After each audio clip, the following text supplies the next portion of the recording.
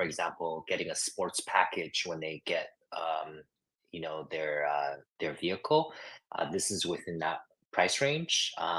Whereas I think before it was is maybe like a really expensive package that people would have a more difficult time associating.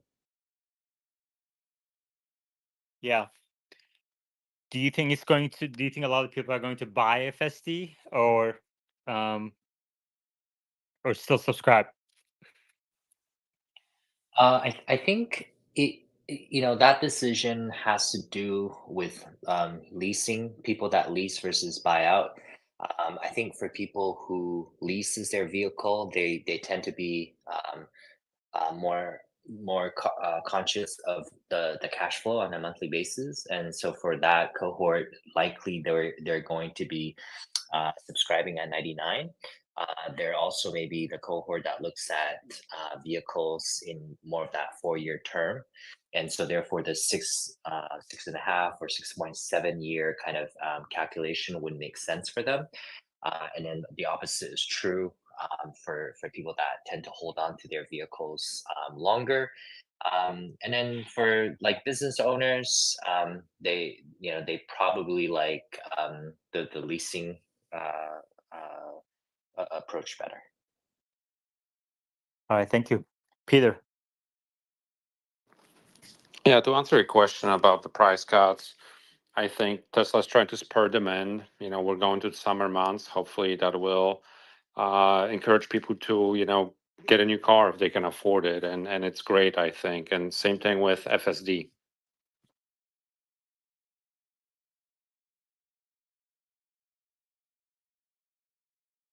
And Tesla had price cuts in China as well.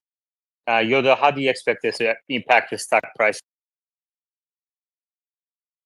in the near term, or do you?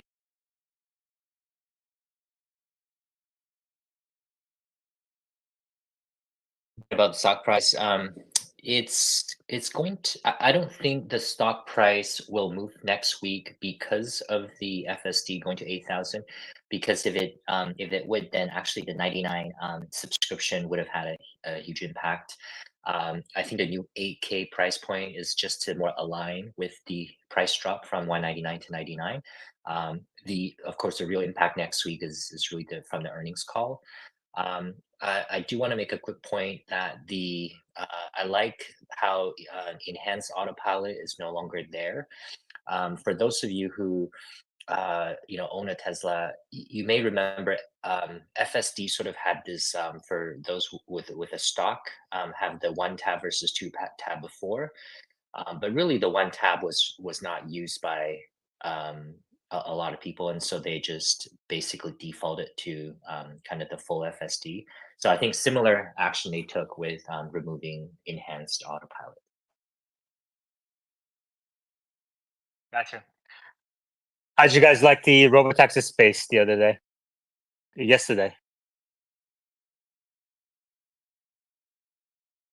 Peter? I was hoping it was going to be more based in reality around kind of the finances of robotaxi, but it was just like way out there.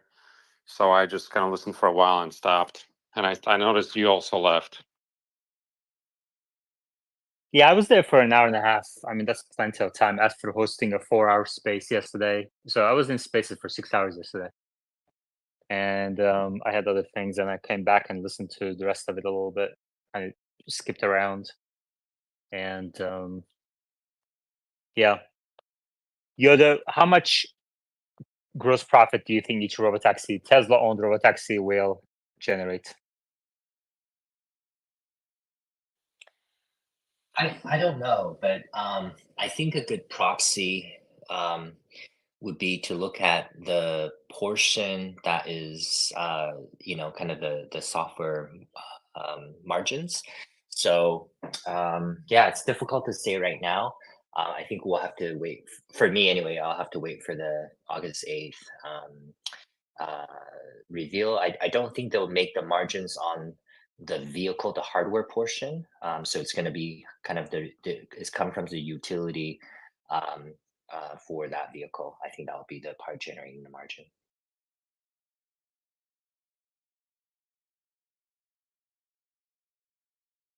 Peter, what do you think is going to be the likely price per mile assumption? Like, what's a reasonable assumption in your mind? Say a couple years out. So I actually haven't done the math on like price per mile, but taking rides in Uber, I've spoken to many, Uber drivers, and some of them, if they put the time in, they can make six figures, right? Which when I heard about that, I was shocked, right? So, I'm thinking that maybe $30,000 to $50,000 per year for a Tesla owner and doing it part time, it could be possible.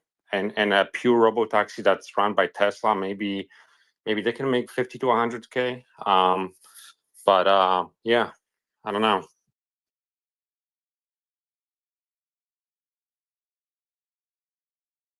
Well, the 100K is revenue, so that doesn't include fuel, cleaning, all the expenses, right? They don't make 100K profit, the full-time Uber drivers. Yes, you're correct. So if they make, let's say, make it six figures, so 100K is like their, let's say that would be their W-2 income. Then you got to take taxes out of that, the maintenance and expense of the car and everything. So, pure profit, let's say it's 20%, 25% of that.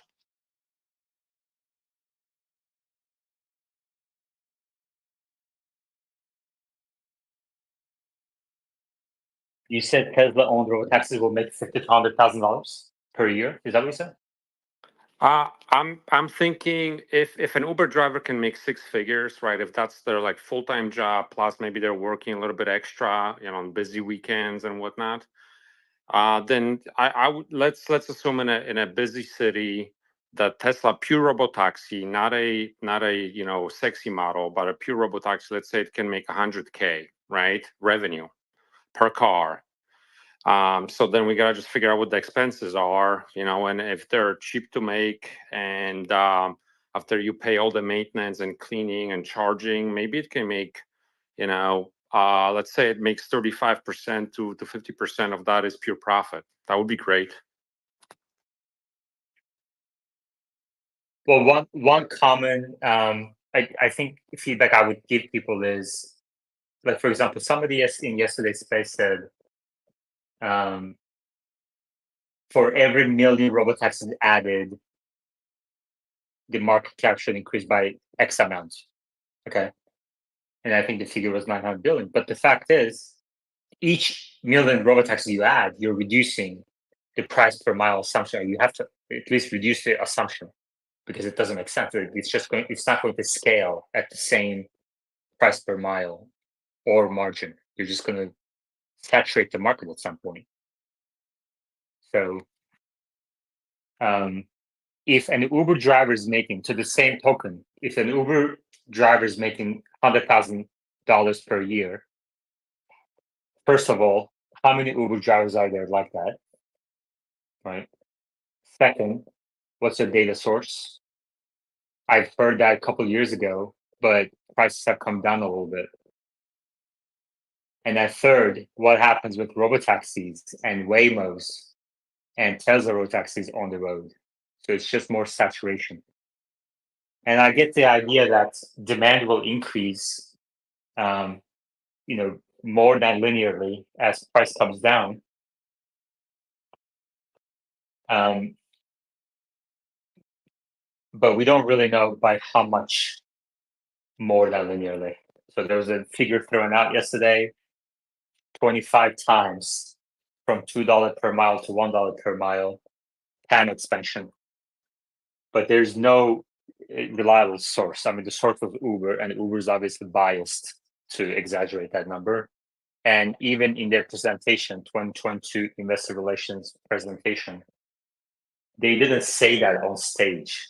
It was kind of like one corner of their PowerPoint presentation without an x-axis provided, so kind of ambiguous x-axis, and just pure guessing basically by the company itself. So yeah, it's an interesting question. Yoda? I think I used to think of it as trying to do that calculation, maybe coming from how much a Uber driver makes, and then kind of displacing that revenue. I was wondering if the other way to look at it is to delete the driver. So let's say you have a $10 Uber ride just for easy math, and Uber takes, let's say, 25% as the platform provider. So ignore what the driver takes home, ignore the tips. Then you're down to sort of 25% of what the platform makes. And so, Tesla may undercut that fee or build a premium on top of that fee on a per mile basis. But I'm wondering if that kind of platform up approach is an easier way to calculate the size of the TAM. Interesting. Yeah, we have Meta in the audience if he wants to come up and talk about machines thread. And we have Yoda and Peter on the board as well. We can continue the robotaxi discussion.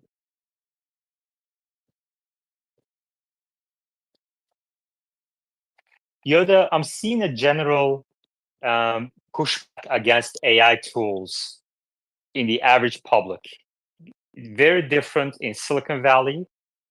Like, for example, another thing that was said in yesterday's space was that people will pay a premium to ride in a robotaxi as opposed to ride in an Uber with a human.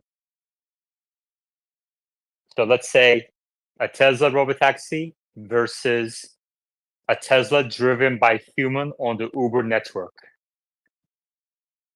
Do you think people will choose to pay a premium to ride in the Tesla robotaxi? Yeah, I think well, obviously it's in the beginning. There'll be early adopters who feels comfortable with a humanless ride.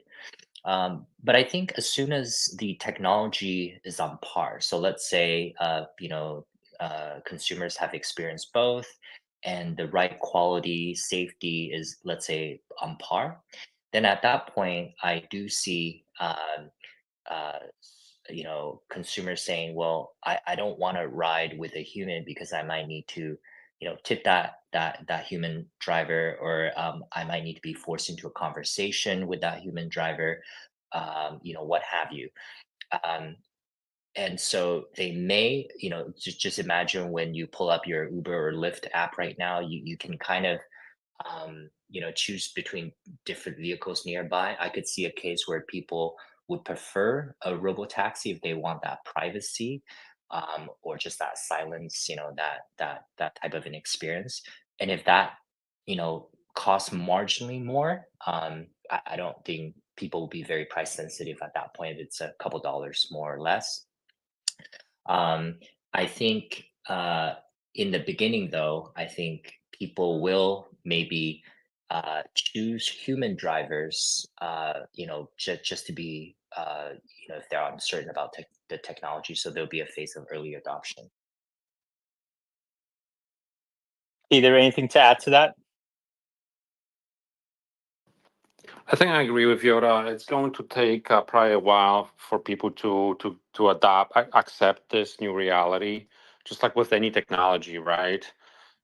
People, there were horses and buggies, and then cars all of a sudden appear, and then within a few years, the cars kind of took over, right? All of a sudden, once the Model T was out, and this is, then we have BlackBerry and iPhone, and you can name several technologies that kind of were revolutionary, and people were initially skeptical, and then everybody's using it all of a sudden, right? So this is going to be similar. It's just going to take maybe 2 3 years, and then if the technology actually works and it's more affordable, then it will be just an S curve.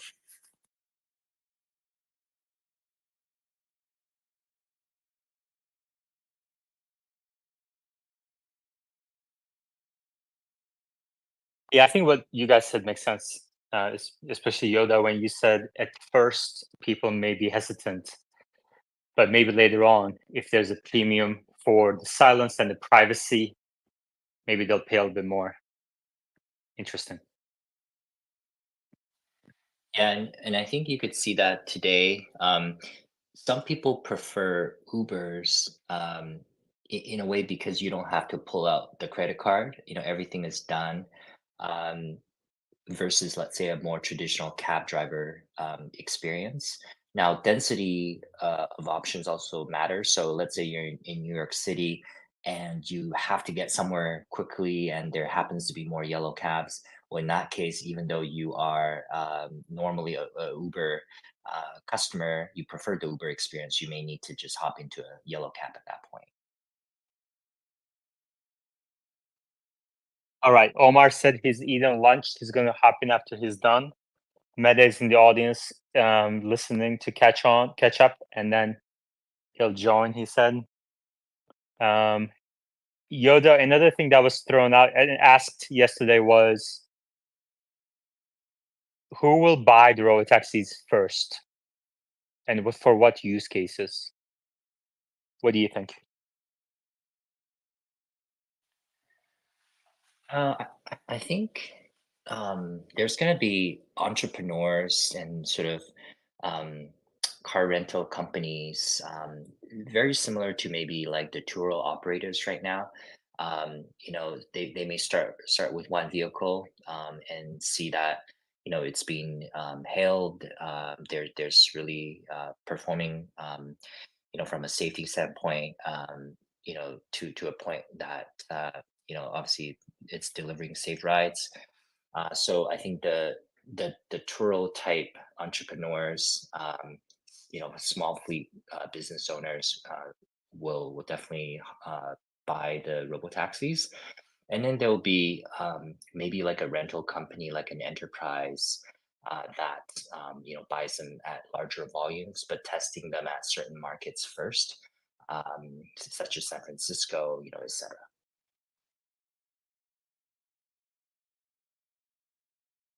In 5, 10 years, 5 years after it starts, what percent of robotaxis on the road do you think will be owned by Tesla versus other operators?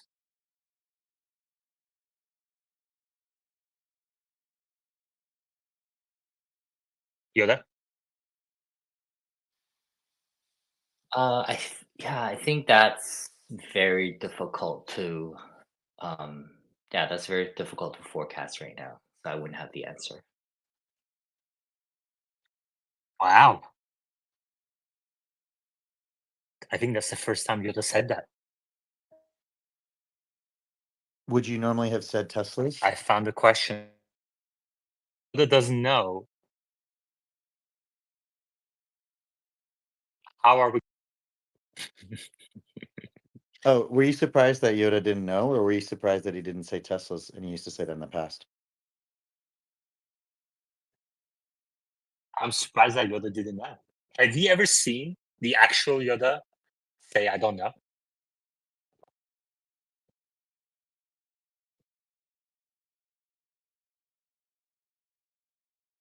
Yoda was a legendary Jedi Master and was stronger than most in his connection with the Force. Let's see. Yoda famous quotes. Is there I don't know in there? Pain, suffering, and death I feel. He would say, "No, I do not." Something terrible. Um, something terrible has happened. Young Skywalker is in pain, terrible pain. Patience you must have, my young Padawan. Yoda, would you like to say these quotes? Because I'm butchering them. Padawan is the word you're trying to say. In a dark place, Padawan. Okay, sorry. In a dark place, we found ourselves, and a little more knowledge lights our way. Let's see, because I don't know in here.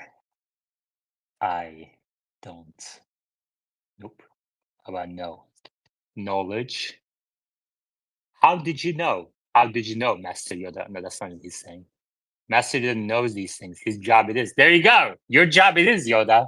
And you're like, I can't forecast. What the heck? I want Yoda V12. Anyway. Hey, Muddy, can we dive straight into before I started my walk? Before I start my walk, can we dive into this thread by machine? I'm happy. I'm Because happy to, but I feel like we need a counterparty. Unless you have a set of no, questions. it's all right. Well, the counterparty is the thread itself, right? What do you mean counterparty? Oh, sure, that's fine. Yeah, we could do that. Yeah. If you're expecting it to be super contentious, it's probably not going to be that rewarding. Just because I do agree with most of what he's saying. What the thread helps narrow down is that Machine and I have two different bars, one which is where we are and one where we need to finish. And as long as those two are different, our timelines will also be different. No, I'm not looking for contention. It's a long thread, so kind of let's just go through it. The thread Sounds is good. at the top of our screens. Okay. So grab your popcorns or favorite ice cream, and just listen, I guess. Unless if you have any questions. Machine says, what is the limiting factor to Tesla solving FSD and deploying to cars? A big thread. Spoiler. It's probably inference. What is the human driver accident rate? This depends, but Waymo has used 160,000 miles per accident before. Some other sources claim even higher thresholds. So again, this thread is at the top of our screen. It's a big one.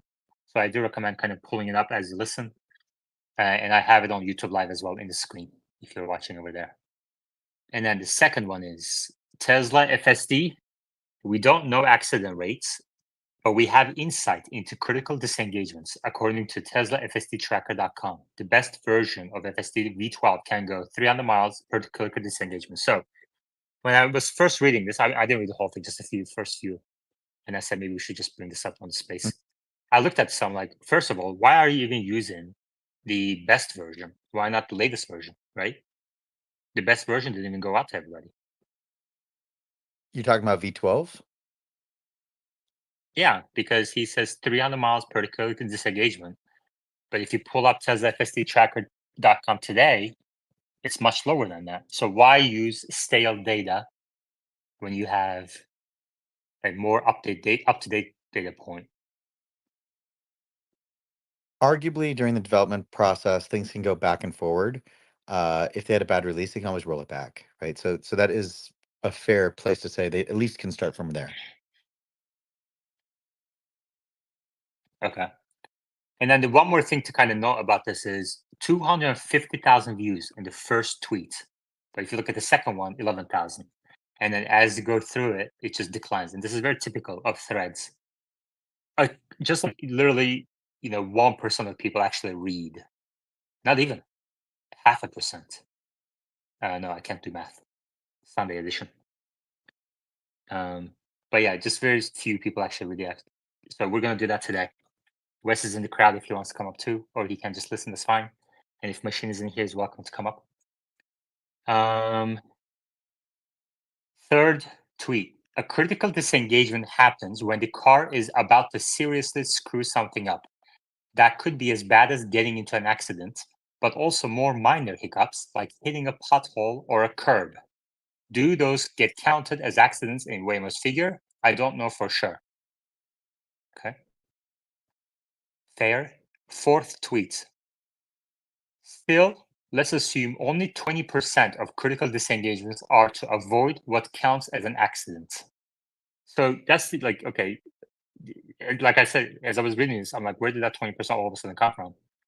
Is there, do you agree with that figure? I don't agree with that particular figure, but we know from Waymo's data that 70 to 80% of accidents are fender benders. So you could assume that those avoiding mechanisms were probably proportional to a potential fender bender, but I would argue people were probably a little more sensitive and not 100% of those things would have resulted in a fender bender. Okay, for those of you who just joined, this is an FSD robotaxi space. We're going to focus for the next 2 hours or so on the topic, and we're starting with Machine's thread that's pinned at the top of the screen that gained some attention, and we're just kind of going through it. I do recommend following it as I read it. So that's at the top. also on YouTube on your screens. All right.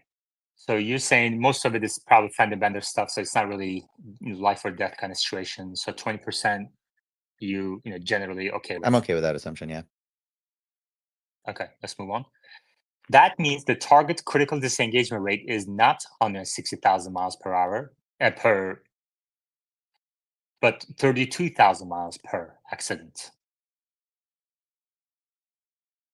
Right. Okay. Right. So this is what he's trying to say is in the worst case scenario, we need to get to at least 32,000 miles before a critical disengagement equivalent to be roughly on par with Waymo. Okay. In other words, FSD needs to improve 100 times to match performance of the human. Oh, right. Sorry, it's not performance of Waymo. This is performance of humans because he was using the Well, that's actual the other humans, yeah. thing. I'm like, by the time I got here, I actually scrolled back up and I'm like, did he write this in 2 a.m. or something? There's so many mistakes here. I'm like, was he drunk on chicken? He was having a Popeye Um, hangover. Because he actually started with Waymo data and then he switched to human. No. So the data he's quoting, just to be clear, Waymo in the safety report compares Waymo used human. That's right. human data, That's and right. that was Okay. it was 165,000 miles, but per human accident. So basically the safety report is comparing against human data, and he just said Waymo's data, but it had nothing to do with Waymo. Gotcha. Next one. So what does it take? Because my real question for you is coming up in 2 tweets about that graph.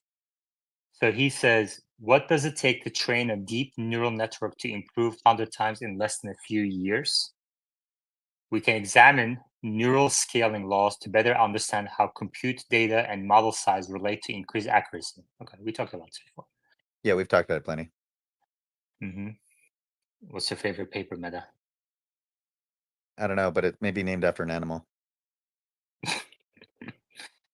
Take this paper from Google Brain on scaling vision transformers to improve predictive accuracy on the ImageNet benchmark. Has a link to an open access. Then he says, and I'll pin this at the top, And these graphs. Can I just provide a All right. quick executive summary of what Yeah. that paper is? So the Sure. thesis of the paper was the chinchilla paper has shown great resilience and it stands. A lot of people have tested it, that those ratios worked for languages. So they said, let's look at images and see if the same ratios hold. And while the nature of the curve held, the exact ratios did not hold. So like instead of 1 to 20, it was maybe 1 to 40, things like that. Yeah. Okay. So he says the plots on the left show error rate, log scale, versus amount of compute used. What's funny is he doesn't point out that the amount of compute used is also log scale. Right. First, notice the overall trend. To get an order of magnitude improvement in error rate, you need at least an order of magnitude increase in compute, among other things. So when I read this sentence, I was like, I need to do a space with Meta on this. Yeah, he also said because this. He says it wrong. this by is the way. different. This is different from what I heard from others, including Gavin Baker. Because what he said was an order of magnitude increase in compute halves the error rate, not an order of Correct. magnitude improvement. Right? Correct. He corrects himself later in the thread for what it's worth. But okay. Because I just stopped reading here. All right. So this was just the error then. Okay. Let's continue then. If he corrects, then that's fine. As you reduce the error rate by the first 10x, compute requirements to get the next 10x increase further. So aside from the other requirements, in order to reduce error rate by 100x, you will likely need compute increase at least 100. When does he correct himself? This is just digging himself deeper here. yeah, I mean, this thread forked into like a bajillion different threads. So let's get through the thread. Like my thought was I was going to give him all the way to the benefit of the doubt. And what I want you to observe is even with all the doubt we will let him have, he's going to end up agreeing mathematically. Okay. Is this a limiting factor? I don't think so. If Tesla plans on increasing compute capacity 10x as they have planned to do, then that combined with running the training job for 10x as long should get you there. Sure, it may take 10 weeks to run the training job, but still feasible. I mean, that's good reason.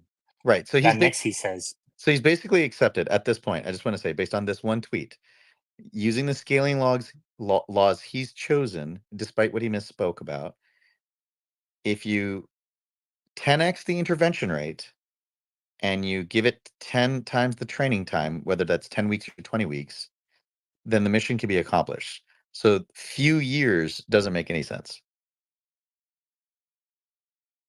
yeah. Okay. Well, I mean, I guess it depends though, right? Like you can't just keep running it, you know, Well, it comes down to forever. the question comes down to, and this is the core of the issue, can you 10x the disengagement data? Well, maybe with a free trial, maybe with lowering prices, various other things, but that is Tesla's core challenge, is getting usage. All right, let's continue. So does he agree does, with that statement by the end? Almost. There's more caveats, so it's worth reading. There's even more Okay. caveats, yeah. All right, let's read.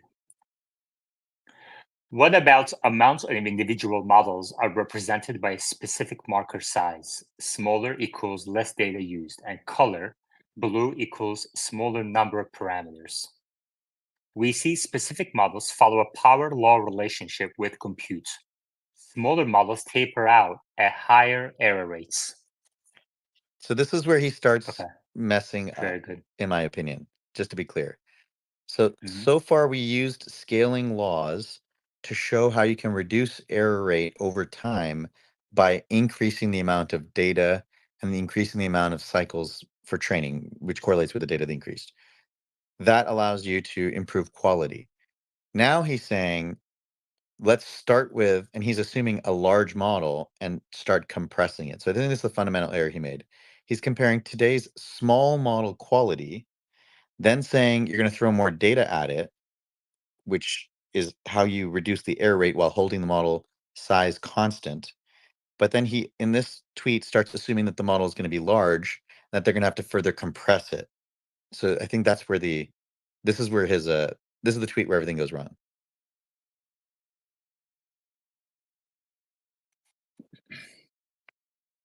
Yoda, are you with us?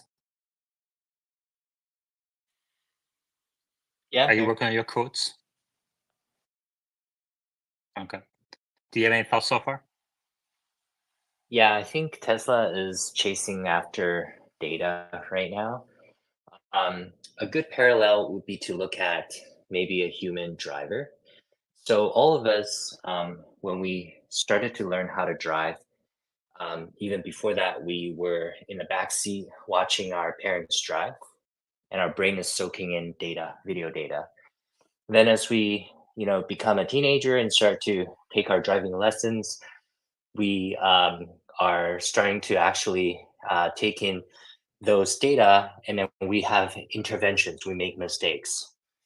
Now, it's worth noting that we don't need to actually ingest all the possibility of mistakes because the base model in our brain somehow can take the relatively small number of mistakes we make as individuals to improve upon the model. And so, yeah, I think right now the reason why Tesla is reducing the price for FSD subscription and purchase is to essentially go after more data, real world data, to further tune and train the model. And I think much like we used to talk a lot about on the LLM side, hallucinations. We don't really talk about that much more with GPT-4. And the same thing is going to happen with interventions. I don't know if Meta agrees with that. What specific part?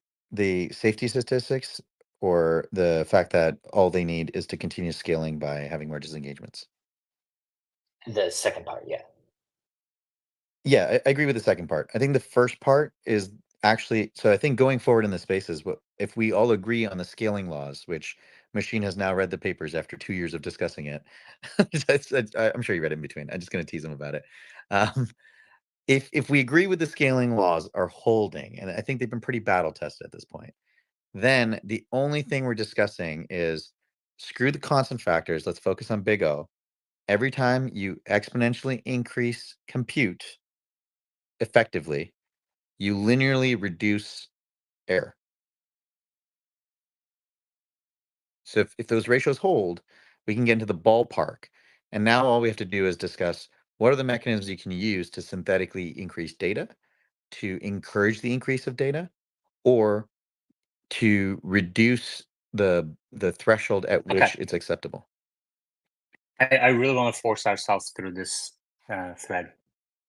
As boring as it is, he didn't even make one yo mama joke in this entire thread. Can you believe it? Okay. Can you summarize one more time, please, what he said in this last, so that we can continue? What about amount of individual models that are represented by split markers? So I pinned that tweet at the top. We're going to continue from there. In this particular tweet, what he's talking about is sorry, give me a second to think about it.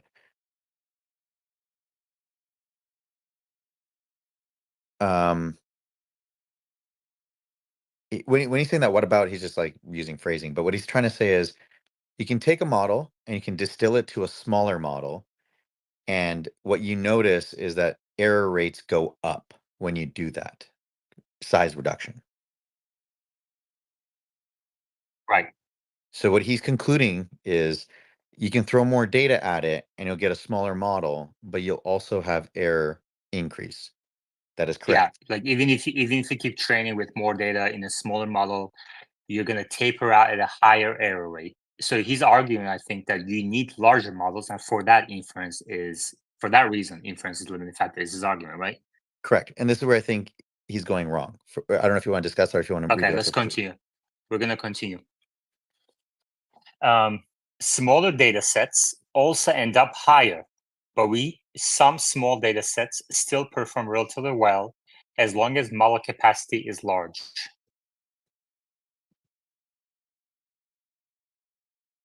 Small data sets also end up higher error rates, I guess, is what he meant. But some small data sets still perform relatively well as long as model capacity is large. Okay, that's fine. What he's saying is, as long I as got it. I really want to test and push my limits here. That's why, like, I know you know the answers. Okay. He's basically saying that he would rather have a smaller data set and a larger model than a smaller model and a larger data set, right? depends on how much smaller and how much larger, but that's what that ratio is about. Yes. Okay. All right. Next tweet. I mean, it's a good argument. You know, he's got a couple of errors here and there, but it's a good argument at a minimum. And if we look at the ablation studies plots on the bottom right, we see generally an order of magnitude increase in data shows an order of magnitude decrease in the error rate. He keeps saying order Okay, of magnitude when he means linear reduction.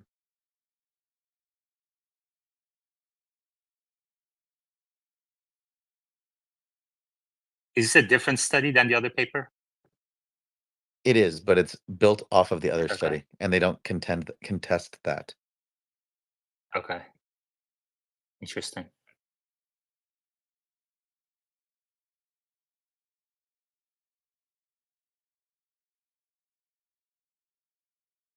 We can also look at the function, the E equals function, and you can see the proportionality in that function itself. Okay. Yeah, that makes sense. All right, moving on. Next tweet.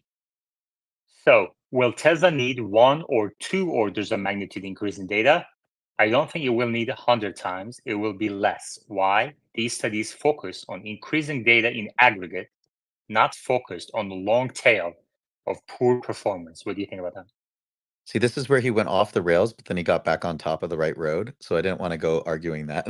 I was like, let's just keep going with your conclusion, because you got to the right conclusion, but you went down a weird path.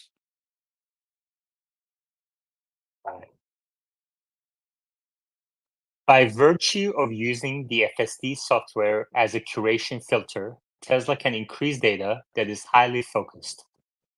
And I hypothesize it can increase error-reducing potency of that data per epoch of training versus feeding in all data. Okay, what do you think? When you say what do you think, I'm confused what you want to respond. Do you want me to summarize, or do you want me to say if I agree with it so far? I agree with what he's saying so far. The latter. Okay, I agree so Do you far. agree with this sentence? Okay, interesting. So why do you agree with this tweet? By virtue of using the FSD software as a curation filter, Tesla can increase data that is highly focused. And I hypothesize can increase error-reducing potency of that data per epoch of training versus feeding. Yeah, okay, I got it too. Omar's here too. All right, so we're all in agreement so far. Okay. Even without curation, an increase in 10x of data is feasible over the next few years given increased take rate, higher usage, miles per day, and among customer base and time. Okay, we all agree with that. Lastly, the biggest factor in his opinion is model size. So I guess this is where you disagree, right? Yes, and this is where you remember how I said he veered off the road and then he got back. This is where he veers off the road again. Man, I wish he was here for this. Because it's pretty funny. Me too. Although I think if he was on the speaker board right now, this would probably take like 100 times more time than it would without him right now. Maybe he can come in at the end or something.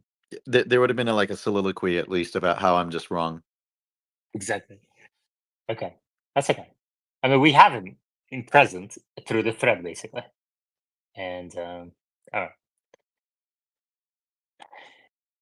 We're not taking any requests to speak. Sorry. All right. Lastly, the biggest factor in Zopin model size. Model size is the biggest factor in lowering error rate in these studies and most. You can compute for longer and with more data, but you will still be capped on performance improvement unless you increase model size. So you think this is a wrong statement?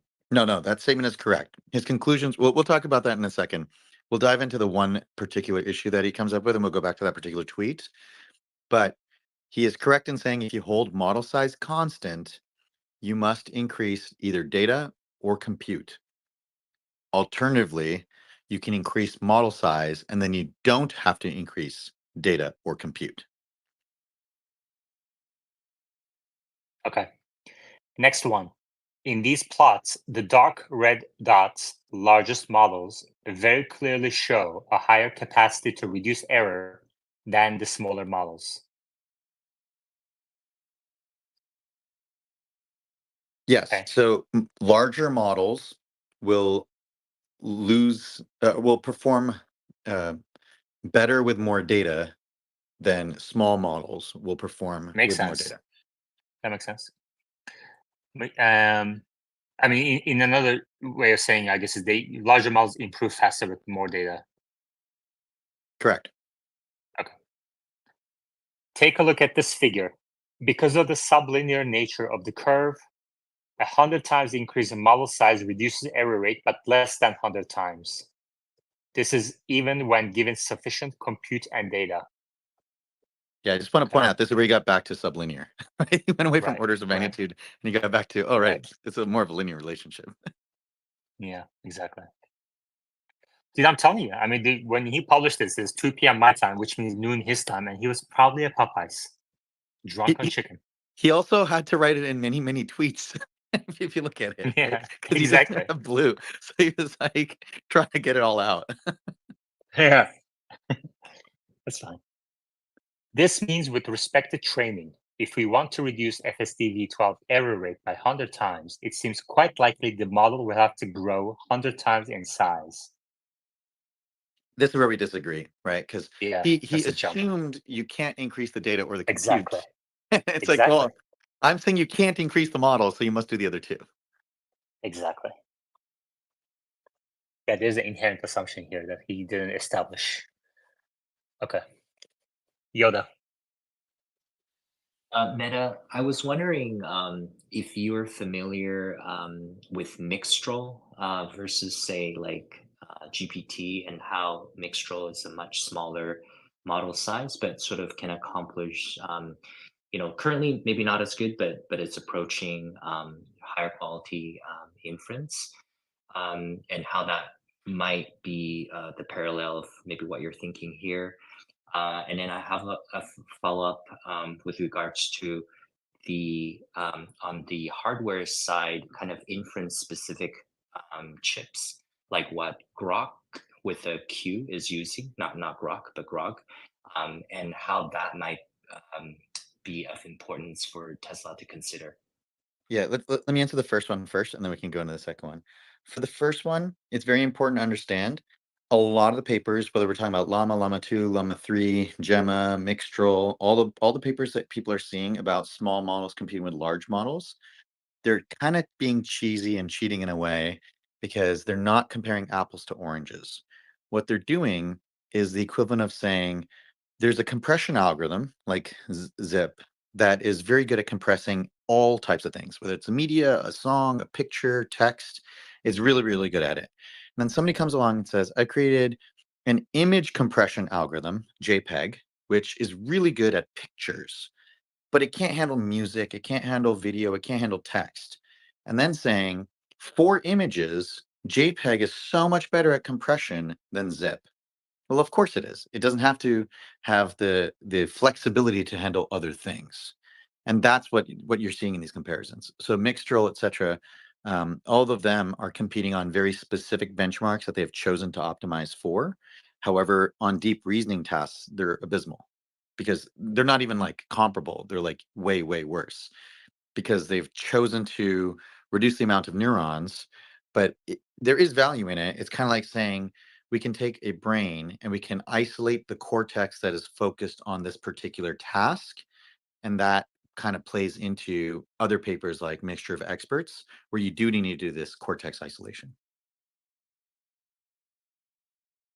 So it's not like they're cheating for the purposes of just for no good reason. Like there's actually academic reason to do this, but then like marketing and news and that has its own life cycle, right? That I think has more to do with trying to raise money than academic research.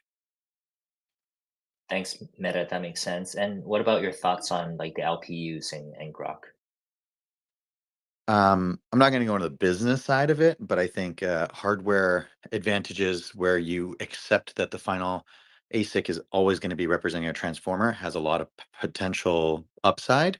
However, one could argue maybe there will be a change and transformers won't be the be all and end all. Maybe someone will make another one that's like got multiple cortexes. So it's like Grok attached to a bunch of other Groks. I don't know what the exact right um, combination is going to be. All right. Back to the thread. I think we're about halfway. This means with respect to training, if we want to reduce FSD V12 error rate by 100 times, it seems quite likely the model will have to grow 100 times in size. Is this feasible for training? I think it actually is in theory. So what he's concluding here, this again, continuing with the flaw, is he somehow Exactly. assumed he had a large model and he had to compress it down. So you can think of it like he's saying, let's say Tesla has, like from this point of the thread, I think we should say, let's say Tesla has a solution already that works, but the model is really large and they need to compress it down to run on the car. If we go with that assumption, then they need 100x more data. And I think that's a valid place to start. So he just veers off the road and then gets back, and he veers off and he gets back. We're back on the road again here. Okay. But what about inference compute? The We're not inference can accepting requests. Oh, no, hold on. Sorry, I got distracted by a request to speak. We're not accepting requests to speak at this time, or today, really. Okay. What about inference compute? This is the biggie. How much can we compress the model to use on Tesla's hardware 3 or 4 inference chips? This requires model distillation, which has shown the ability to significantly reduce model size, usually at some cost to accuracy. Yeah, this is the exact thing that he's been talking about the whole time, for what it's worth. The model scaling laws apply to knowledge distillation.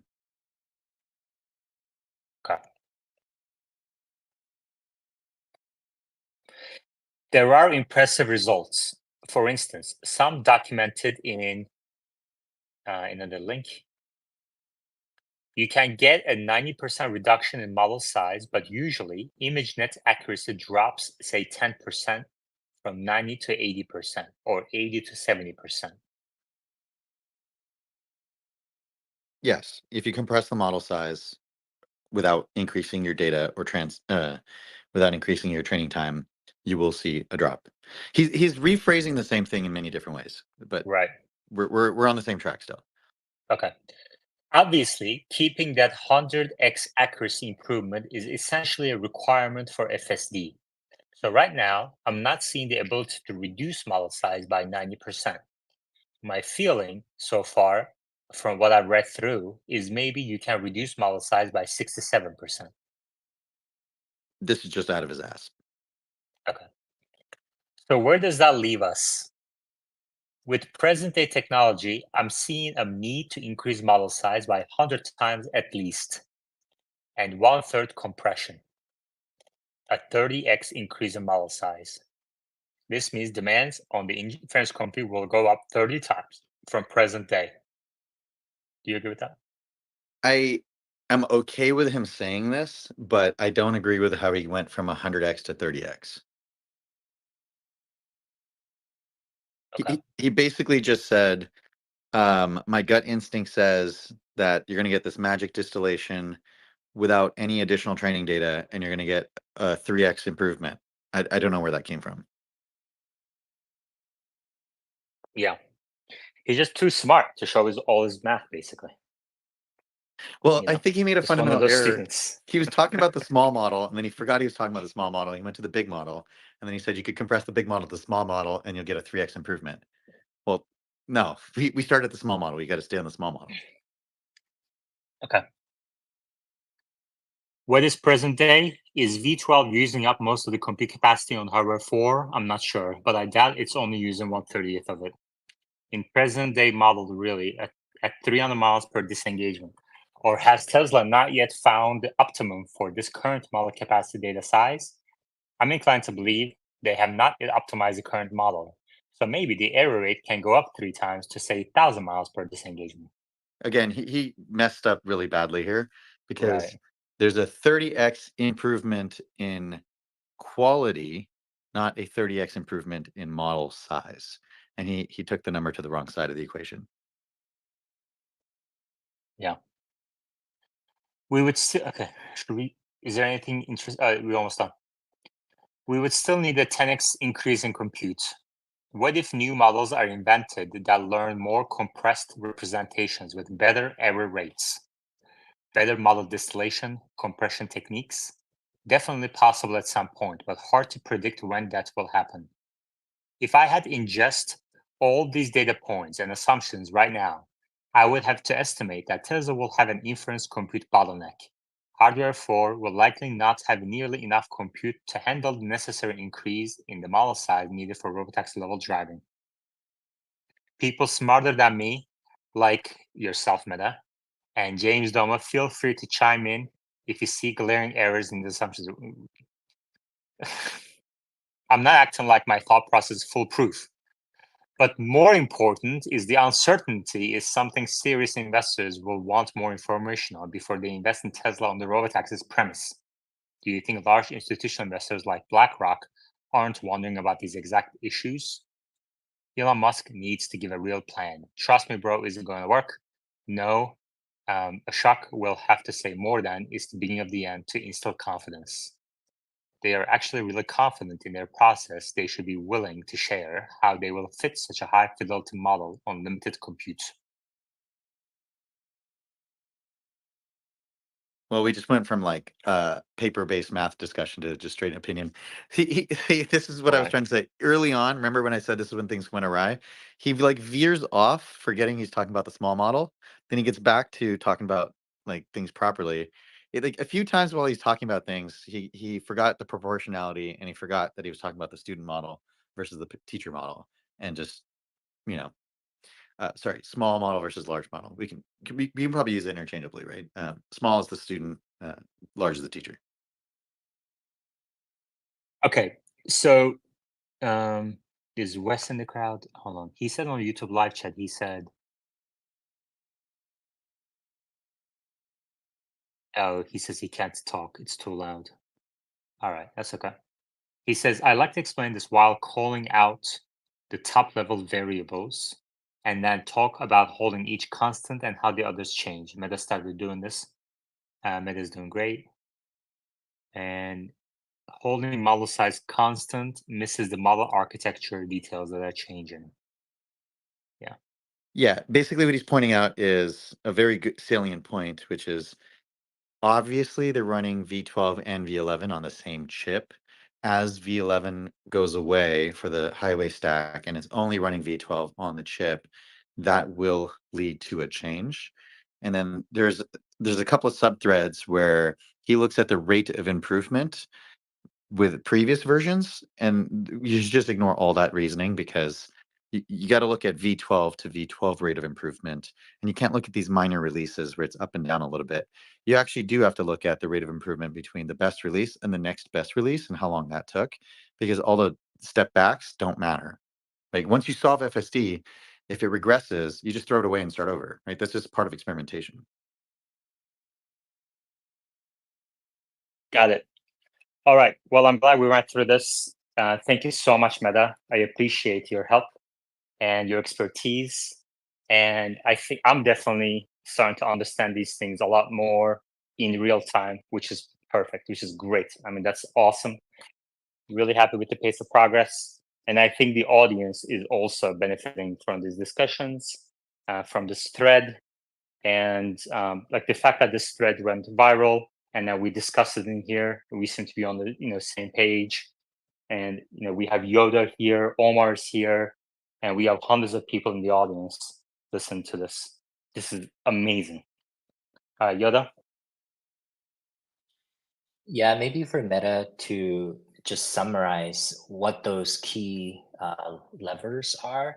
And I think there's data, the model size, the compute for training of that model, and then the compute of inference, i.e. the chip. What are the other maybe missing ones that I've missed in terms of the key levers? Based on the scaling laws, there's only 3 variables to consider, and then they have their own impacts, right? So when you talk about the parameter size, the parameter size of the final model is dictated by the inference compute. Those are basically the same side of the equation, right? So you have your parameter count, you have your depth, which is your training time, then you have your width, which is your tokens of input. You can't go to extremes, right? So you can't be like, I'm gonna have one sample and I'm gonna train on it a bajillion times and somehow it's gonna know what to do. Obviously, it doesn't work like that. You can't just give it a picture of a stop sign and it's gonna somehow know how to do roundabouts. You have to have like a sufficiently large amount of data and quality data. These scaling laws are basically saying approximate way to think about it is as you're collapsing clusters, the distribution of those clusters tends to be in a way where you hit diminishing returns. So you need exponentially more training data for the model to understand what the nuance is in the extreme cases without losing quality on the cases it has already learned. As an example, if there was, let's think of a very strange edge case, like that stop sign where it says, uh, what was it? Something like traffic that was going to the right doesn't need to stop, but traffic that was going to the left needed to stop. That's a very strange stop sign, right? But you don't want to have that edge case become the dominating factor because then you might learn stop signs don't require you to stop when you're going to the right. So you have to have an order of magnitude more examples of stop sign behavior for it to learn the nuance of, oh, the text below it is what matters. I'm not saying for that specific example you need order of magnitude. I'm just saying like for those class of problems, you need to increase it. It's just a general rule, right? It's like the normal curve in population distributions. It seems to hold pretty well, but no one should look at this and look at it and be like, this is an exact math, and based on this math, that's going to happen on this date. Like that's not the right way to look at it. Okay. So we have Omar on the board as well.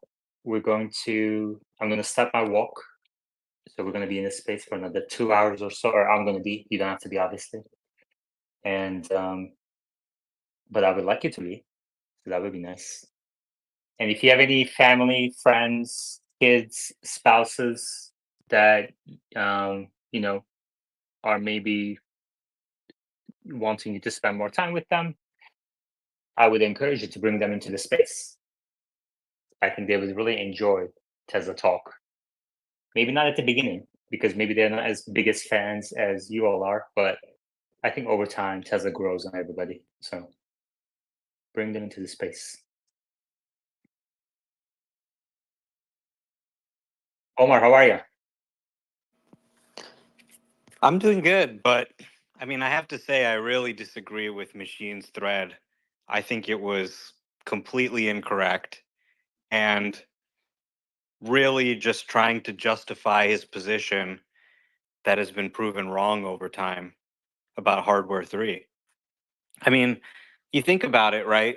Machine said Hardware 3 is not capable. Hardware 3 is not capable. We have a model right now that's trained only on Hardware 3 images, only running on Hardware 3. We haven't even started to scratch the extra power of Hardware 4 yet, let alone Hardware 5 and what they're doing. And it's already just doing most drives with zero interventions, right? Not just in California, people in Canada, people in New York, people telling me I drove from Manhattan to Brooklyn with no interventions, which Machine would know if he would just pay $1,000 to upgrade his car to Hardware 3. Like, how cheap is this guy? And he said, no, it's never going to do it. It's never going to do it. And he's just been proven wrong. It's doing most drives with zero interventions. So it's not really clear to me that there's a constraint in terms of the size of the model in terms of the accuracy. Like, we've seen several generations of version 12 now, all on the same model size, and you have seen an improvement despite the model size not changing, which tells me that we're really at the point where the data set isn't fully representing everything it needs to. I don't think we're at the point of sort of model size saturation. Eventually, yeah, sure, maybe you see some diminishing returns, but I don't think we're anywhere close to there yet. And we're already getting this performance. It really looks like Hardware 3, I think, is going to be capable of a lot more than people think. And I believe it's going to be capable of driverless based on what I'm seeing. Now, when they start training a hardware sport specific model, that in theory should be able to be an even bigger model. So we should get better performance out of that. But I think he's really kind of just struggling for an argument that, um, the hardware isn't sufficient and, oh, we need a model that's 30 times bigger. I don't think we need a model that's 30 times bigger. I don't even think we've scratched the surface of what Hardware 4 is capable of. Naturally, the model sizes will get bigger over time, but the hardware will also grow in capabilities over time. And, when you look in sort of like the LLM world, some of these smaller models are just getting better and better in performance, right? People are learning new techniques. They're just continuing to train the models, adding more compute, more data. And these smaller models are getting better and better. You look at mixed role, like even 8 billion parameter version, or you look at Gemma, you look at Llama 3, and these smaller models are just getting better and better. So I think he's really trying to search for something to say that, we need a 30 times bigger model. But it's not really clear to me that, just given what we're seeing with Hardware 3, we need a 30 times bigger model. I don't even think we've seen what the full capabilities of Hardware 3 are with more compute and more data coming online. So I just, I think he's really kind of trying to justify his position, but it's getting harder and harder to justify when you see what Hardware 3 is doing today. I think his own reasoning in the thread, by the way, if he follows his own reasoning, shows he at one point says, forget the 30x, let's go with 100x. Because he confused what he was doing, I think, in the middle there. But if he's saying you need a 100x increase, so therefore you need to increase the model size, that is true unless you can increase the data by 100x. So the 30x model size increase was just a big confusion on his part, because he meant to say a 30x data increase based on the math he was doing prior to that. If that's not what he meant, I don't know how he got there. Yeah, I think he's been making the argument for a long time that the compute on the car is insufficient. And now with V12, we're getting way better performance with actually less compute and lower latency because everything's now happening on the neural engine. And so you're seeing like really fast responses to cyclists and pedestrians and things like that, even on hardware 3. So I think the hardware ended up being capable of a lot more than he expected. Not that he would know, obviously, but I, and then I think he's kind of trying to search for it, and he's trying to say, well, okay, to drive the error rate down, you still probably need a much bigger model. But the thing is, we're seeing incredible results on 12.3.4 on a hardware 3 model. Everybody's running the hardware 3 model. Even hardware 4 is running it in emulation. And we're already seeing people say it's just doing zero intervention drive after zero intervention drive. Like my last takeover was 1 week ago, Friday. It's Sunday now. It's been 9 days since my last takeover. I don't think people realize what's going on here. And the other thing that is kind of interesting is, I've heard Andre Karpathy say in the past, well, we have bigger models, obviously, that we train that don't run in the car or can't run within the constraints of the current hardware.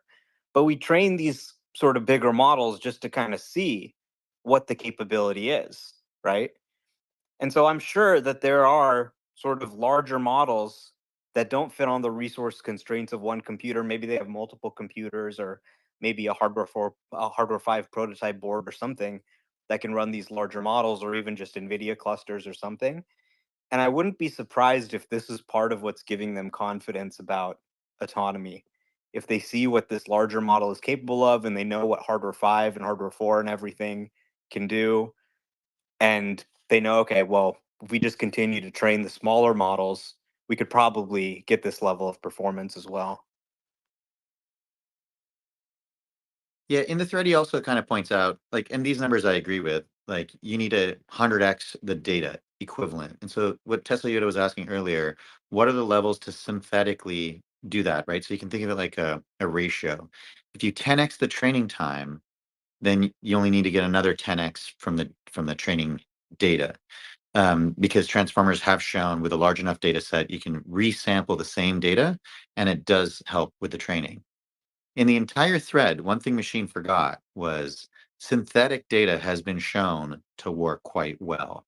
So you can actually generate a lot of stuff. So while they get a lot of disengagement data, and that's really useful for the unknown unknowns, for the known unknowns, maybe they don't have a lot of examples, but like, let's take that stop sign example. The stop sign where you can go straight on right, but not on left. They could take a whole bunch of stop signs in different areas and synthetically create that sign equivalent and see what happens when you create like a 3D generated world with those signs and make sure that the car behaves properly in those scenarios. So you can actually virtualize a lot of complex road examples that may not exist. You can stick construction in areas where there isn't any. And you can see, okay, in these modeled worlds, does it plan properly? Yes or no? And so you don't actually need all that disengagement data to come from real world miles. That's another reason why whenever he's trying to use the baseline of miles, that's leading to, I think, a flaw in the reasoning.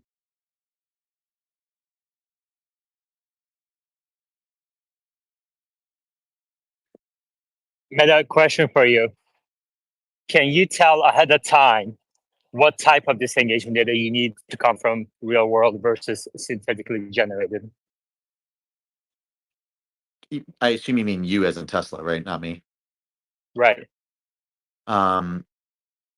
No, you can't tell ahead of time, but what you can tell is which data is hard to produce synthetically.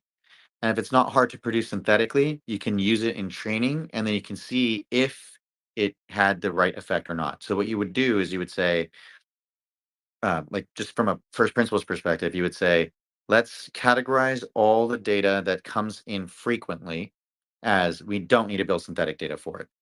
Let's then categorize all the kinds of clusters that are rare, but frequent enough that we could test it if we had the right training data.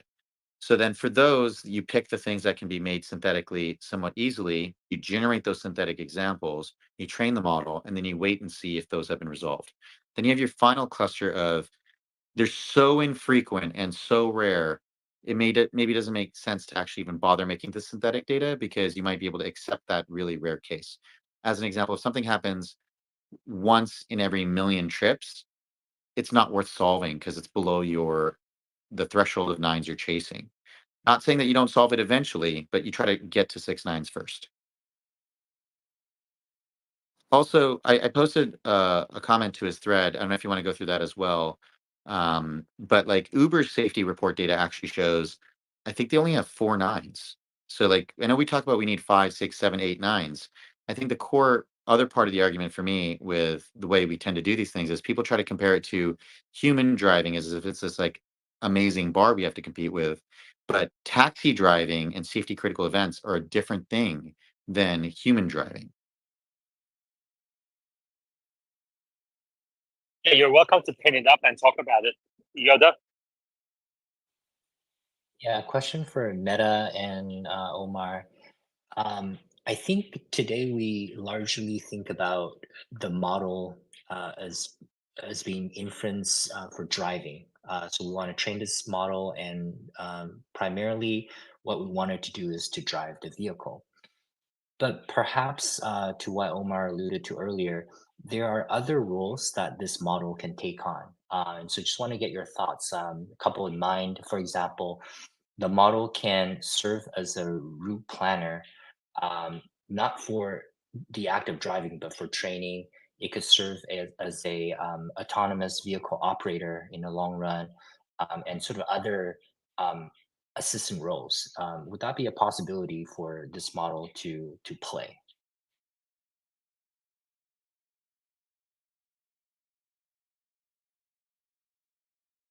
So if that was a question for me, I was trying to find my thread.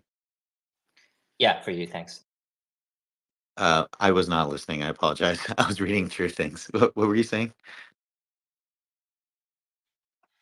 Yeah, so I think when we think about the model that Tesla has trained, largely we think that the role as a sort of an AI assistant is for the main role is to drive the vehicle.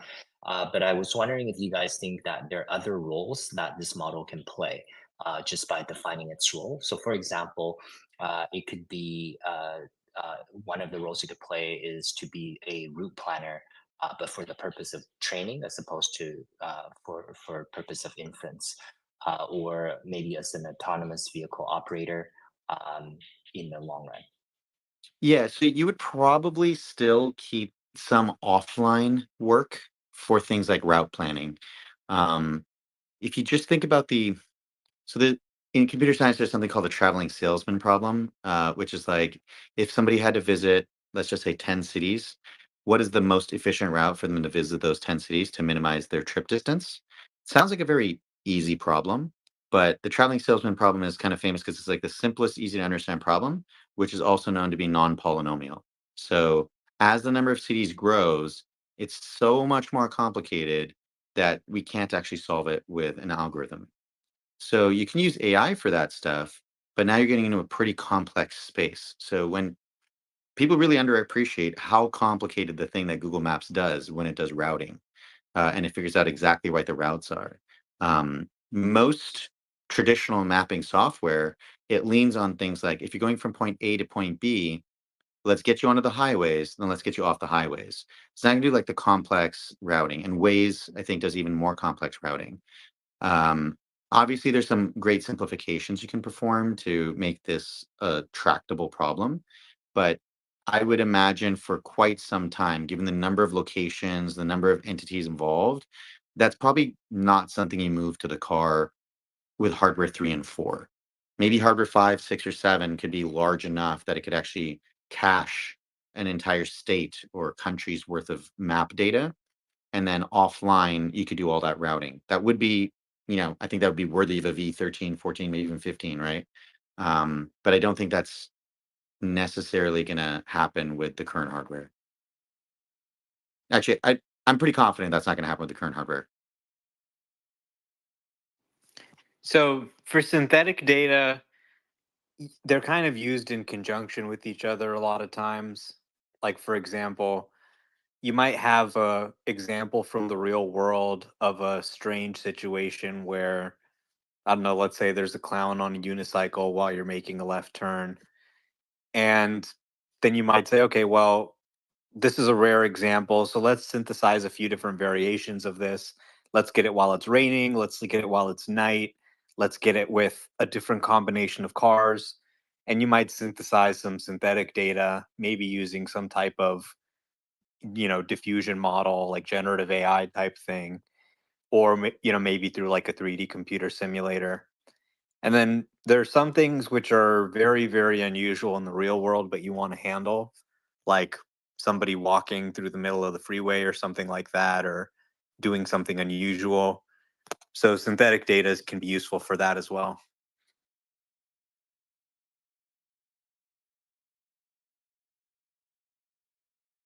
Mehdi, you want to talk about what you pinned up? Yeah. Do you want to read it out first, or how do you want to go about it? You got this. Okay. Okay, so basically, if you look at Uber's safety report, they kind of say that 99.9% of their trips ended without any safety incident. I'm suspicious that if they say 99.9, they don't mean 99.99999, for example. Another piece of evidence is if you look at their trips involving a critical safety event, not a safety event, but a critical safety event, that's 0.0002. So it's much smaller, right? It's 5 nines and an 8. I did my math wrong when I posted this. That's the number we have to beat right there. Exactly. But I also want to put the caveats that you can't compare critical disengagements to this number, because when you look at what defines the critical safety intervention, and I was going through their thing to figure this out exactly. Their bar is really high. This is like a human is hurt, like death, things like that. Most of the accidents that Uber drivers get into, fender benders, Which one? etc. Which one? Hold on. Which one is it? The So point, that was my next question. Is what is the definition of critical? Is it death or hurt? bodily injury. I think when they say safety incident, that's anything that could be a critical disengagement. Because a critical disengagement could be a curb, it could be, oh, I think we're going to hit something, but it isn't necessarily like, a fatality. The higher number, I think, is probably, fatalities or very serious car crashes where the person was either injured or, taken to the hospital or something like that. Not every safety critical intervention is going to send someone to the hospital, but it is, critical to prevent a crash. I actually really like Tesla's definition, which is airbags deployed, because if you have an accident, there's so many other factors that play into whether you're hurt, your body injury, etc. That has nothing to do with FSD. You know,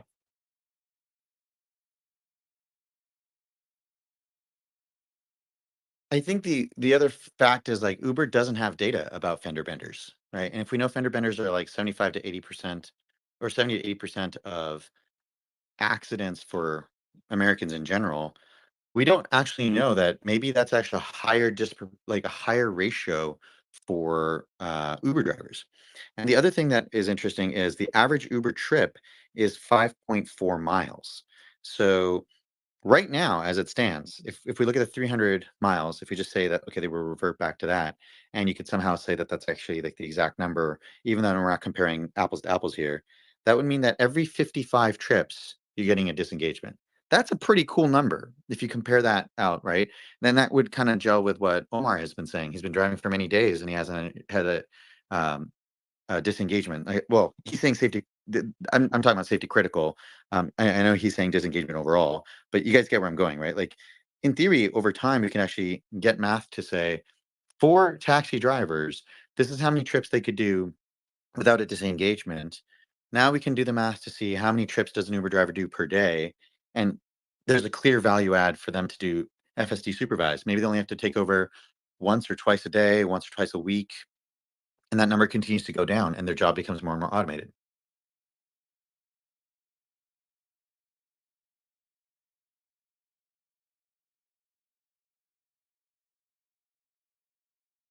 Mike?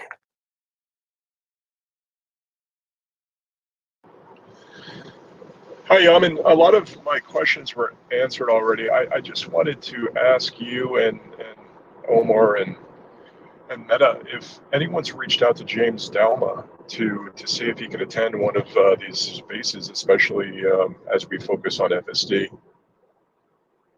Yeah, Been I've one person. I've definitely replied many times to so many people, and and everyone knows everybody's welcome.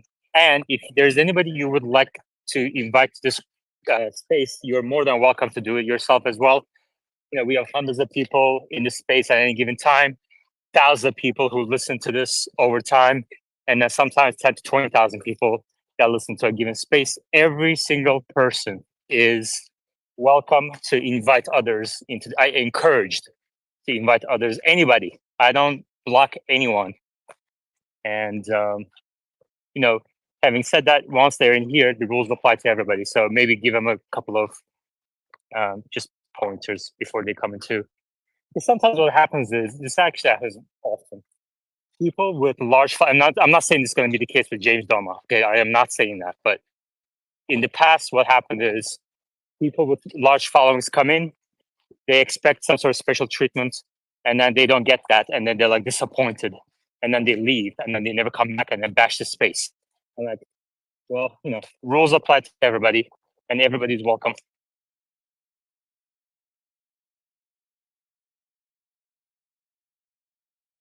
Yeah, like I'm pretty sure Omar and I have both been kicked off the board, right? So the rules apply You to got everybody. blocked. You got blocked for a while. Yeah, Omar got kicked off too. Every single person has gotten kicked off. All right.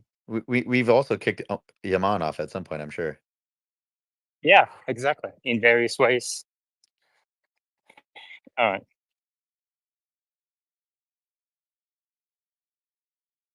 You guys want to talk some robotaxi business models? I Yeah. see Charity Trays up here. He wants to come up. He's welcome. Meta? I'd like a moment. I'm gonna tune out for a second. I'm trying to find the exact sentence I can read from their safety report that describes what a safety incident is. Okay, great. Omar, how is FSD 12.3.4 doing for you? We still don't have .3.5, right? It should be rolling out very soon. It went to employees a few days ago. I'm hoping we'll get it even while I'm on this space. But I have to say, I mean, 12.3.4, I first got it when I was in Los Angeles. It took me through LA rush hour traffic, no interventions. I'm here in San Francisco. Like I said, my last intervention of any kind, accelerator press, speed change, any of that, was 9 days ago. So I'm not claiming it's perfect, of course. I have no doubt I could get it to do something wrong if I just drove enough with it. Maybe I just haven't been driving it enough. But I'm now expecting it to complete most drives with zero interventions, even if there's some challenges. Like you can see in my video with AI driver or some of the other zero intervention drives I posted, there were quite a few challenging situations in both LA and San Francisco, and it just handled them. So I don't think a lot of people have truly wrapped their head around the fact that this current model, this hardware 3 specific model, is already able to do most drives with zero interventions, at least here in California. And I've been hearing people in New York and Montreal and Toronto, in Alabama, in cities all over the country reporting the same thing. Not everybody has all good things to say, but generally I'm hearing reports of zero intervention drives across the country. So I'm really excited to see what 12.3.5 has in store for us. But really, the big one is going to be 12.4. That one is the most major change to the model. And it also adds the ability to reverse. And it's expected to add smart summon as well. And it's rumored that it's going to be shipping with the spring software update. So you'll get all those good features and get Smart Summon and get FSD 12.4, which is going to be even better than 12.3. Thank you. And that answers the question from Carl. When will we get actually Smart Summon on our system 12.4? All right, Charlie Trace, how are you? Good, good. Just having a beer. So I wasn't expecting to speak, but yeah, I'm excited about 12. Fun day. I mean, that sounds Did you really bring us any? Sorry? Did you bring us any? I can bring you some. I'm actually drinking some Sapporo right now, and I can bring over a case, but maybe Where next are time. you? I'm out in Cedar Park, so a little bit off downtown, maybe 25 minutes out. Yeah, that's right. That's right. I remember now. Yep. I'm gonna walk around town like now. So, What was that? yeah, you can drive in and park by. You could actually meet me on Westlake Hills. Probably if you leave now. But you said you've been drinking, so I guess don't do that. Yeah, maybe not today, but I'm literally just getting settled in. I moved here last week, so and my stuff just arrived a couple days ago. But yeah, I've been using 12.3.4 as well, like Omar, around here, and it's incredible. I mean, it's such a big difference from version 11. People who have seen videos probably understand by now, but when you're sitting down inside of the car, it's really a weird feeling. And I don't think that that's exaggerated. I truly don't, because I've been a beta tester since probably 2021. So I think, even from like version 10, I even think maybe version 9, but I forgot. It's been a while. It's a completely different experience. So what I'm curious about actually is Omar's take on this. So Elon said that 12.4 should arguably be called version 13. I want to know what your thoughts are on that, and maybe if we can unpack that a little bit. I mean, I don't think there's really that much to unpack. He makes comments like this. I think he said the last version should be called 13 too. So all he's saying is that this is a major, major change to the model. We're adding the ability to reverse. We're adding Smart Summon. He's just saying it's a big update, which we knew already.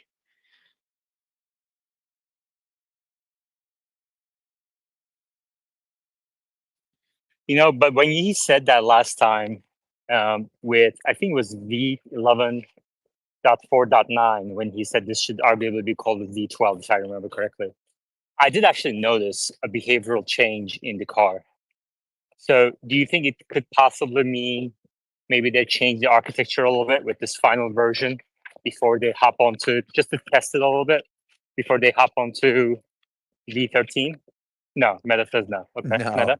no, I don't think so. I think generally speaking, the major version numbers have always correlated with a significant change. My guess is 12.5. Just to clarify also, I think we're talking about 12.3.4. 12.4 is rolling out and 12.5 is being tested with employees.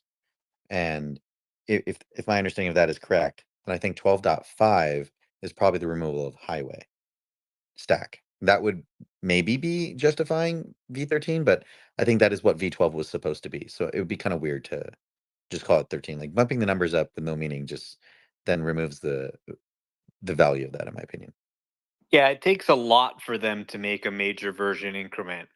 Version 10, version 11 was the single stack for highway and city streets. Version 12 was for end to end. So these little point updates, they may seem small, like 12.1, 12.2, but those are actually, pretty major updates for them. Anything that's smaller than that gets a, point after that. So 12.3.2, 12.3.3.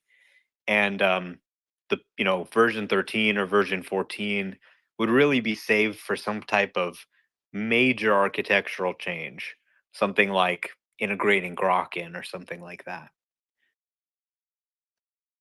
If you're ready to Meta. change, Yeah. okay. Yeah, go ahead. I I was say going to if ask you to. We're on the same page. Just keep going. Okay. Um, so going into the Uber definitions, it's interesting because a lot of the safety incidents are not just so they have three things that they consider. If like the driver has accepted the trip and they're on the way to the rider, if the driver or the rider is entering or exiting the vehicle at the rider's pickup location or destination, and during the trip on their way to the destination. So effectively, they're not including the time that you're driving around without a passenger and without a passenger to go pick up. But after you drop a rider off, it's not like you can just stay there. You kind of have to start driving, right? So there is a little bit of a caveat there.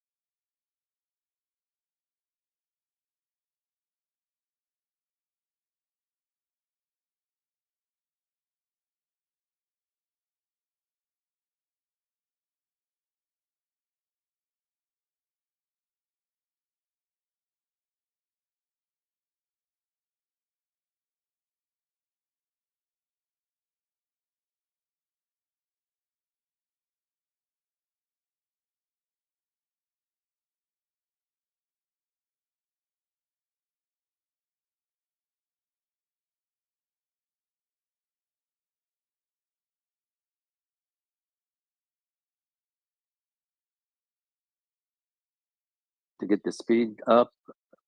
Is it a bad thing that I intervene because I'm skittish about stuff? No, you should always intervene to help them get the disengagements where they need it. That being said, out of curiosity, when you're pressing, I assume you're pressing the accelerator in V12, right? Because it doesn't listen to scroll wheel much. But however you're Right. disengaging for it to go faster, are you breaking the speed limit laws at the time, or is it not complying to the right ones? Like at 35, I'm going up to 38. Just to, Have you set your speed limit adjustment in the settings? no, I haven't really done anything. I just let it, whatever it sees as a speed limit, I let it do it. But You it can- slows down if it sees like a kid, right? Have you turned on the auto speed setting? No. Okay, we'll start by turning that on and see if that improves things. But generally, FSD and you should be collaborating that are a little bit of a stretch. You can decide what you want it to do. And then sometimes when it's not doing correctly what you want it to do, you say, here, let me show you. You take over, you do it, you show it. It'll That's how it notice gets that. programmed. It'll notice that. It'll say, hey, he turned it off and he showed me how to do it. Okay, that was different than what I wanted to do. Then you pull the stock again, you give it back control, and then you can use it. And that's the key to maximum happiness. And sometimes you should turn it off and just drive your Tesla and floor the acceleration and enjoy it. And then you can turn it on again when you get tired of that. Perfect. Now I don't That's have a amazing. Tesla, so my key to happiness right now is YouTube Live. I think is working again. Steven, can you confirm YouTube Live is working? Yeah, let me go over there. All right. Share the trades. What'd you think of yesterday's space? Yesterday's what? Sorry, it's a little. It breaks up a little bit. Can you repeat that? Robotaxi space. It was good. I think Robert has he kind of has like some wild ideas. But I thought it was pretty interesting. I think my issue with this whole topic is that a lot of people have like a lot of crazy ideas, and my issue is that it starts to, dilute the conversation. Also, kind of really take a plunge on our collective like credibility on the topic. When people start saying, oh, we're gonna how many robotaxis do we need to launch a city? Maybe like 500,000 or 1,000,000. We should have them parked outside of restaurants, parked outside of theaters, waiting for customers. It's like, what are you guys talking about, man? So I don't know. I think overall it was pretty good, but I kind of tuned out most of the time. Yeah. Yeah, I tried to keep the discussion quality high. And so you presented an Uber slide showing a 25x improvement growth in TAM if price per mile drops from 2 to 1. And we had a bit of a back and forth outside of the space in a thread following the space. What are your thoughts after you kind of stepped over it? Yeah, I appreciate that you followed up on that. My takeaway is this. I just wanted to really illustrate that there's a nonlinear relationship between demand and price. I think it's a misconception for people to frame the robotaxi opportunity as one comparable to the TAM of Uber, for example. So what people like Gary Black will say is, there's only 2 to 3 million Uber drivers, so therefore, right, the market size or the demand size is XYZ, and it's fairly limited. So the reality of the situation is that as price comes down, maybe it's not 25x, right? But to some degree, it's a multiple. And I think that that's what I meant. I sent this to you about it being directionally accurate. And I think that's what I really care about. I just want to know, for example, that the market size, let's say of Uber, is much, much larger for robotaxis when you're able to bring down price, from the area of like $2 a mile down to $1.50, down to $1. I also kind of don't really like when people talk about, charging like 40 cents a mile. It's like, you guys don't need to like extrapolate that far into the future to illustrate this opportunity. Like, people like Warren will be like, oh, you can charge 25 cents a mile and make 5 cents a mile profit and blah, blah, blah. And it's like, you're never going to have at least for the next 10, 15, 20 years, you're not going to have a world where, in San Francisco, you need to get a ride that's 2 miles away and you're paying $1 or $1.50. That's just ridiculous, right? So I think it'll start at like competing with Uber at like a 30, 40, 50% discount, and it'll probably stay there for a very long time. It'll just absorb all of the market, in my opinion. So there's like, Okay. Yep. Okay. Well, hold right there. Steven, are we good on YouTube? Okay, thank you. Meta.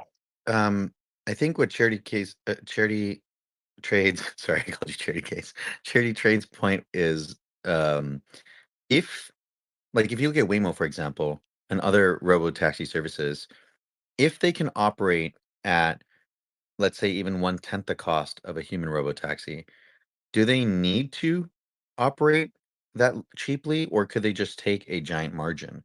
I don't see why they have to give up their margins. Isn't it almost better for them to be slightly cheaper than humans and get 50% of the market share with ginormous margins than to try and cut humans out entirely, possibly take on a whole bunch of regulatory risk, take on the ire of a bunch of people, not really increase ridership all that much, and reduce their net take home as a result? Like, I don't see why that makes any sense. I completely agree.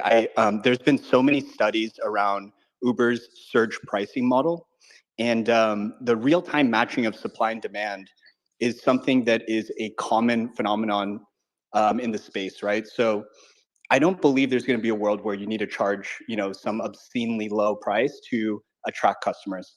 I think that because governments will likely have a mandated fleet cap for each jurisdiction, I really think that utilization will be through the roof, and just supply won't be able to catch up until those fleet caps are removed over time. So I don't really think you need to bring down price that much. Also, Uber already does like package delivery and food and various other things. So we have to think about what exactly is going to be the utilization if you increase the usage by that much. I don't think it's purely about cost, because of the fact that I don't think taxi style transport represents a lion's share of anybody's budget. And I think the value that they get for it is pretty high. I actually don't think many people, I can't think of a single instance, and obviously I'm probably in a bubble, but I can't think of a single instance where somebody wanted to go somewhere and it was the taxi price that prevented them from going there.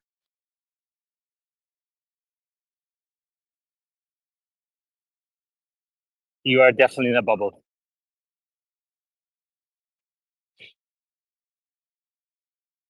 So you're telling me there are people like, and I'm talking about like short distances here. I'm not talking about like inner city commuting on a taxi, but for the short distance stuff, you think there's people who choose not to take a taxi because of pricing? Absolutely. Absolutely. They take public transportation. Are you kidding Okay, me? I'm in a bubble. I'll back off. They walk. Yeah. Well, I mean, I would Yeah. definitely take Uber and Waymo more if they were cheaper. Like Waymo in particular is really expensive and it takes a long time. So if it was like 10 times cheaper, I'd probably use it a lot more, as with Uber. And you have alternatives. You can walk, you can take public transit, you can take your own car. It's competing with all of those things. So I think pricing matters. And honestly, the comment earlier about sexual assault, that's actually a huge thing because for a lot of women, it's something that they think about every time they use Uber and they have to get in the car with some stranger they don't know, right? There's not like a ton of screening around these things. And robots just eliminate that problem entirely.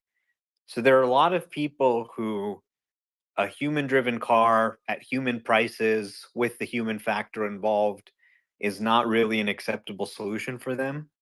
But a car they have to their self, that's something that could really replace car ownership, which is the ultimate goal.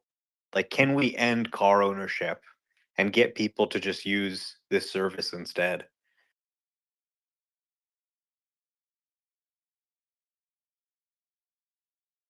ZOB. I definitely think like pricing is obviously important, but I use the Uber and not Lyft ever because I know I can expect an Uber to come on time. Um, and I think in general, the most important thing will be ownership. I got into a little conversation after the robotaxi discussion yesterday. It might have been a different space with Adrian.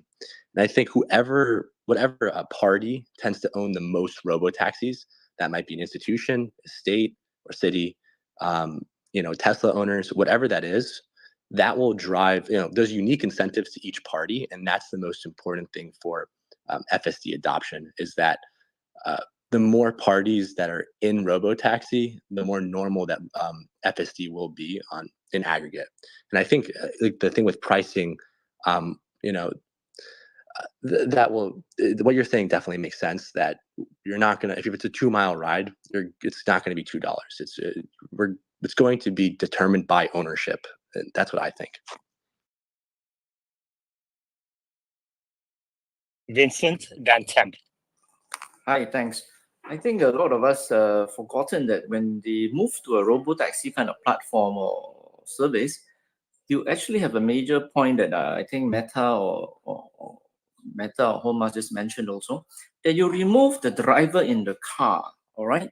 And that is actually immediately a physical space for one more passenger in the car. And then not forgetting the privacy that you get by having nobody in the car when you're on the ride. So I think that is a critical point, in my opinion, that this is how people would be enticed to take a robo-taxi versus a normal taxi. So in terms of premium, actually, I would believe they can even charge a premium because you get the privacy and you get one more seat. All right, for example. All right. Okay, and I Temp. think, sorry? You just repeat yourself. Can we move on? Okay, and my question is when can FSD be shipped out to other countries in the world? I think it's critical that they start doing that as soon as possible. Thanks. Okay, Temp. Hey, Charity, I'm just wondering, what are your thoughts around 8.8? What are you looking for there? What are your guesses? And I see, just briefly looking at your timeline, that you sell options. Are you going to be out of the market during that week, looking for big volatility or not? Okay, big question. I mean, in terms of the trading part, it'll really depend on what the relative performance has been leading up to it. These events, I've been to Battery Day, I've been to Investor Day, both in person, and I just remember, AI days and all this stuff. And it's like, there's a lot of hype going into it sometimes, and then it'll be a letdown, and then it'll be a sell-off. So I don't know exactly how I'll trade it yet. So I'll pause on that question. In terms of the unveil, I think I have a post on this somewhere. I have to dig it up. But just coming off the top of my head, I mean, first and foremost, I would like to see things like a demo of version 13, for example. I would like to see an incredibly designed next-gen vehicle, right? Probably a two-seater, if I had to guess. I would like to see what is the actual milestones towards launching the Tesla network. So something a little bit more tangible. And I think in Autonomy Day 2019, Elon already walked through kind of the general business model, but I would like to see a refresh of that in case anything has changed, even though I don't think much has. But yeah, I think for me, the most important thing is just addressing the main concerns around regulation, because there's so much doubt around that topic, even though there shouldn't be. And I would like for them to clarify that, and I would like for them to show a roadmap towards launching the pilot programs that are human supervised, and then graduating into self-driving pilot programs with these cities. Great answer. What are the chances do you put on him announcing a concrete plan for a pilot city with supervised at 8.8? Man, if I could have it my way, I would absolutely have that on the agenda. I honestly don't know. I don't even know how to think about the chances, whether it's 50-50 or 80-20. I mean, It's going to be probably somewhere around there. But they usually do at least like a 1 to 2 hour presentation whenever they host these days. Well, actually, no, I'll take that back. The unveils might be a little bit shorter, usually maybe an hour. I have to double check what they did for Model 3, Y, and the Cybertruck. But it's probably going to be an hour-long talk, right? So they've got to fill up with slides. And they're probably going to have to talk about, okay, how are we bringing this to market? I think that's a pretty, I think that would be included in the agenda for that. But we'll see. Yeah, I'm hoping it is. I'm hoping for a big surprise, 8.8.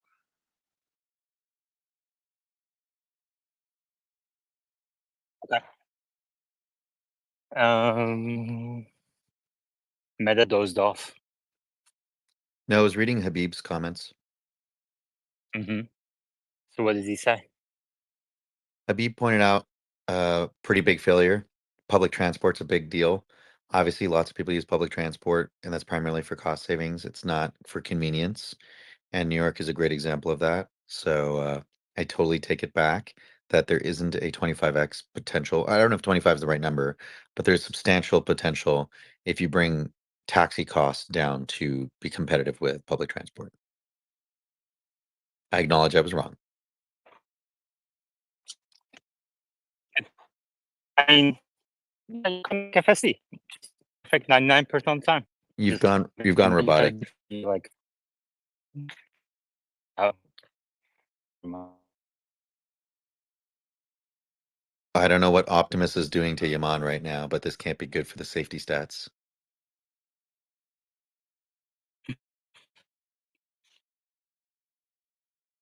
how you doing? Go ahead, Temp, while Yaman's network is catching up. Hey, Meta. As someone who lived in Manhattan for 20 years and took the subway probably less than anyone who ever lived in Manhattan for 20 years, basically the TAM is every single subway ride. That's pretty big. So you're saying people would prefer to take robotaxi even with traffic than the subway? Almost every time. Yeah. I mean, it all comes down to wait times, right? The size of the available fleet and drivers and so on. But most times that I took a lot of taxis in Manhattan, a lot of Ubers, and the experience is almost always better than taking a subway, in my opinion. Now, when was the last time you got into subway? 6 years ago, maybe. Yeah. And probably in a better area than not. So it was in New York. Yeah. Yeah, it was in New York. yeah, okay. I mean, New York is better than Philly in terms of traffic. Yeah, I've never taken a subway in Philly. I've never been to Philly. Ah, you're missing out on the history. I gotta go see the Bell. Yeah, and then across from the Bell, or near that area, that's the historic district. There's one of my favorite museums is right there. So Tesla time. Hey, and the subway is crazy expensive now. As someone who prides myself on taking the subway most of the time because I live all the way in Lower Manhattan, so I take the subway up to the speed train up to Midtown. I took I took two cabs in Lower Manhattan Friday, 10 blocks each, right around the Chambers Street area, $18 each. So it's getting crazy down here. It's a lot of demand. Do you think the primary reason for the cost is time, or the human labor cost, or what do you think would be the component of that $18?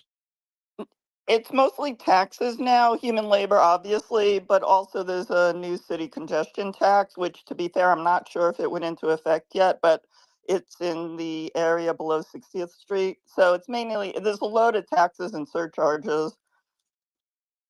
There's like three or four of them. I mean, it's serious. Right, but all those would still apply to a robotaxi, right? I would think most of them would, yes. Yeah, I would think all of them would. Thank you. Singularity. Go ahead. Just a few things. Like, I think what the guy was saying about privacy. The other thing is, like, if you are calling a cab in the middle of the night, you have to wait. You can't make the person wait for you, because you know that their time is money. So I think the price could be a premium initially, and they could say, you don't have to be there right away because there's no labor costs. So that could, if it was the same price, but they said you have 20 minutes to be there, that would be a big advantage. That would complicate where the cars can stop for what it's worth. There would also be a utilization hit in theory, but definitely something they could work on because it Well, could circle around the block and come back. Okay, as a reminder, first-time speakers, when they come up, please stay on mute. Raise your hand until I call on you, and stay on mute when you're not talking. Similarly, please mute yourself. Thank you. Greg, go ahead. Yeah, just a quick comment on the subways. I mean, they just deployed the National Guard to New York City subways in certain areas. So, crime is up. So I don't necessarily think that comparing public transportation to robotaxis is a valid argument when you're talking about certain areas of the country where there's like a lot of crime on the public transportation. Basically, you're saying people would clearly take a taxi if it was the same price because of the crime alone. Yeah, who wants to deal with that? I mean, people are not going to get pushed out of their robotaxi. People are getting pushed off the train platforms onto the train tracks. I mean, even if it doesn't happen to you, it's still the threat that it could. It's just anxiety. So if you take a robotaxi, it's a pretty simple transaction. And then as far as we're talking about the 8/8 event. My dream is the event's going to take place in Shanghai, which I don't think is very likely, but that's where I'd like it to take place. But if not, I think there's a very good chance that the first place the robotaxi gets deployed is inside the boring tunnels in Las Vegas. That to me is just the low-hanging fruit in the sense that they'd probably get easy approval for that because you're not going to get into an accident in the boring tunnel. It doesn't get us closer to the end goal. With that theory. Yeah, you don't learn anything. So why take a step where you don't learn anything? Waste of time. I agree with that. It's just low hanging fruit to advertise for it. It's You not. start. I don't think he's focused on advertising or pumping the stock price or isn't it? Yeah, I agree. Like, I think there's good evidence that there was plenty of low-hanging fruit for advertising purposes that he did not pick off the tree. So that's probably not his algorithm. Maybe the algorithm is what gets me the most data to get the final solution. Exactly. And he could have done that for years. For the 8 years, he could have done that. And when we started on the V12 path, remember, before we saw these changes, in this space, we discussed that they're going to get data hungry. And compute being the limiting factor was a concern. As soon as they said compute's no longer the limiting factor, we've seen them do a bunch of things, which you could argue, whether it's purely for that reason or not, will likely have an increase in disengagement rates coming to them. So that's a big positive. Also, did you see Edge Case's tweet on or post on how many gigabytes of data are going up from his car? Because I think he drives all those I did. Edge What do you make of cases. that? He drives so many Edge cases. He's probably like a great candidate. Every time he connects to Wi-Fi, they're like, "Give us all your data." Yeah, I wish he was. If he's in here, please request a speak Edge case. Jupiter, go ahead. Hi. I was wondering about the reduction in the price for FSD. What advantages are there in more people using it? And does Tesla still benefit from the other drivers that do not have the FSD package in training full self-driving? Okay, so Meta knows the answer. Omar knows the answer. We need somebody who doesn't clearly know the answer to answer this question. So let's go with Kent. I knew you were going to call me, Yaman, and I did not hear the question, Jupiter. I'm sorry. Okay. I can just repeat. So if it does, what are the advantages to reducing the FSD price. Obviously, take rate is going to go up, but in addition to that, does Tesla benefit from the rest of the fleet that is not signed up for FSD? Does Tesla benefit from the rest of the fleet that is not signed up from FSD? Well, the training, as far as training data goes, obviously FSD engaged disengagements is a signal to improve the system every time. From my understanding, they're only taking signal from the very best drivers. And of course, increased take rates goes right to the bottom line. And I believe Charity has a good post on that. And maybe Charity, you want to, He's not here. You're on your own. All right. Basically, FSD revenue goes right to earnings. So I think you got part of the answer. You talked about disengagement, engagement data. So Jupiter, your first part of your question was, what's the benefit of lower monthly subscription? Increases take rate, increases usage, increases disengagement data. That Tesla uses that for training purposes. But then there's a second part of your question, which is, does Tesla benefit from Tesla owners that don't have FSD? And Greg will answer that part. Yeah, so the way that Tesla benefits for the people that don't have FSD is that they can run what's called shadow mode, where the computer is going to act like what would it do in a certain situation and compare it versus what the driver actually does. So the more there's a discrepancy there, they could get a signal, is the car accelerating, would they have accelerated quicker or less? So basically the answer is that it runs in shadow mode to emulate what it would have done passively in that situation. All right, so you got part of the second part of the question. So you have partial credit. Shadow mode is definitely good to mention, but then there's more. So who's going to answer the more?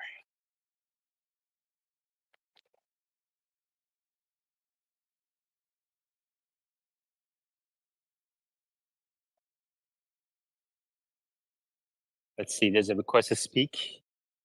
Okay, this is really good. I think you guys are, this is great. Is it to my end? Are a answer.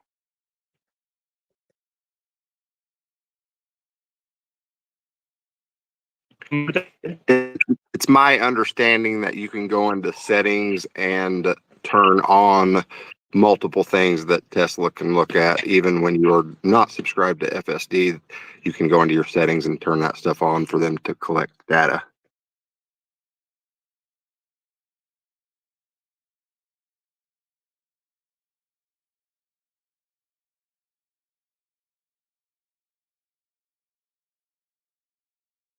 See, here's a speaker. Okay. Yeah, thank you. Charity, you want to take a Hey, sorry guys, my Spaces is just so crackly. I can't even really hear anyone. I'm trying to fix my connection issues. No, you're the only one whose connection works. Everybody else has a bad connection. Okay, I was wondering that. Yeah, Yaman, I'm sorry, but your connection is like super choppy. So I'm not sure what you said. Oh, do you want to answer the question? Question is, does Tesla benefit from the part of the does not subscribe or purchase SD the data collection? It's Are you very guys? Am I still crackly on my end. I don't know if you guys can hear him. Nope, sounds the same here. Yeah, so the second part of the question is, to what extent does Tesla benefit from the rest of the fleet that is not signed up to FSD in the context of trying to train for FSD and robotaxi?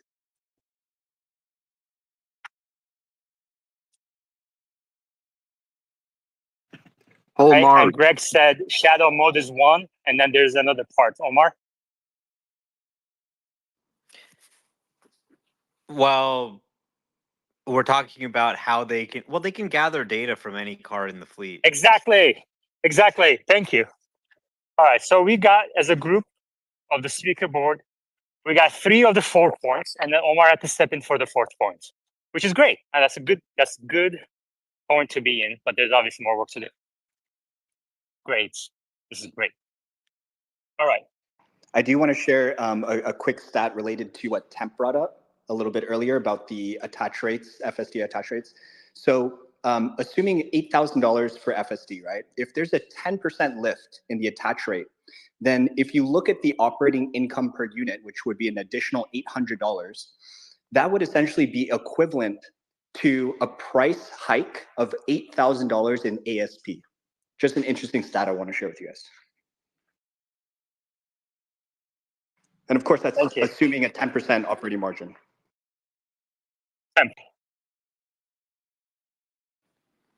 And on the subscription model, is it 1,200 that goes right to operating income?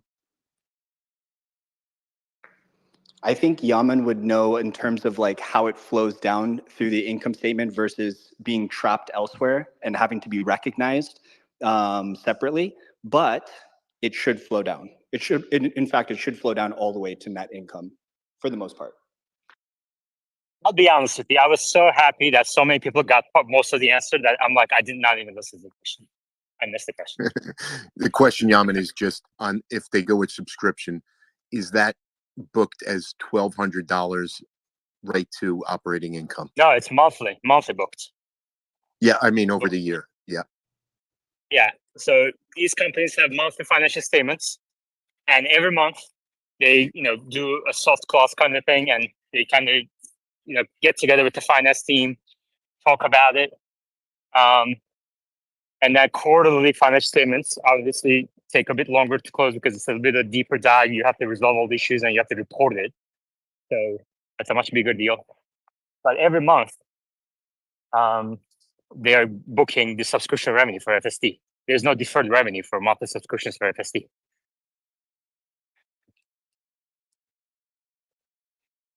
So Yaman, would that mean that it's recognized in the same quarter, or is there some kind of process regarding like how to recognize that revenue for FSD or subscriptions or FSD purchase upfront? Well, so the accounting for subscription versus purchase upfront is different. For subscriptions, I mean, I obviously don't know the exact way they do it, and they don't discuss this in the 10K or this is filings or whatever, but it's pretty obvious to me that they would probably book it as soon as the payment is paid for the subscription. And then I think, Omar, correct me if I'm wrong, but when you sign up, you pay upfront, right? You pay upfront for the month. You get the service over the month. But let's say, for example, I mean, this is way too detailed that we need in this space. But let's say, for example, somebody came in on March 15 and signed up for FSD, okay? And on March 31st is when you close the books. You obviously have delivered half of the month of the service, so you would only book half of the $99 in that sense. But this is just very minute details that it's not material to anybody in this space.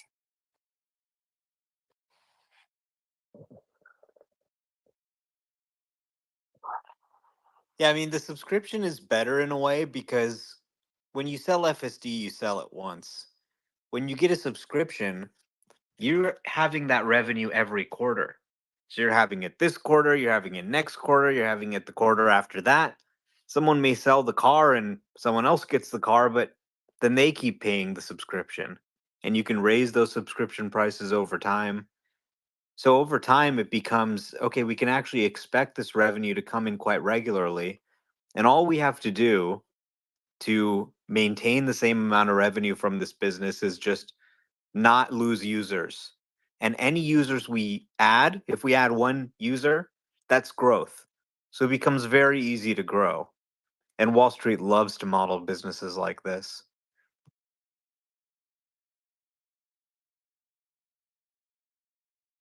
Very the trades. Yeah, so the reason why I asked, actually, I think it is pretty relevant because I think a lot of us want to know, or at least try to look out for, hey, when is margins going to trough and start to reverse? And I think, as we can all tell with price cuts, still looming, we want to be at least on the lookout for subtle ways that, we might see margins counterbalance. And one of those ways could be through the reduction of FSD cost to help drive more attachment, which would help the gross profit margins, help to offset some of the price cuts. So I did want to kind of get that point across because I do think it's pretty relevant and really important to figure out whether or not that's true.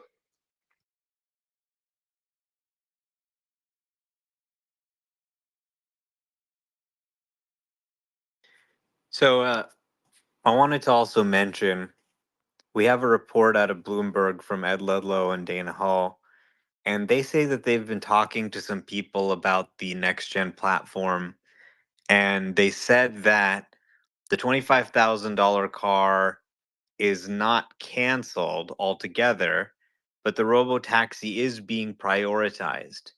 However, one described it as an effort to bring cost reductions out of components and production methods and then apply those innovations to cheaper iterations of the Model 3 and Y.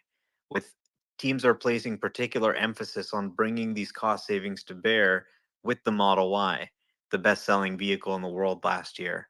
So I'm not sure if this is true or not. Obviously, it's hard to know who their sources are, although I do know that they go through a lot of work to make sure their sources are vetted and accurate.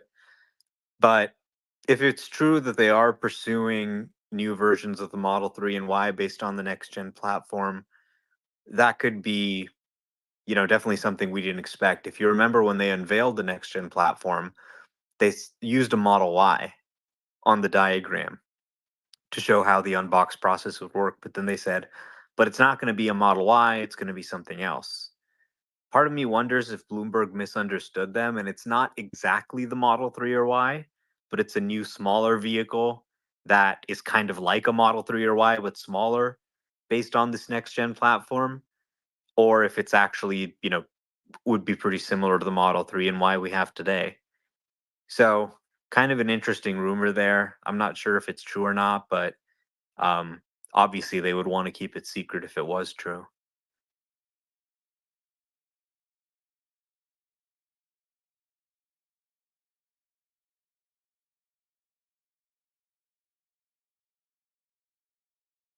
All right.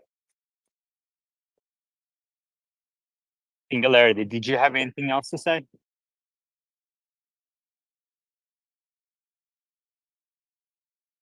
Yeah, sorry. I was just thinking about the post by James Dama. I can't hear Singularity. Can you guys hear him? Yeah. Okay, I'll be back.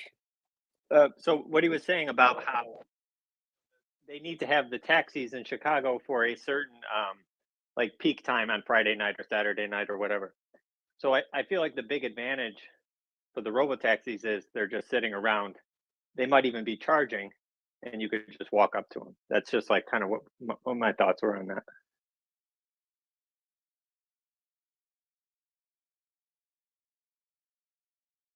Okay, I'm back. Omar, I see you posted Tesla needs its Tim Cook to Musk's jobs. Would you like to elaborate on that?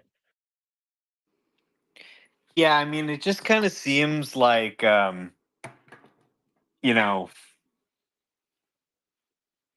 should maybe be somebody who is a supply chain and operations expert who can focus on the operations of the current business, making sure there are strong quarterly numbers, suppliers and inventories, and all these details that I think Musk doesn't really want to focus on. Just as Jobs was a product visionary, he was a genius about really what kind of products Apple should be producing.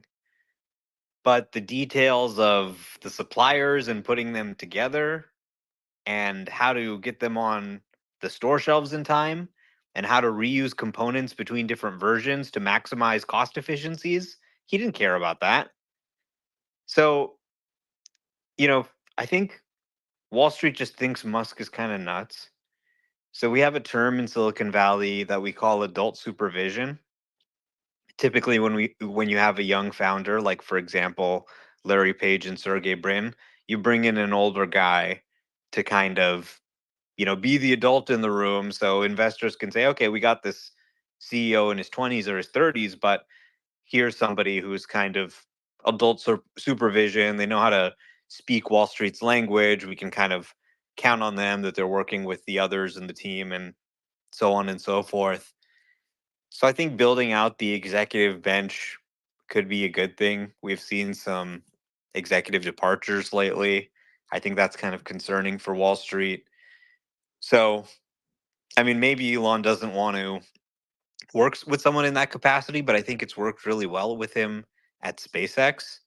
Gwen Shotwell does an amazing job, right? And people forget SpaceX is a company that sells launch services to the government and large corporations. And these governments are like, your CEO is kind of crazy, but Shotwell's the president and she knows how to work with them. She's known how to sell them the rocket programs Musk has developed since the beginning, and she's done an incredible job with that. So a Shotwell or a Cook at Tesla, I mean, you just sort of look at this pricing, it's kind of like, what exactly are you guys doing here? March 1st, you raised the price $1,000. April 1st, you raised the price $1,000. This weekend, you cut the price $2,000. What exactly are we accomplishing here? Like, what exactly is the plan? I mean, I get that he's saying, well, car dealers change their prices all the time, but is this really planned out, or are they, it kind of feels like they're really winging it, right? And then, okay, FSD subscription $199, and he says once FSD goes to wide release, we're going to increase the price of subscription. They never increase it. They actually end up cutting it. And then they cut the price of FSD from 12,000 to 8,000. They end the transfer that they had earlier in the quarter.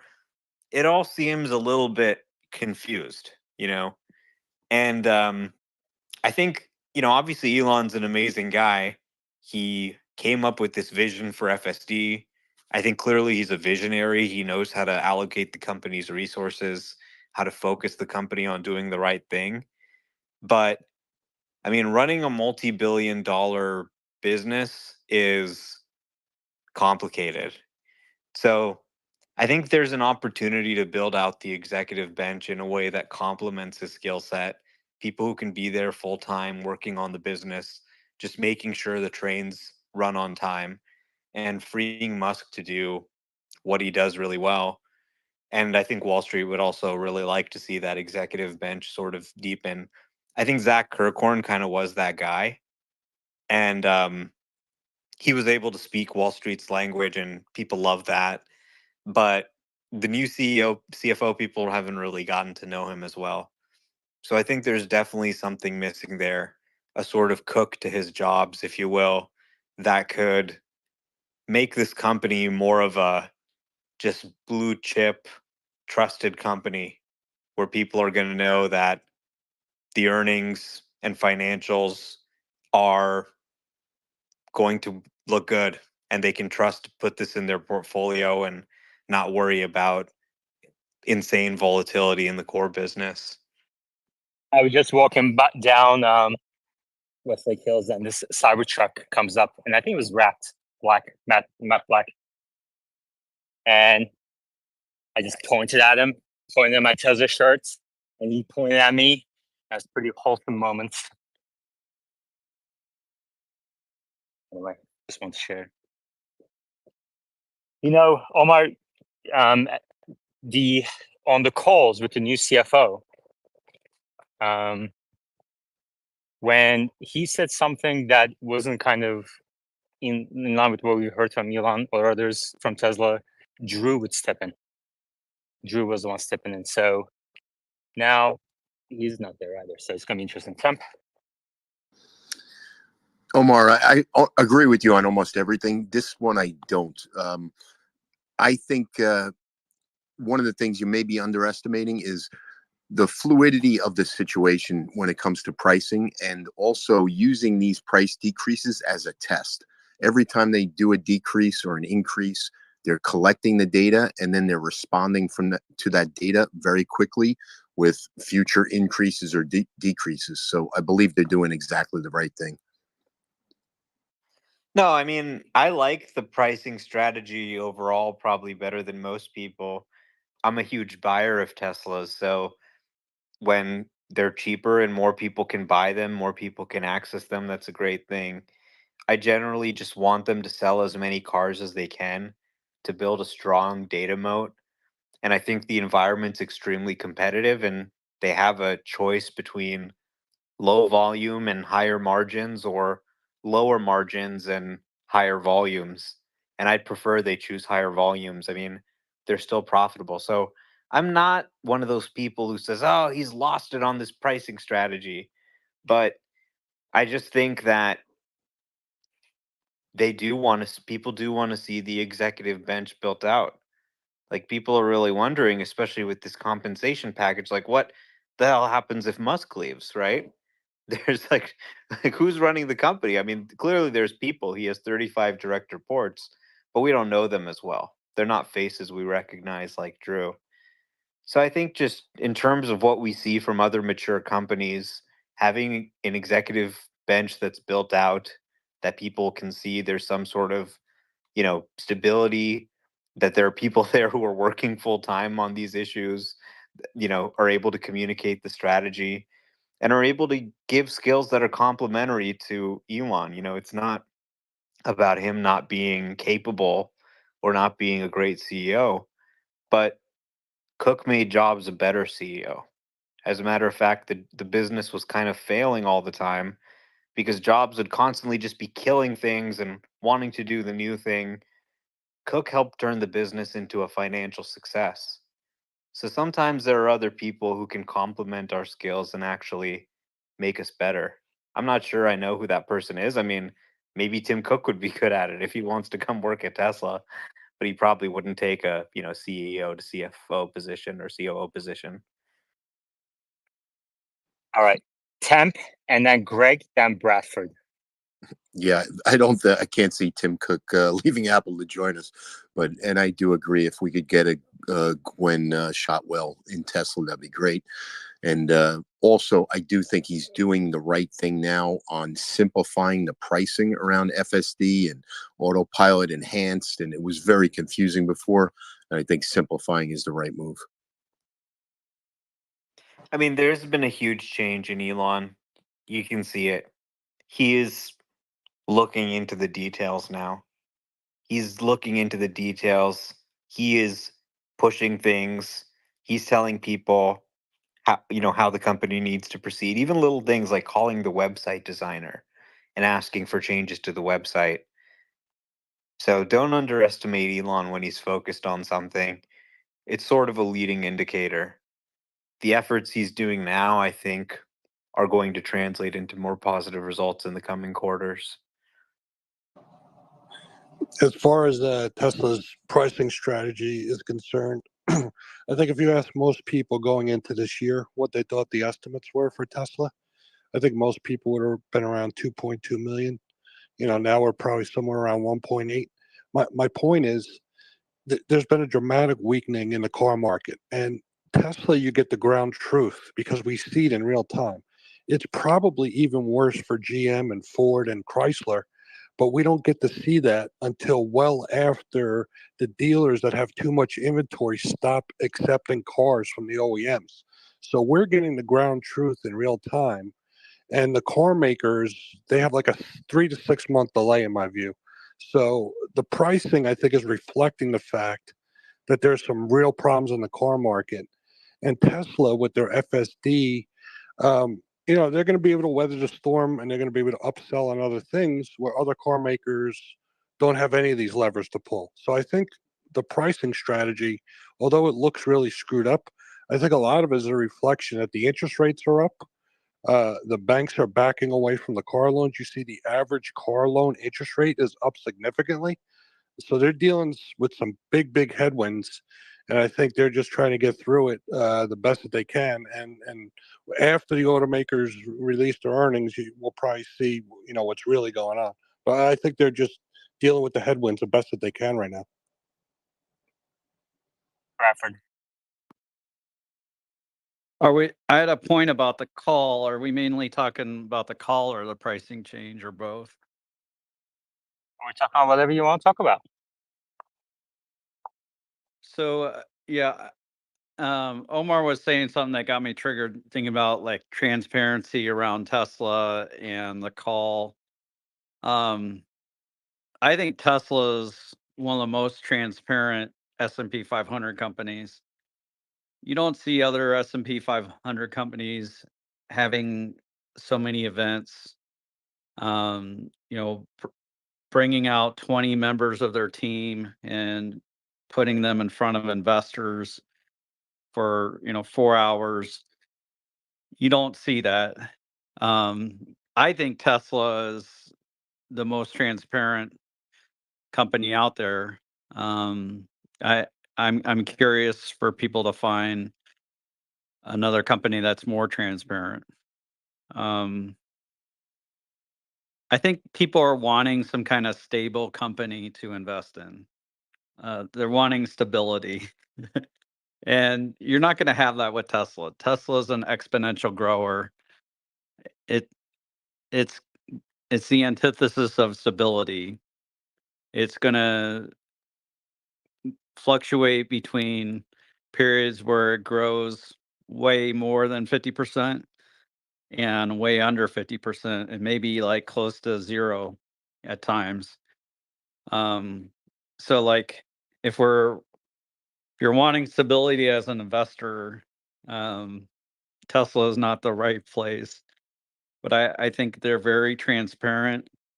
All the reporting they do, I think their quarterly reports are great. I know we'd want more information. I don't think Wall Street's gonna ask the right questions. Yeah, I'd love to hear more answers around pricing. But I wouldn't get into pricing on the cars. They already gave Elon's given an answer on that. He's probably going to give the same answer that they gave like last April or July.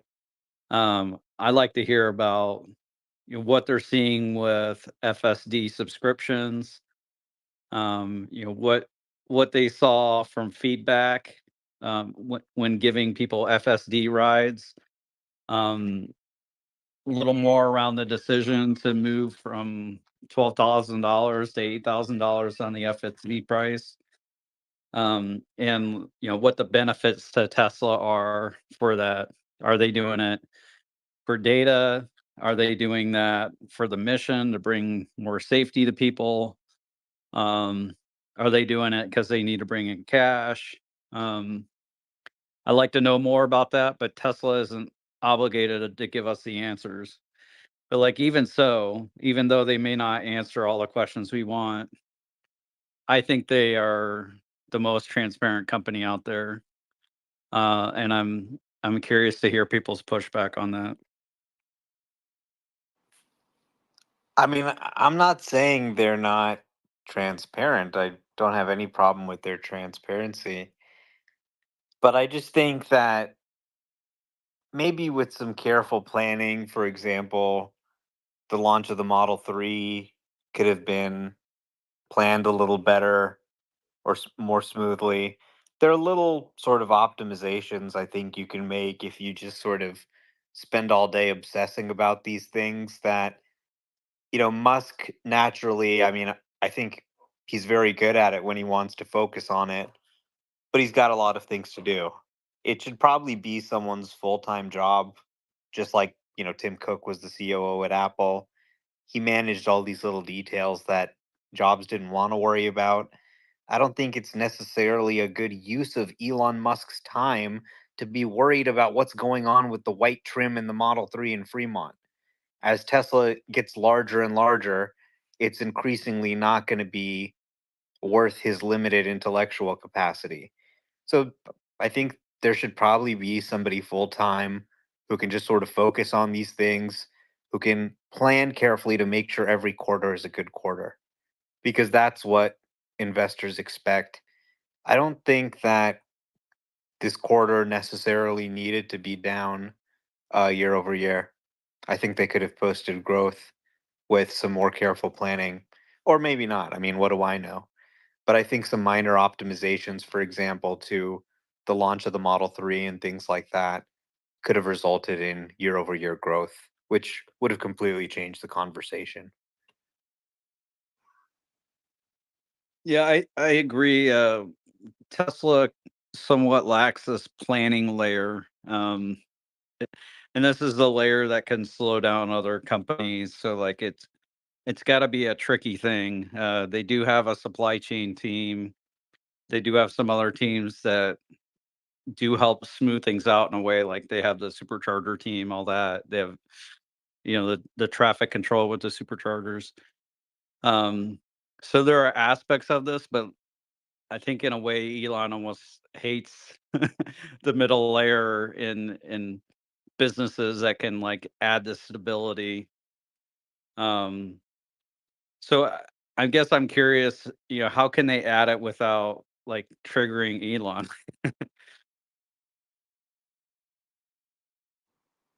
I mean, I think he's worked with a lot of other executives, Drew, JB, Gwen Shotwell.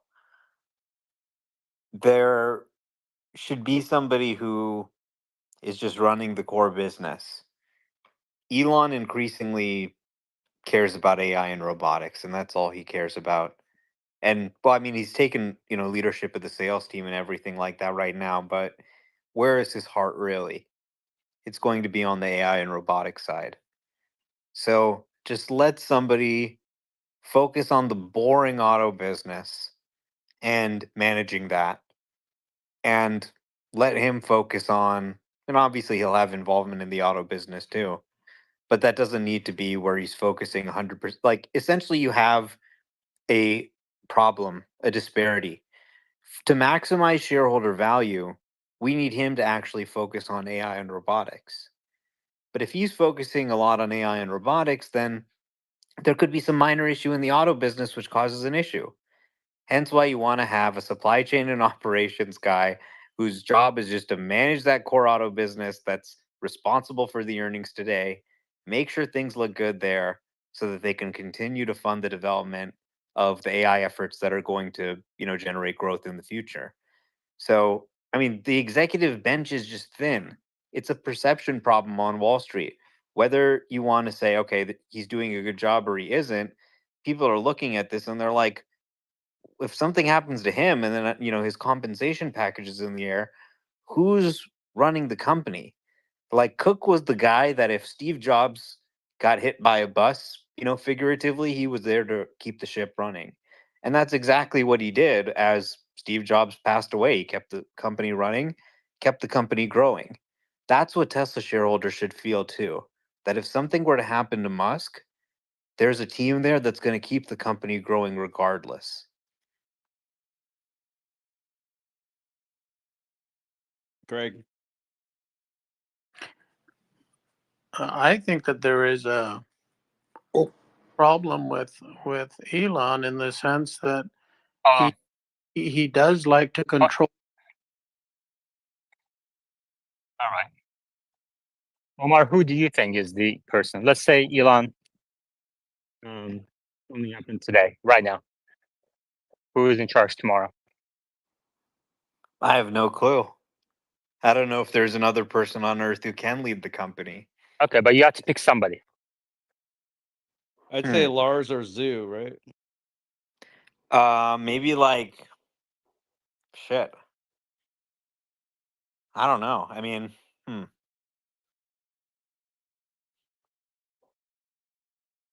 I'd really have to think about that one. I don't know. Probably the head of another tech company or something, maybe. Do you think they would bring someone in from outside? I don't know. I don't know. And that's the problem, right? Like, Well, how do you? let's think about it. Let's kind of reason through this. So, what's the most important thing about the future of the company? Right? We said, or he said, and we agree. Majority of the intrinsic value is going to come from Optimus. So, who do you want in charge for that future to play out?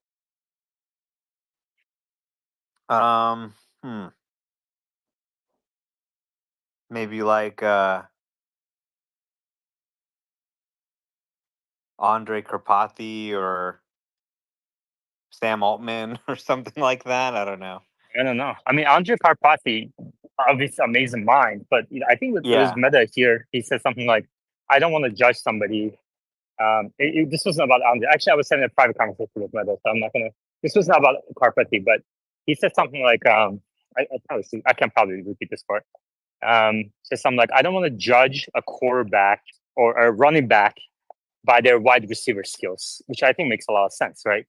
So, um, so let's see. I mean, yeah, Karpathy would probably be a terrible CEO because obviously, though he has skills in AI, running a physical car company is a very different story. So it's very rare to have somebody who can run the physical company, but also understand AI well enough that he was one of the founding members of OpenAI. So it's very difficult to figure out how you'd begin to replace him. Yeah, that, and also I think before I go to Bradford, one of the things to kind of think about is what are the roadblocks to that end, where you have 1 billion or one optimist per person, so billions of optimists in the future. What are the main roadblocks, and who is best to remove those roadblocks from the team? Are they R&D related? Are they politically related, socially related, like social acceptance, or anything of that sort? So I guess those are kind of things to kind of think through, right? Bradford? I agree. To get there, it probably has to be someone that's technology related. And I'll give a silly answer first. What about Ilya Sutskever? He's unemployed right now. Not like we need to give him a job, Well, I but don't think he's unemployed, is he? I think he still works at OpenAI. But I mean, again, just like Karpathy, great AI mind, not necessarily the best person to run a car company. I think now that I've thought about it a little bit, you essentially can't replace Elon with one person. You'd have to really replace him with several different people.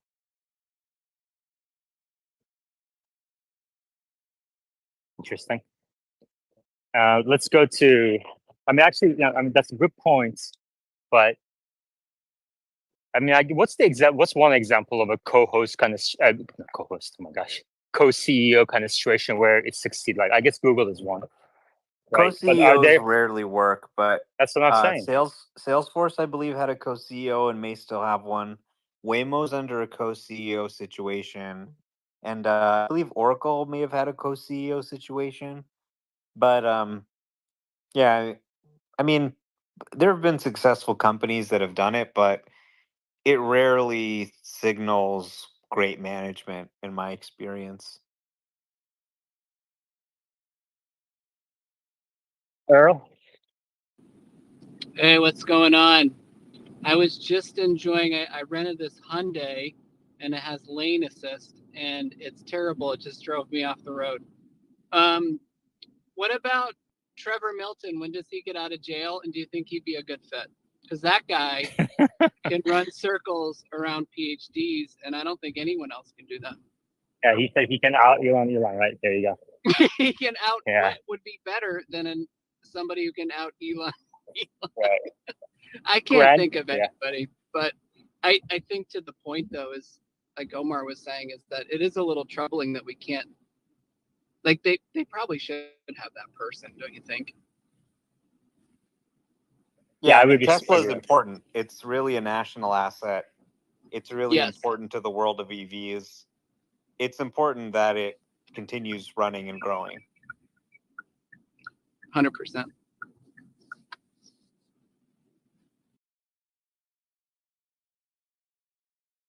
Bradford. yeah, I think it's so big. You need to set up like one person to lead all the major segments. Like you have Lars, maybe he has U.S. operations. You have Tom Zhu, who has the global thing. China is exporting to the world, so you need someone to help coordinate the exports and all the cross country transports that are happening. You need someone for robotaxi. Robotaxi is going to be a pretty complicated business. There's a lot of moving pieces. Optimus should be pretty massive and complicated business as well.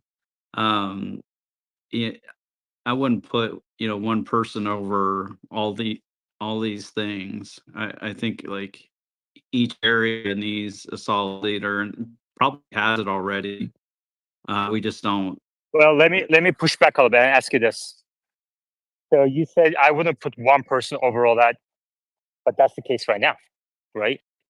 So this is a hypothetical exercise. If something happened to Elon, so if you wouldn't put one person over all that, would you like to change the current situation? And if not, what's special about Elon that he can oversee all of those things today, and that's not present in somebody else?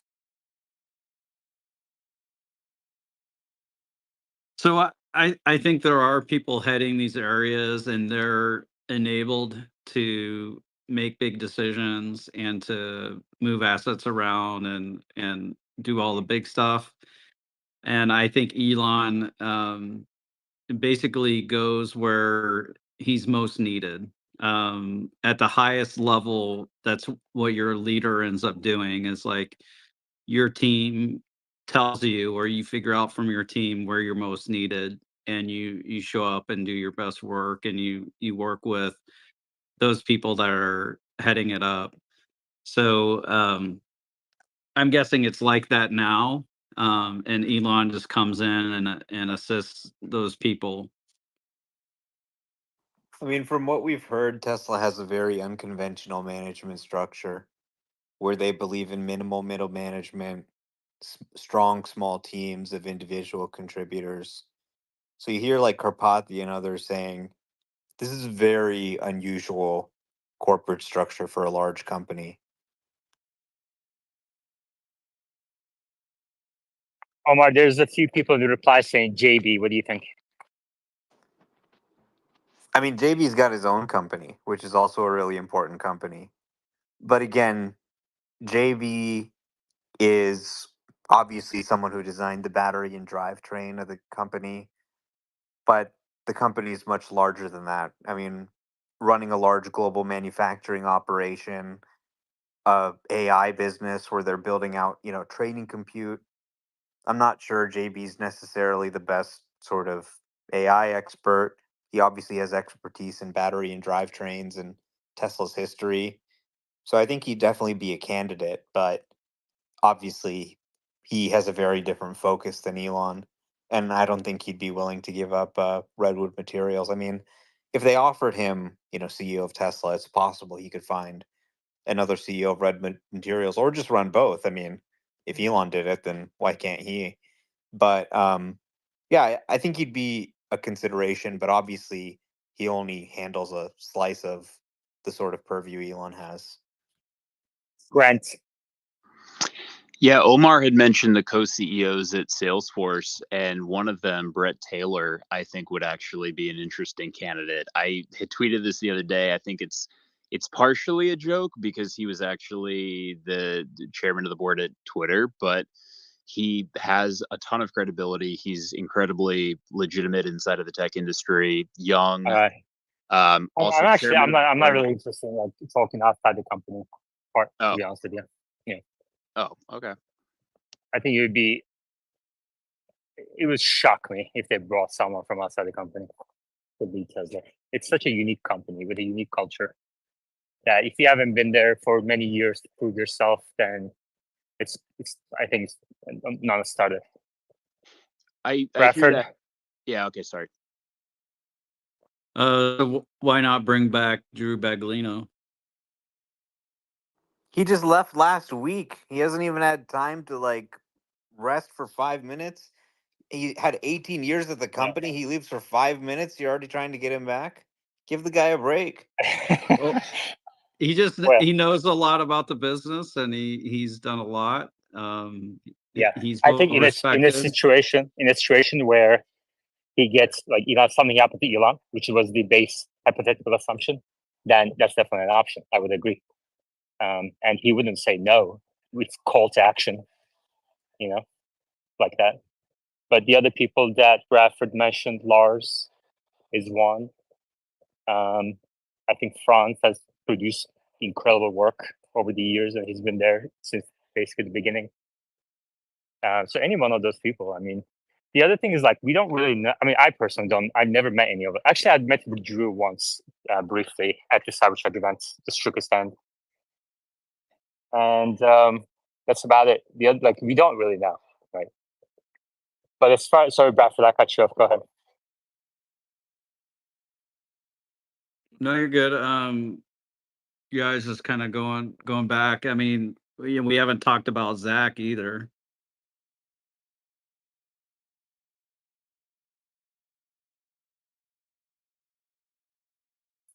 Yeah. So if you had to make the argument for Zach, what would you say?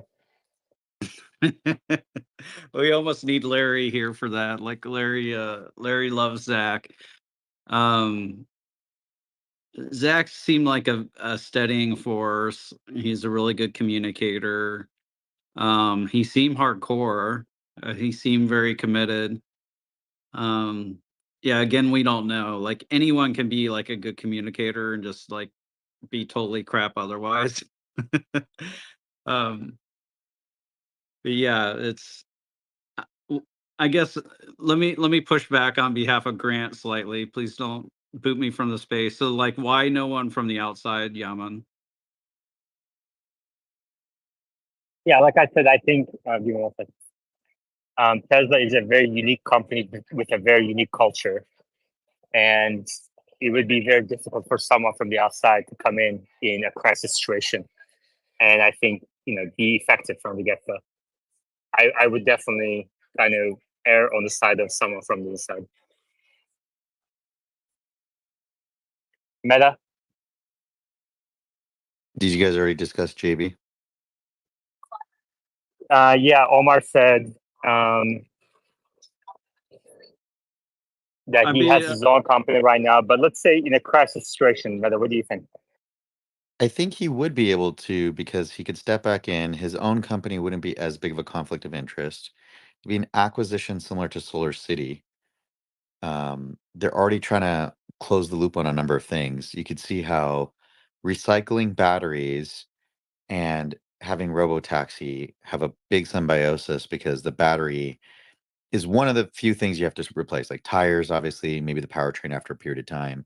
But once you swap those things out, the seats and other things, okay, sure, maybe you have to swap them over time, but you could keep the cars on the road for quite a while without having to dump the whole thing. Joey?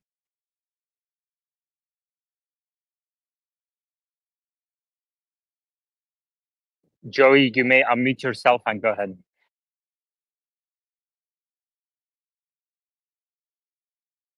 Grant. Yeah, I want to be delicate, but I do agree that, or I disagree that it's not a possibility for someone from the outside to come in. I think it depends on the situation, but it's a big company right now. I mean, if it is in crisis like you're talking about, I think that people will be looking for a heavy hitter, not someone who has been managing a single function inside of Tesla over the last however long. I hear you on the culture and stuff, but depending on the situation that the company is in when they're looking to bring someone in, they might be looking for someone to change things a lot rather than maintain them as they are. Yeah, I think the street would definitely like an outsider, even though Musk could probably never do it. Like they bring in, Sheryl Sandberg or something, and somebody people know and who they trust, and she comes in and she just starts giving commentary. Like maybe just being a little more conventional is what they need to sort of gain confidence back. I don't know, but I don't see Elon really finding anyone and putting them in that capacity. Really, that doesn't seem to be. Over the past few years, have we seen them bring in any big hires on anything? No. So it would be very unusual. And it seems like he kind of just wants to run the show himself, and he'd rather just have 35 direct reports and just have them all sort of reporting to him, and that's it. Meta. He did bring in Andre Karpathy and Pete Bannon. and they both took Yeah, really but large he was, roles. but yeah. That's, for a specific function, like a COO level position where you're really talking about, so like I think Tom Zhu is the closest to like what I'm talking about, like a Tim Cook person, where he's really looking at the auto business and sort of the nuts and bolts of the auto business. But he doesn't seem to be presenting a strategic vision for how the company, delivers quarterly earnings growth in this environment, right?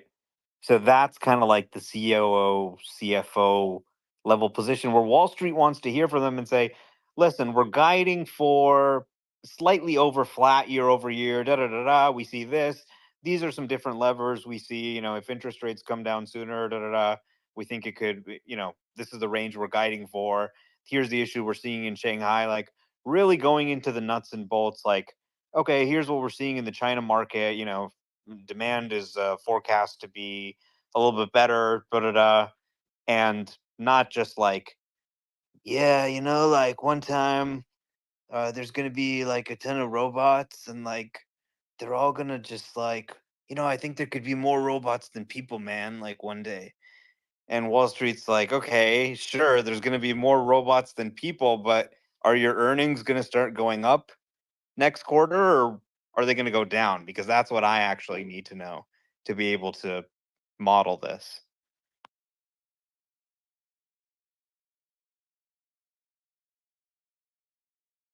Why do you think that Apple, Google, and I think even Amazon aren't put under the scrutiny of giving guidance, but Tesla is?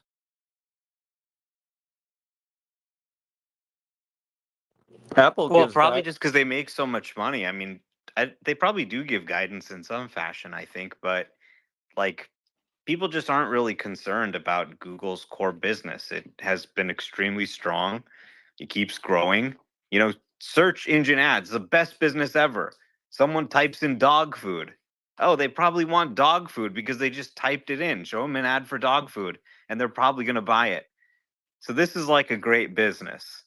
But, selling cars and making sure you have a competitive product every quarter and that sales and logistics and everything all just flow through like clockwork and delivering growth, especially as you get larger and larger, that's a much more challenging business than selling search ads.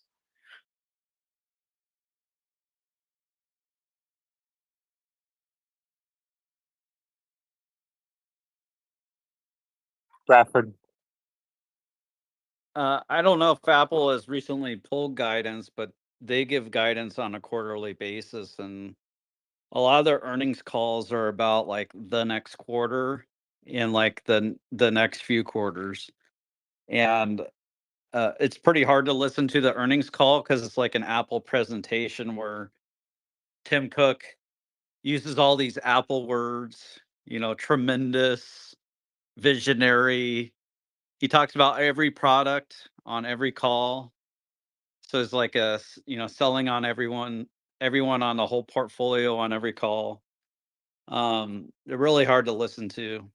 I guess, Yaman, I'm wondering, what's your concern? Is your concern that like the index funds don't vote for the pay package and somehow it doesn't pass, or that the Delaware judge, even if it does pass, the Delaware judge doesn't respect the shareholders and Tesla has to take this to appeal? Like, what's your concern?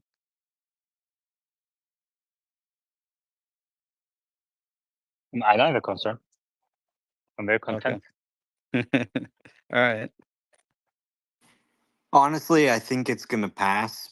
Probably. It's not a sure thing, but I think it probably will pass. But I want to scare people into thinking it might not so that they remember to vote. Yeah, I think so too. I agree completely with that. There's a bit of a risk. So, last time the index But funds. before we switch topics to Elon's compensation vote, Meta, Elon, something up with Elon right now. Who do you pick? I'm not looking for reasoning. One name. Somebody has to replace Elon, JB. Yeah. Okay. Interesting. We talked about this. Yeah.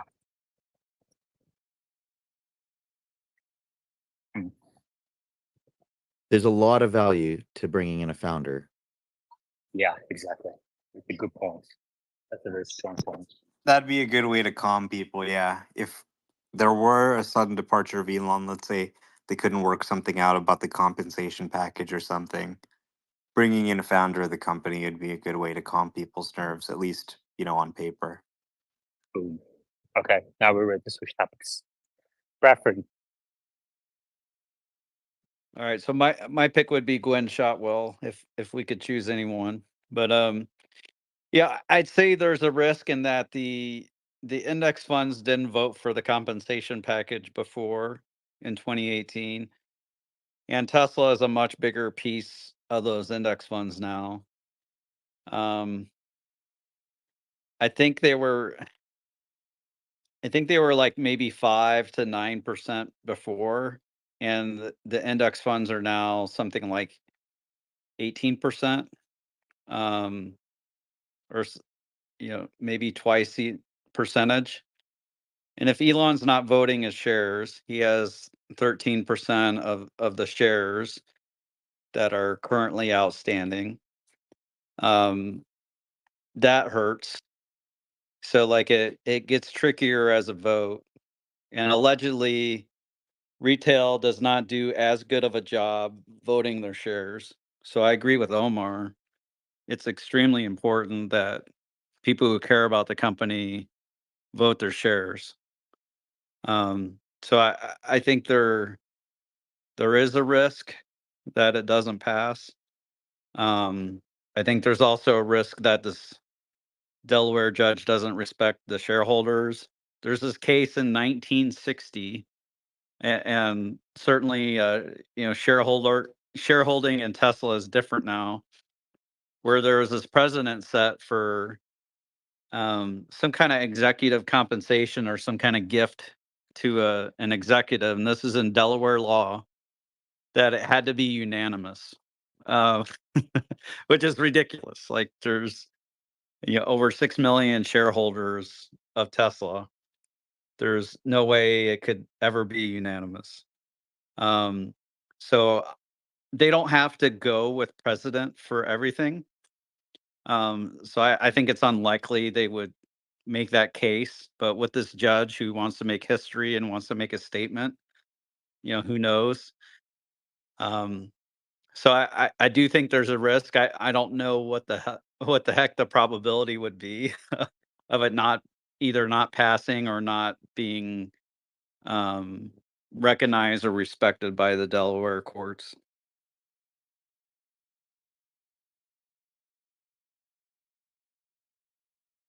Grant? Yeah, I mean, I'm also aligned that I don't know that it won't pass, but I do think that there's certainly a risk that it won't pass. I think it will be a function of the price that the stock is trading at, and to an extent, what Elon says on the next earnings call that kind of sways some institutional investors one way or another.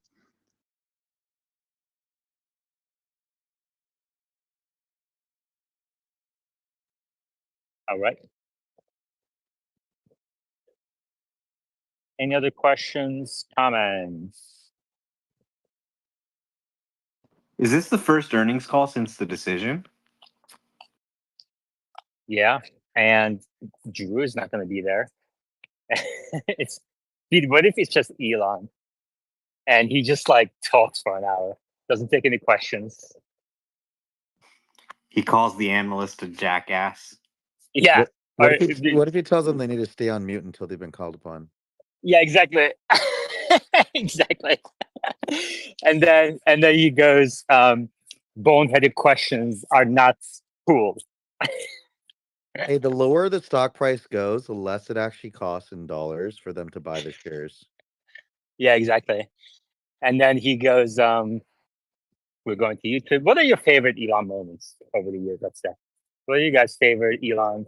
Like, in the moment, maybe it didn't feel great, but maybe looking back on it, it's pretty badass. 420. Oh, that did not feel great. Yeah. It was a favorite moment for me because at least the backstory, as I understand it, from various sources that I've seen and heard from, there's a story that he had apparently had a verbal agreement with Larry Page to sell the company to Google, and he backed out of that deal because he didn't want to, like, I think the terms were like he had to basically, he would have 8 years of autonomy under Google, and then who knows what was gonna happen after that. They were trying to like court him, but he obviously got the funding from, I think, Toyota or something like that for the RAV4 battery. So he was able to back out of it. But nonetheless, I think apparently Larry reminded him that, like, in California, a verbal contract is a contract. And then the theory goes, he has this conversation with somebody who he knows has the money to buy it. They have this conversation. You could argue he believed it was a verbal contract, even though it's a foreign party and really hard to enforce. Yeah. Believe what you want out of that, but it's one of my favorite moments. Yeah. Well, Machine just requested to speak and he got shy and then he dropped off. But is that because Machine doesn't want to come up here and explain why his theory went awry? His whole team got confused. Is he still here? Let's see. You know who's let's see. Miss Jillian was here. She's always welcome to come up and talk about some edge cases that she might have seen. We can't talk about FSD. Wes is always looking for safety critical examples of safety critical disengagements. So, but Machine is here now. So, Machine, earlier we talked about your thread, and that 3 tweets in, we're like, this is crap. Wait, before we talk about his thread, can we talk about my thread about how I thanked so many great speakers in this space? I feel like I got every single person, you know. Bradford, I apologize, Bradford and Greg. I missed you guys. I'll make sure to tag you guys as well. I think other than that, I got everybody. Machine, when you saw Meta's post and you didn't see yourself tagged, what was your emotional reaction? Well, I knew as soon as he started writing a sentence thanking people, I knew I wouldn't be on the list. I knew it was going to be intentionally not on the list because he just models his behavior after you, and you're both poor temperaments, sore losers. You know, behind my back trying to denigrate my thread. You know, that's common for people who lack common sense, which both you do, and not surprising. And you know, pivoting into the thread where, you know, I'm sure Meta's picked it apart, where he's, you know, dug his little hole in the ground, burrowed in, got his literature papers out, studied them in detail, and came up with his opinion. And then he never stood back and looked to the forest through the trees and looked back at the common sense. Common sense, folks, which I do have. Let me give you an example of common sense. Hold on. Is your No, common I'm sense not that you done. look at a forest through trees? I just want to be Trees clear. through Do you look at forest. forest through trees? Minor detail. Again, he can't see the big picture, right? Even in this example right now, real time, big picture, folks. Meta would try to convince you, much like a charlatan, that you can make a model as small as possible. Let's say literally a single hidden layer perceptron with a linear activation, which is essentially a linear regression. And if you feed it enough data, exponentially increase the data, you can get the error rate low enough to be self-driving car with linear regression. Okay, we got your point. We got your point. We understand. Nope. All right. I'm gonna step in. I had a joke. Okay. Before you guys turn this into a vicious cycle of mumbo jumbo that no one understands, I want to clarify something with Machine. Machine, in your thread, you said to reduce error rate by 10x, you have to increase data by 10x. That's incorrect, right? It's only increasing data by 10x, all else equal, reduces error rate by half. Isn't that correct? Yeah, I was saying that was the best case, not the practical case in that paper. No, according to the paper you were citing, right? 10x data halves the error rate, not reduced by an order of magnitude. Yeah, it does not increase on a log scale linearly. Okay, so you were wrong. Hold on. So you were wrong. Okay, so hold on. Can I tell you something? When I was reading your thread, when I read that after a couple of other errors up to that point, I was like, I literally, I'm not making this up. I scrolled back up to see if this was sent on like a 3 a.m. or something. I'm like, did this guy just come back from bars? Like, and then I saw 2 p.m. my time, which means noon your time, which is okay. He's drunk on Popeyes. Is that right?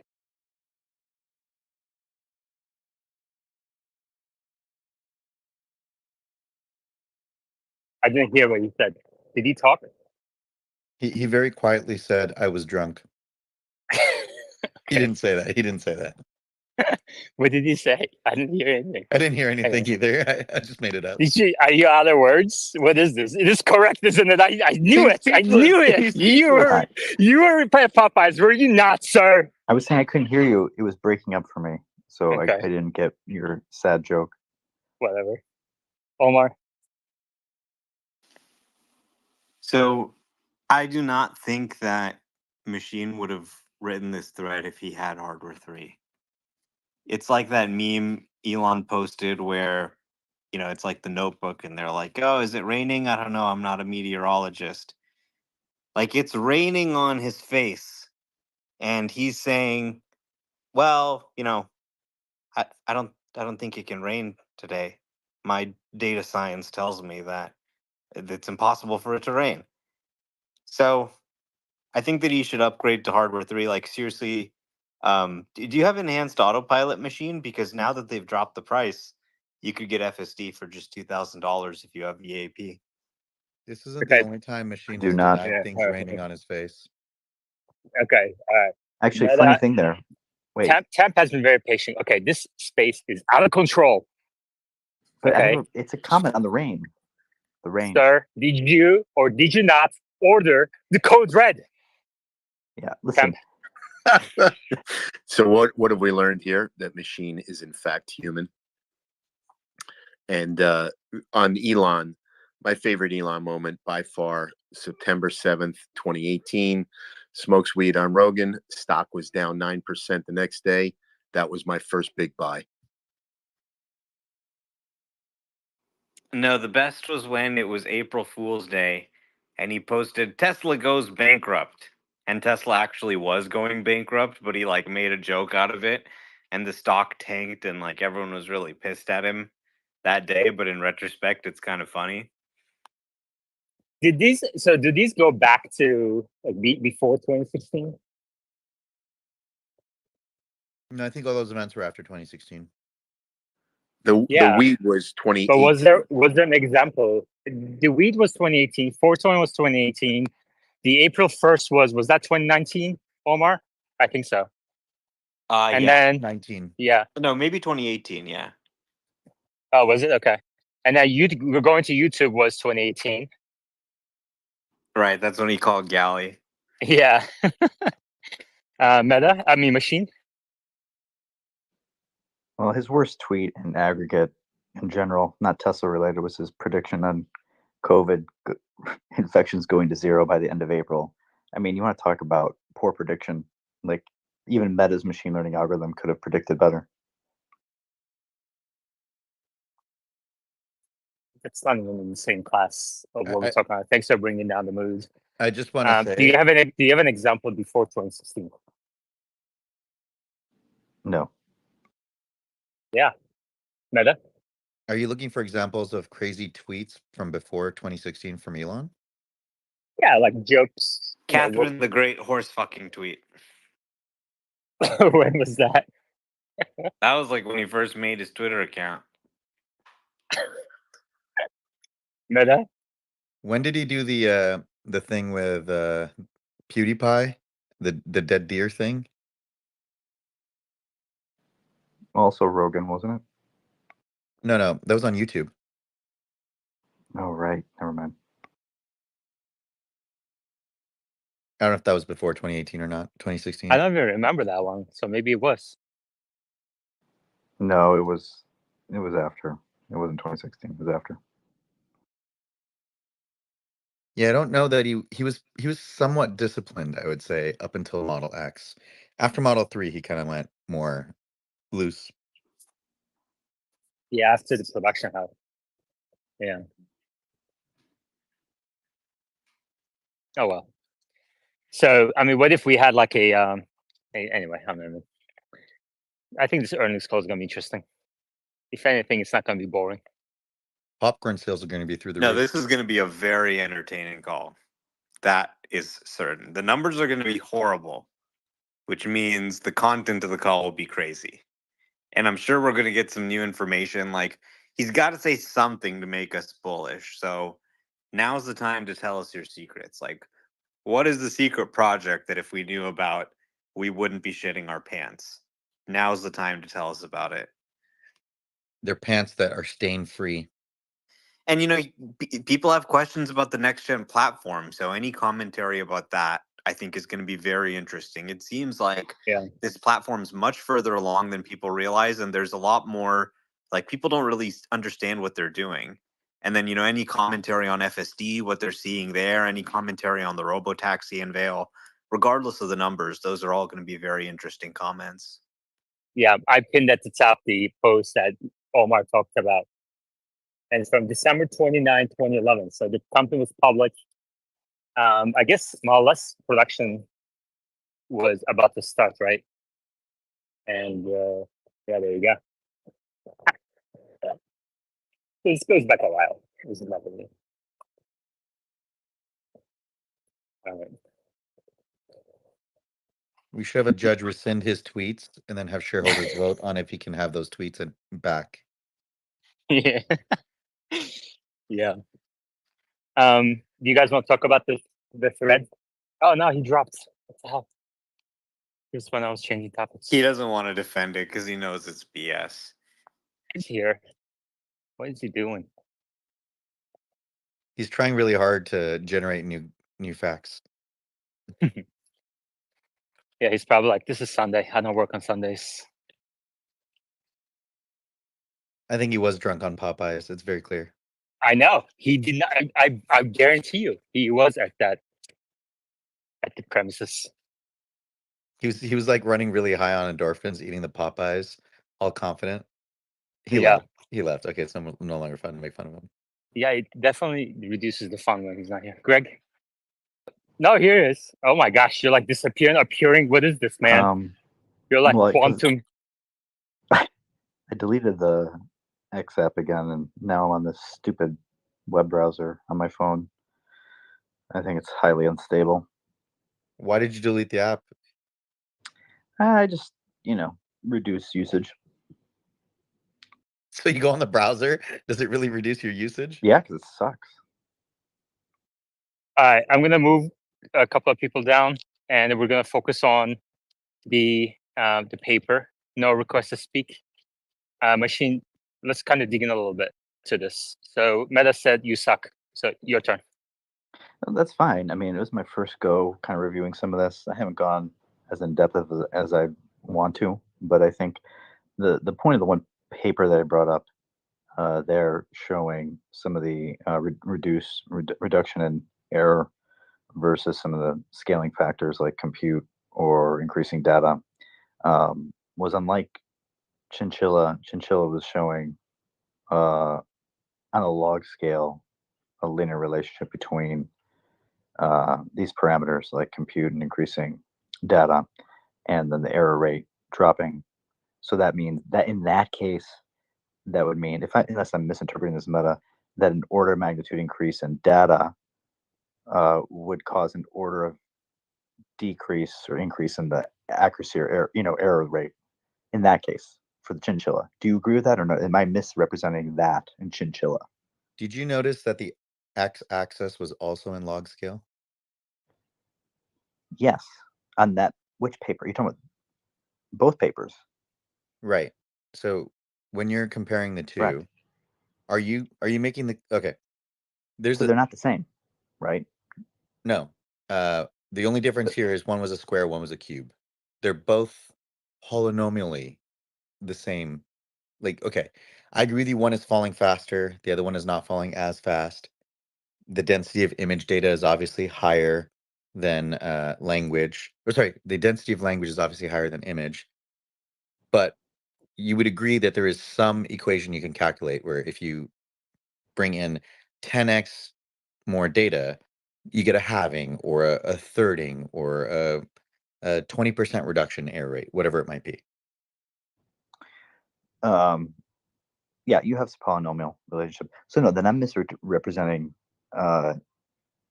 chinchilla, because I thought chinchilla was a linear relationship on the No, log. no, it was So not.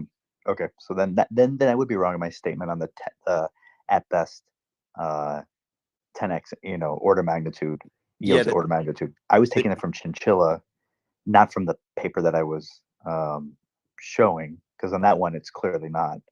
So I missed that part in yeah. chinchilla. So the core thing from the chinchilla paper was for a large cloud model.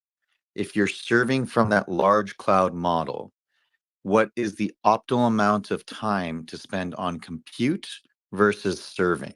So for every minute you spend serving, you're better off spending 20 minutes training. Yeah, no, I do get that part. I understand it. That's what the purpose of the paper was, not necessarily the things we're discussing. Right. But then the llama paper, which is a good follow-up to that, is if you take the chinchilla graph, and remember, I think I even came to this space and I tried to point this out before the llama papers even came out, that if you take that graph and you follow it to the right along the x-axis, the natural conclusion is if you want to have a smaller model, you can exponentially increase, and I'm going to use the word exponential. I know it's polynomial. You can increase the data that you feed it by orders of magnitude. And while that is a Herculean task, there are many ways to get more data. And some of the things I would say that were missed in your thread. By the way, I agreed with a large part of it. I know that we're like joshing each other. It was well done. I highly compliment the fact that you read it, and that's why I didn't tweet out on every single thing that I disagreed with.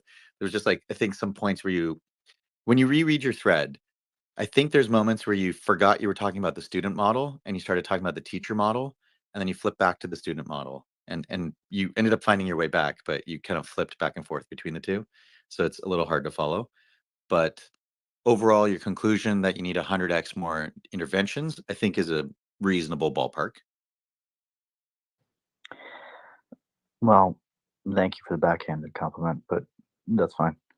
Yeah, I don't mind, because I knew when I'm writing, like I'm not really fully digested all this, because that would take much more time, and I wanted to kind of get something out there that I knew would have some holes, because it's like an open source document for me to think through what are the flaws of this thinking at this point to get to the truth, right? It's not that I'm trying to persuade people one way or the other. I'm trying to establish my thinking versus what the actual truth is, and someone like you obviously can contribute to getting close to that truth. Maybe one tweet out of 1,000, but at least there's something you can contribute. um, I'm joking there.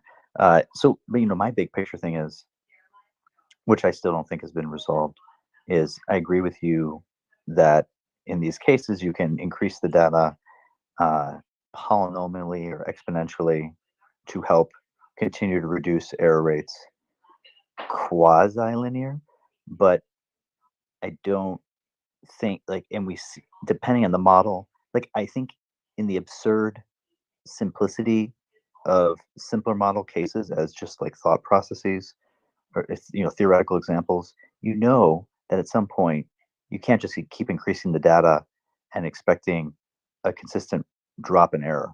Like at some point the error rate will asymptote to a natural limit, whether it's from Bayes' law, whether it's from sensor limitation, whether it's just from the model being too small.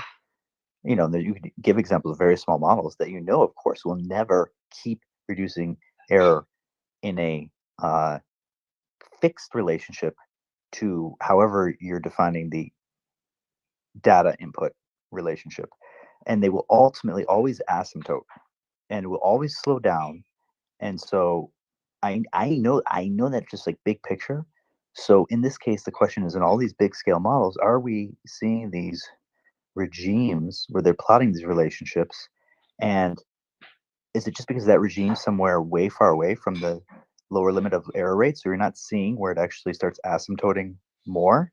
Because in my belief, Wait, do you is want to that answer these questions, or do you just want to keep going? let me finish. My belief is for most of these models, and the Are smaller the you in a model is, kitchen? the Are more you in a kitchen? I'm close. Is that at some point it becomes hyperbolic, that the data increase has to be hyperbolic to yield an incremental decrease in error rate. So at some point, the hyperbolic, it just has to go to infinity, and it just does nothing, Wait, right? yeah, you nailed it. What happens if you keep increasing by an order of magnitude? So you're thinking that you have to think about you can't keep compressing the models. I agree. Part of the real world limitation is you run out of atoms in the visible universe very quickly, right? 2 to the 128 is sufficiently large number to be larger than the atoms in the visible universe. So when you start with 10, which is roughly 2 to 3, you're not that many orders of magnitude away before you run out of space. Okay. Well, I just still think in the end, my point is that I'm not convinced, even though and I can be wrong, right? I'm totally willing to be wrong here because all I care about, let's think about on the end here, all I care about is, do I accurately estimate when Tesla is going to solve this within plus or minus a year or two? And then I can make the right investment, right? So I don't care about being wrong. If I'm more confident in the answer afterwards, that's the best thing. So to me, the data, just increasing the data and keeping the model size the same, at some point will have diminishing returns, but I don't know if that diminishing returns is past the point where it supersedes human performance or not. That's what the paper is modeling, though. The equation you're describing is the diminishing returns. Every time you 10x, you'll get a half reduction.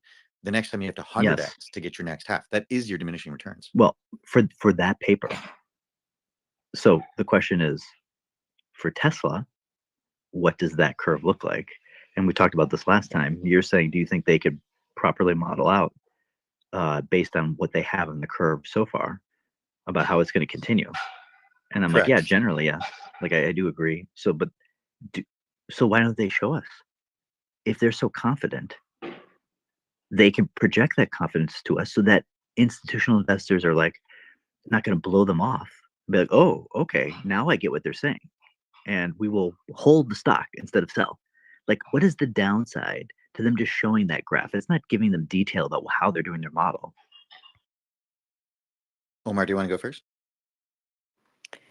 Yeah, I think they're showing us in terms of the software. You can download it, you can use it, you can see what the hardware 3 model is capable of. And it's capable of a lot of zero intervention drives already. So I really think you're kind of asking the wrong questions. First of all, there's really no indication that hardware 3 is anywhere close to its capabilities.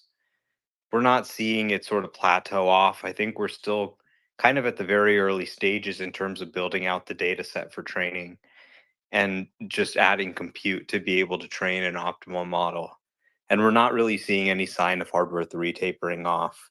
We haven't even scratched the surface of what they can do with hardware 4 and the increased inference compute. So they're in a very good place in terms of the resource constraints they have. But I think, asking about it in terms of like, okay, is hardware 3 going to become autonomous? And are they going to be able to have a model that is good enough within those compute constraints? Kind of misses the point because they're designing their own chips, right? So they're training the models, they're understanding how big of a model they really need to train, and they're designing the hardware to go along with it.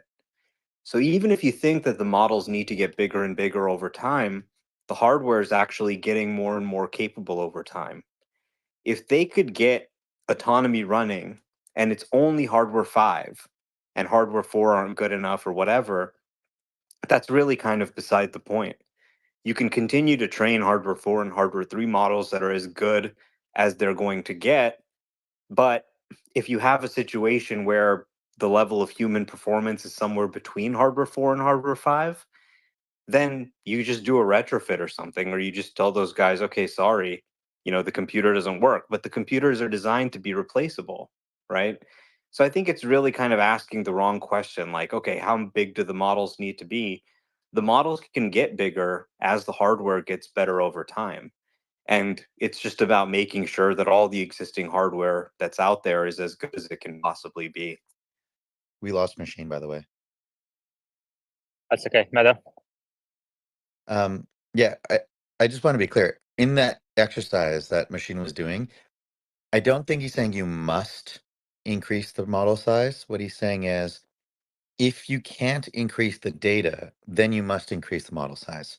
So I think it's more useful to discuss how Tesla can continue to increase the data, and they should talk about how they're increasing the synthetic data. I think it's important to observe that this is, I believe, the first earnings call after they've gone fully FSD on transformers, at least for city streets. They haven't done it for highway yet, but presenting charts about V11 progress would not have been useful. In fact, could be distracting if you know that there are scaling laws that apply to transformers, but there are no such known scaling laws or relationships for code and the time to completion of the code that I know of anyway.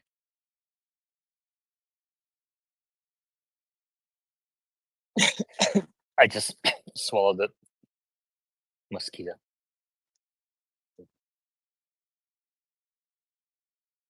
Matthew. Hey, what's going on?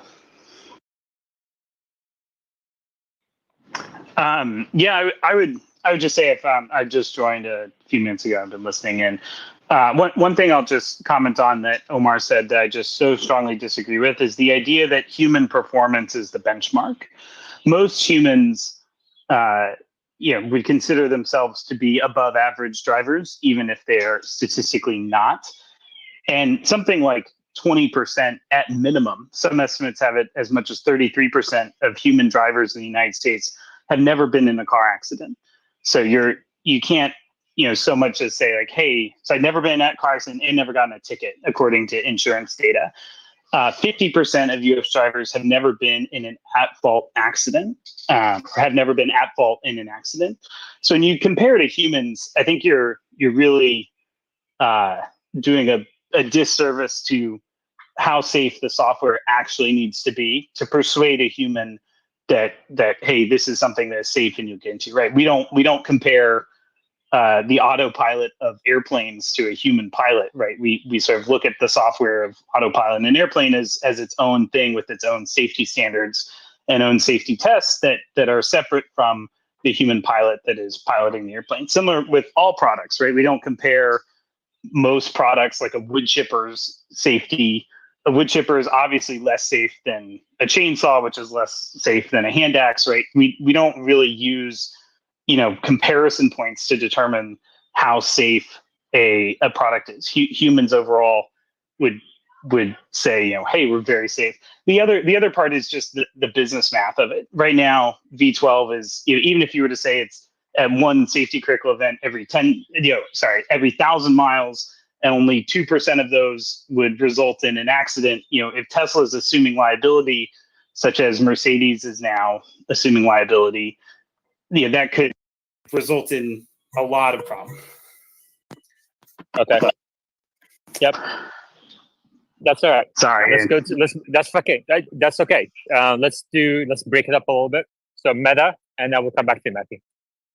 Yeah, the comparison argument falls when you think about things within the same domain. Cars are compared to other cars in terms of safety. Chainsaws are likely compared to other chainsaws in terms of safety. Same thing with wood chippers. If you look at robo-taxi, the comparison shouldn't necessarily be human drivers, I agree, but Uber drivers and Waymo, those are good comparison points. And earlier in the space, we discussed how Uber's safety numbers were at 99.9% of trips. So only 3 nines. If robo-taxis prevent sexual assault and physical assault, which are numbers that are bad enough that they report them in their safety reports, and it prevents physical injury, which is reported, and I'm going to argue their fender benders and things like that are underreported because the way Uber collects that data, they don't include the time when you're not on a trip, and they don't include any reports where the customer doesn't report the issue. and drivers are punished for reporting the issue, so they're disincentivized to report the issues.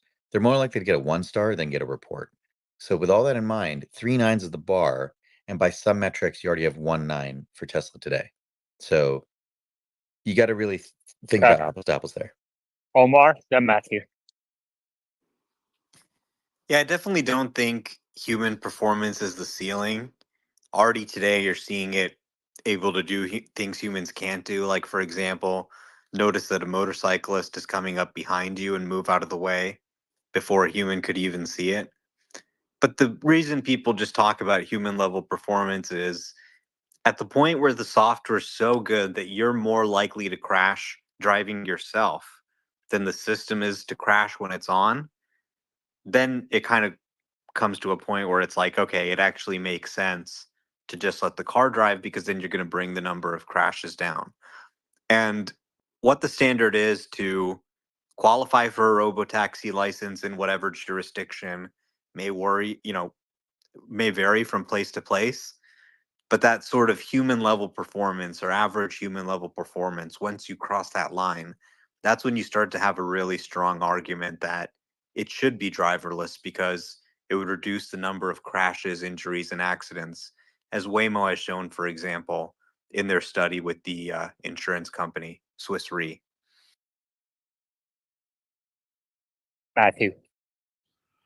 Yeah, I just don't think that most consumers are swayed by those numbers, especially when, like I said, 50% of US drivers have never been at fault in an accident. They aren't going to be told, hey, we're safer than the average human driver, or we're safer than the 90th percentile. As soon as you say you're safer than 90th percentile human driver, Matthew, let me ask you a question.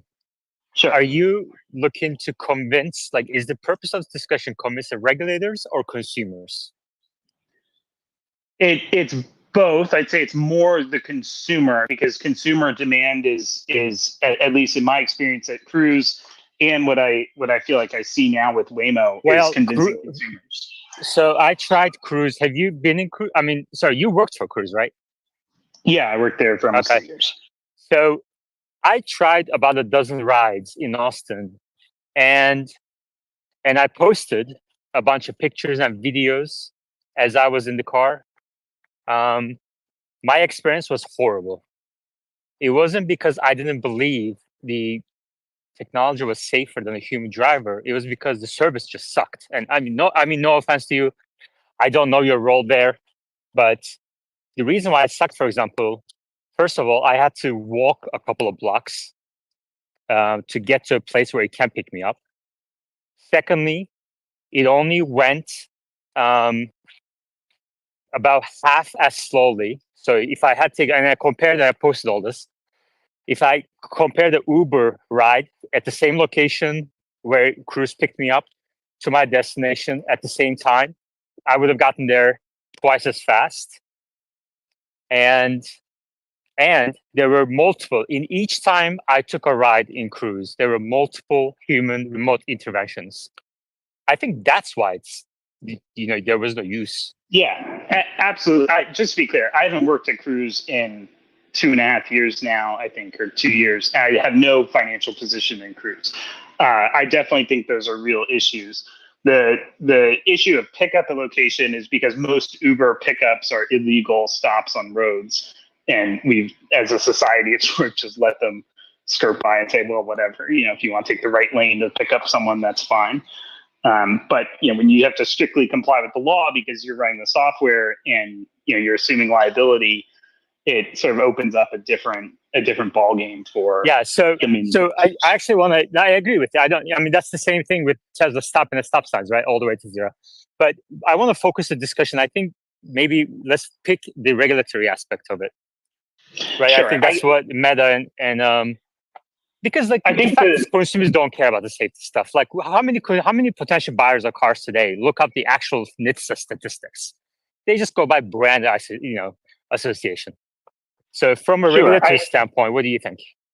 I think that it's sort of exactly what Machine was saying. At some point, Tesla's going to have to start releasing the data that sort of demonstrates where they are on progress. The fact that Tesla has not appeared to seek out any regulatory approval in California or Nevada or with NHTSA for actual autonomy, actually having safety drivers that are reporting disengagements and reporting on that data. That to me is very telling that they don't want to release the data because it's potentially not that strong. I also agree that the model performance issue is likely really sincere. I know from Waymo, they're experimenting with LLMs to do maneuvers, essentially the last part of their chain. And the problem with the LLM approach is it right now requires an entire data center. And you got to fit that in a car because you can't have the time delay to talk to a data center and talk back. So, fitting all of this stuff, fitting a massive model into the car, I'm just very skeptical that they have an approach that is actually resonating. Okay, Omar, then Meta. So I think from will the users adopt it perspective, the users are already adopting it, even in a supervised state, even though it sometimes makes critical mistakes. I mean, there's at least hundreds of thousands of users. Let's see what the user figures come out after these recent price cuts. I think they're well on their way to passing 1 million users. So from the user's perspective, they're already using it even now.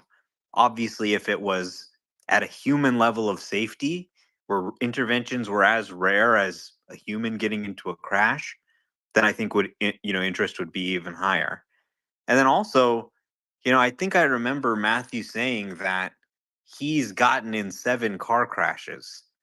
And if that's true, he needs FSD more than anybody in this room. I mean, this could change your life if you're getting in a ton of car crashes and you have a piece of software that could at least be a second set of eyes and prevent that. That's huge. That's a life changer. Meta. Sure. We'll come back to Matthew. Meta. Matthew, I heard you saying something here shortly, and I just want to nail it down more precisely. Do you feel that Waymo does not have a process that works today? Because my understanding is they do have self-driving cars in multiple cities, and I hear you saying their process will never work because it requires a data center. I am concerned about how they sort of how they get to level 5. Yeah, I have concern. I'd say right now they're level 4. They're inside geofenced area. The car gets turned off when it's heavy raining, or in San Francisco when it's foggy. Those are challenges that I think will require some continued innovation on Waymo's part. Meta. I think it's a strange argument to come from Cruise where there was hour limits and also geofencing. While I agree that you need to fully flesh out the model, I don't think it's fair to say that AI models can't run on the car and accomplish this just because it's working in a geofence today. Unless you debate the scaling laws or you have another concrete reason, I think we could say it's not yet been done, but I don't think we should say it's provably not possible.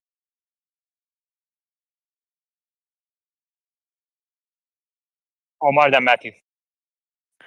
I just want to say, I took several Waymos today. I took a Waymo back here to my apartment before I joined this space, and it literally just works perfectly.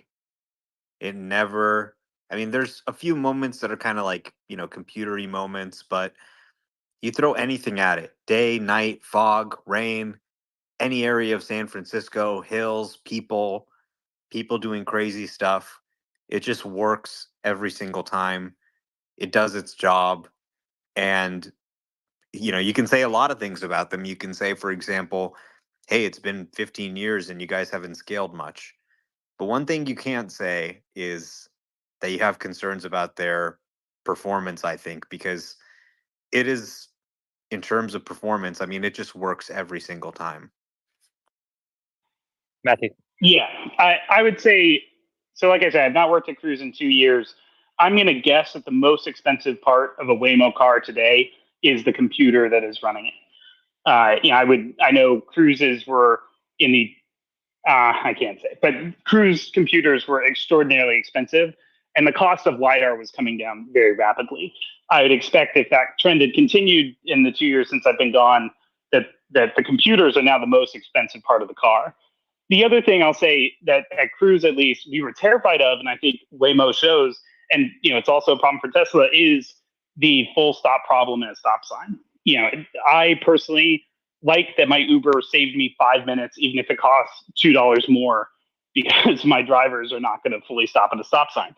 And that feels like really nitpicky, but it feels often sort of like it's a time thing. The other detail is with Uber and with like other rideshare companies, Lyft, etc. When you don't like a driver, you review them poorly, and you'll never get matched with that driver again. And the challenge that Waymo and Cruise and Tesla all would face is if you have a bad experience with the software, you can't just say, "Hey, I never want that software again." You're sort of stuck with it across the whole fleet. And so you might be less inclined to give them a shot just from an economics perspective over an Uber that is equivalently cost. Meta? Matthew, you may be speaking hyperbolically, but the stop sign stop thing can't possibly be a time difference maker unless you're stopping at 100 stop signs. We're talking 2 seconds at a stop here. It's not going to save you 5 minutes. The other thing is, as you're talking about people not wanting to take Waymo, there's a big wait time difference because of availability. And when you're referring to the computer, I think it should be very obvious that the approach that I think Cruise and Waymo both took is to overbuild the hardware so that they could build out the software. And that's why they applied for the AV permit in California, because they had to continue to comply with the AV permits while building out the prototypes. And the reason why Tesla doesn't have to do that is because they built out the final hardware they believe they could get to, which takes a little more risk taking, which Elon's good at, and then saying we're going to get the software to that point, and once the software is there, we'll apply for the AV permit. So in Tesla's case, when the software gets there, they'll apply for the permit and very quickly have a fleet. In Waymo and Cruise's case, with that approach, they would get to a point where where the software is good enough and they could start shedding things in the hardware, like the amount of compute. Because in the current system, they're probably running more than one model to do parallel training, or parallel evaluation. Omar? Yeah, I'll concur with Meta in saying that the stopping to zero is not going to be something that, oh, we solved autonomy, but nobody wants to stop to zero.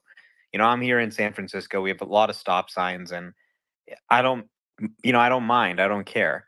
There's so many benefits to being driverless. You can make out with your girlfriend, you can talk to her, you can talk shit about people, you can, fart really loudly, you can turn on the music and just blast the music and rap and like say like, say whatever. And there's a lot of benefits to not having a Say driver. what, Omar? Well, maybe like Don't Dr. say Dre it. comes Yeah. on or something. I don't know. All right. Matthew, have you ever Yeah, farted in a Cruise? I'm using the stop sign as a generalization. I mean, to give one example of Cruise, I moved out of San Francisco about a year ago, but I haven't been in Waymo in a while. But avoiding Van Ness is like a problem it was a problem for Cruise. I know it was a problem for Waymo a year ago. I don't know if they still have that problem, but like you need to go on Van Ness. It's a very efficient street. And the fact that the cars would avoid certain streets at certain times or wouldn't be as assertive as sort of a human driver around pedestrians. I think that I'm more using the stop sign, stopping at zero, as a generalization of, hey, it seems like the cars are 20 to 30% slower. And I would put Tesla FSD in that category as well. My experience, I've only been on 2 rides of V12 beta, and I don't know exactly what versions, but I thought they were demonstrably slower than if a human were driving in San Francisco. I mean, Waymo can now work on Van Ness, and Tesla FSD can also work on Van Ness without driving into the bus lane, as it sometimes used to do. So I think people are going to be very surprised by what the software can do and the level of speed. It's actually going to be quicker and safer than most humans. Like, you're really starting to see that capability peek through. Some of the maneuvers FSD is doing are just so natural. I've never seen anything like it. I've tried Waymo, I've tried Cruise, I've tried Zoox, I've tried pretty much every other self-driving service out there, Waymo, Comma, you name it. And I've never seen anything like what I'm seeing with 12. Matthew, when was the last time you tried FSD? It's been like 2 weeks now, maybe a little less. It was a Tuesday with a friend of mine to a restaurant and back. What version was it? It was 12 something. He got the free trial. He doesn't own FSD. He was on the free month. Gotcha. I guess, sorry, also going back to Meta's point just on the regulatory applications. I look at FSD v12 and think it's sort of shocking that they haven't yet started complying with California's law. Autopilot, especially now that I'm in a Toyota Sienna that seems like it has autopilot with just a way longer and less marketable name. It seems like, sure, these are level 2 assistance systems on the highway that can keep you in the lane and not run into the car in front of you. But FSD beta, I look at a Zoox car, which still all have safety drivers, and I look at their videos that they put out, and I look at videos that Omar puts out, and they look pretty similar. Like the function of the safety driver is the same. I'm not sure why they are able to skirt the California regulatory requirement beyond the fact that they just have a lot of factories and sort of get a pass from Mr. Newsom. If I could just address that directly, we've covered this in the space before. I highly encourage you to go read the law. It's pretty plain English. They are not skirting any law. The law explicitly only requires it if the automaker intends to have the person behind the wheel be removed. As soon as you apply for the AV permit, you no longer need to have a person behind the wheel. The fact that they choose to have a person behind the wheel is a choice by the companies, not a requirement by the law. What the law requires is the ability for you to remotely intervene. So Tesla has not built out the remote intervention capability. Tesla has not applied for the permit for that reason. So it's very important to look at the law rather than kind of make a claim, especially when you represent somebody in the industry. I would encourage you to be a little bit more careful about saying someone's skirting the law. Sure. I read the law and I only paid attention to the definitions, and it pretty clearly says with or without a driver. But even if you're correct that legally they're not skirting the law and that they're totally within bounds of the law, I would say that the social contract of you're testing your software on public roads, sort of requires that you report to the public how safe is this? How often is the software potentially killing someone if not for an attentive human driver. I think that's an important metric that Tesla should be putting out there. I also think it would show progress.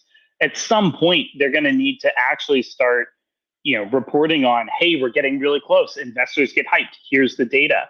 And unless they have a track record of sort of showing their continuous improvement, I'm not sure that people will believe it until it is actually hitting those thresholds and getting regulatory approval. Meta. Again, there is nothing in the reporting requirements that talks about a improvement over time or disengagement rates or anything along those lines. I'm not sure if you spoke to folks how Cruise went through the process until they received. I see Greg thumbing down things, so if he wants to correct what I'm saying is incorrect, I'm happy to hear it. But we read through the law. Which Greg? He's got a Cybertruck, Greg 401. 77611. Yeah, there's a delay. Just remember that there's a delay between what you're saying versus what the audience reacting to. There's about a 20-25. So that could be for Matthew, but just don't get distracted with the word. Okay, sorry. Go ahead. We went over it with a lawyer in the space as well, for what it's worth, and I double checked my interpretation of the law. The skirting comment comes up often. The social contract is not that you're not going to have somebody behind the wheel. The social contract is the person who owns the vehicle and is the driver of the vehicle is responsible for the vehicle.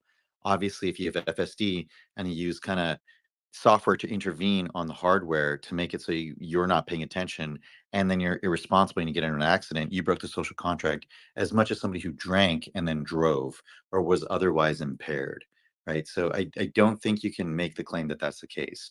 The real reason you could argue is Tesla has not met the requirements to require them to start reporting. In fact, they don't qualify for the permit because they don't have a plan for legal enforcement to pull the car over and to allow for remote intervention.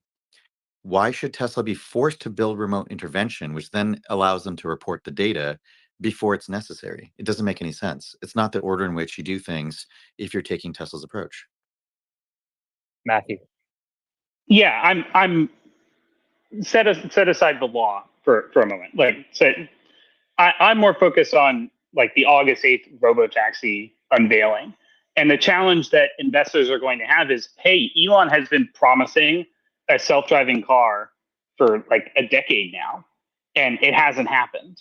And we don't know how close Tesla is really to achieving that robotaxi network. And so investors, I think, are going to be skeptical, and the media narrative is going to be skeptical. There's a lot of those YouTube, supercuts that's fine, and whatnot. but I don't think so. The basis of no one in this space cares about, or I don't think Elon cares about investors or the media. And we really, I mean, I really want to focus this conversation on regulatory aspects of this because I think this is not well understood by most people.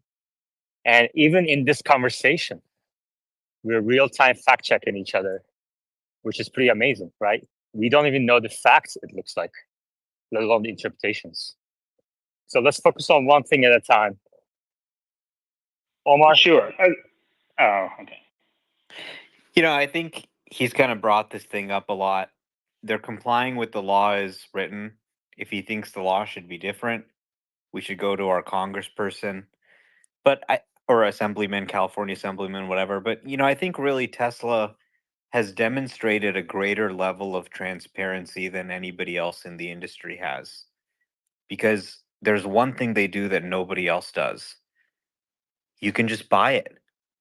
Anyone can go get a car, get the software. Hell, they're giving out trials for free. And you can perform your own independent evaluation. You can test scenarios. There's guys like Dan O'Dowd trying to prove that it'll run over a kid, right? That's a good thing that people are stress testing it, that they're able to go, you can measure the rate of disengagements. As a matter of fact, we have a huge community tracker where people try and do just that. So I can't go buy a car from Waymo and test it. I can't buy a car from Cruise and test it. I can very easily go get a new or used Tesla and see what FSD will do in any situation. So any analysis that any independent body wants to conduct, it's quite easy to do so. We also have data that shows the Tesla accident rates are lower. So you can't claim that they're violating the social contract and the accident rates for Tesla owners is lower. Matthew? Yeah, I mean, Omar, surely you're not implying that we would make regulatory decisions based on an individual's experience with the car. Like that, I think it's pretty easy to say, like, hey, we don't want that overall. Meta, I think that the objection I would have sort of to that data point is that we don't have a measure of how safe the software alone is. Right now, an accident for Tesla FSD is a dual failure accident where both the human safety driver and the software failed. And what investors are going to need to see and what regulators are going to need to see if you want to remove the driver is how safe is the software alone. And that data has not been made public by Tesla. And that to me is a huge problem for what they're trying to achieve. Again, that's a misunderstanding of the law, right? Just to be it's very helpful to just ground it into the regulatory piece, since that's a risk everybody's bringing up. They're testing what their strategy is, and they have shown that strategy has continued to be safe. NHTSA has done many investigations and continue to allow them to operate. What they have to convince the legal operators of is our strategy is sound on an engineering principles basis. They don't need to say that we're doing the same strategy that others are doing. That is actually in the law, because the law does not say, here's how you have to comply. It says, tell us how you plan to comply. And then that's it. All you have to do is actually tell them how you plan to comply. If you fail after that, the risk is on you for taking that risk on. It doesn't just because you're in the program and there's a fatal accident doesn't immediately make you not liable. Matthew. Yeah, so I think a fallacy with that argument is assuming that regulations will stay where they are. And I believe that this is a evolving regulatory challenge that's continuing to grow. And Tesla is facing giants like Google and Fiat Chrysler and their partnerships, Mercedes, GM, Ford, all of Detroit. These are serious lobbying organizations that will continue to try and morph the regulatory environment for their benefit. And so I think it would behoove Tesla, in order to persuade regulators that their approach is sound, is to start doing that persuasion of the public. I don't think we're going to wake up one day and Tesla is going to have caught Waymo within the Waymo geofence. And Waymo is going to be sitting there going, well, why on earth will going to go to the regulators and say, why would you approve a robotaxi service that's demonstrably less safe? So that's where I think the challenge is in the regulatory environment. Is it's an evolving and changing and growing regulatory environment that is still very new. And to convince these regulators is not so much to just convince a person that your software is safe, but to convince them that they should pass regulations to your benefit. And the fact that Tesla today is not playing at all in that realm, has not applied for a permit, is not going for the permit, is not releasing that data, is not making the case to the public for why why they should be benefits of regulatory changes. Those to me are the challenges and sort of misses that Tesla is currently making. Meta. So while I agree there could be changes to the law, I doubt there's going to be a change between now and 8/8. That would be pretty damn fast for a government body to move. Number two, you make the claim that why would they allow something that is demonstrably worse? Well, the data's not out there. You can't demonstrate that it's worse, right? So that's number one. That's a big hole in that argument. And then the last piece is, and I share this with another person who was bringing up the same argument.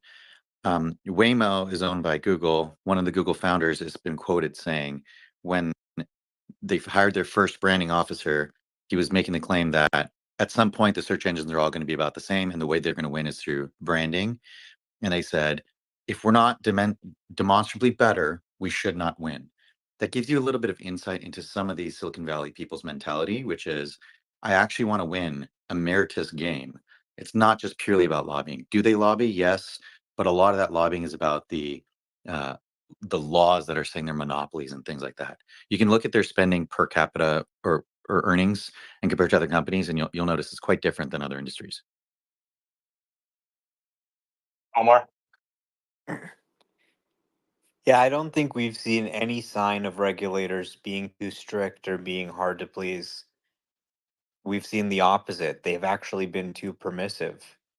I mean, even with Cruise, just not too long before that accident with the woman where they got their permit pulled, they were making a left turn and got hit by a fire truck. And they still didn't pull their permit for that. Uber, they were doing all kinds of things. They were granted a permit. You really just have to find the one regulatory body in the whole world. So we're talking about 50 different states in the United States, 190 countries around the world. You just need to get one to agree, and you can start deploying the technology. So maybe there are some who don't agree. Whatever, go deploy it in Arizona and make them look foolish that they're not deploying it and this other state or this other country is getting these safety benefits. So I really think this is 100% a technical challenge. The reason we don't have everybody traveling in robo-taxis because of cars is because the technology isn't ready for that yet. As soon as it's ready, nobody's going to stand against you because you don't have the data. It's going to be obvious. The data is going to be there. Anyone will be able to get in the car and just see it working all the time. And it's just going to be very hard to deny it. So make it work. Regulators will fall into line. They've generally been incredibly supportive.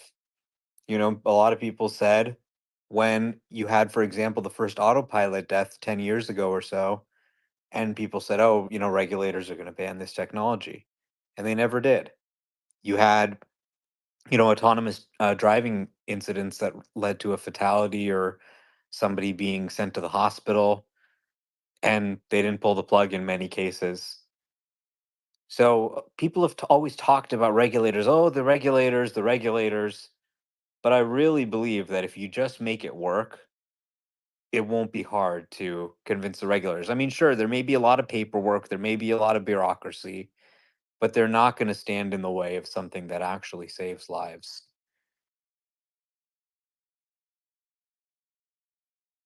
Matthew, do you want to continue with the regulatory talk, or do you want to switch to consumer adoption? Let me just respond to that. I think, Omar, the point that I take issue with is, you have to convince people that it does work.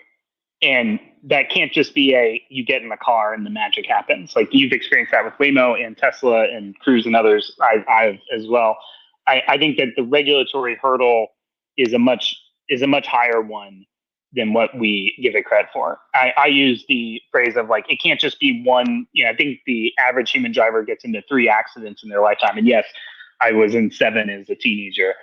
I've not been in an accident in a long time. They were all parking lots and stop sign fender benders. But the average human driver, 2 to 3 accidents in their lifetime. I think for Waymo and Tesla to really get up to that regulatory approval, it needs to be something that is unlikely to happen in a human's lifetime, that they get into a serious safety situation. And that's going to require data that today Tesla is not providing, and maybe they don't have to provide it. I'm willing to say I don't know the regulations enough to say that with absolute confidence. But the fact is they aren't providing it, and so that makes it hard for an investor or regulator to even know how close is Tesla to applying for this thing. I mean, they have the data, obviously. At the time when they are trying to go driverless, they obviously would have to share data with the public and the regulators. What you'd see is that, people are using FSD today. You would just see people start saying, hey, I'm never intervening. I haven't intervened in days. I haven't intervened in weeks. I haven't intervened in months. I haven't intervened in years. And then Tesla will come out and they'll say, yes, indeed, we have looked at the data. And in fact, people are not intervening. And we looked at the cases where people were intervening, and it wasn't actually something that was going to go wrong. It was just them intervening for whatever reason. So we're confident that we could launch this and it would never mess up because we have people using it and it's not messing up. And they would have to share that data. You're correct. And if that data does not support the fact that it's actually making no mistakes, then they should not launch it. I think we can all agree on that.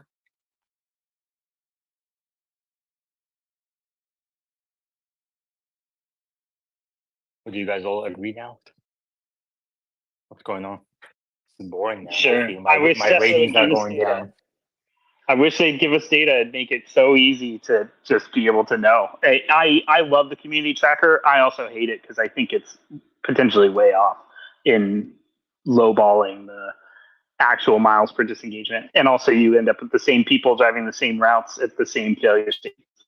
So I suspect that if Tesla were to release the data, it would make the community tracker look like a sham, and at the same time might also scare investors into thinking, oh, they're much further than we thought. Wait, so do you think the community tracker is biased positively or negatively? I would guess, I think the community tracker right now shows maybe 100 or somewhere in the 100 to 200 mile range per safety critical disengagement. I would guess the actual number is 800 to 1,000 miles, maybe.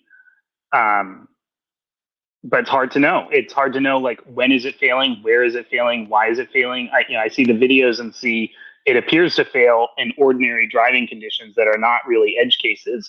And that is what would scare me most if I were, a software developer at Tesla trying to work on this thing is, gosh, the fact that it still fails in ordinary driving would be pretty concerning, just in that I'd be skeptical of where the bottleneck is. I doubt that more data helps at this point with making an unprotected left turn. I think they have so many unprotected left turns in their data set.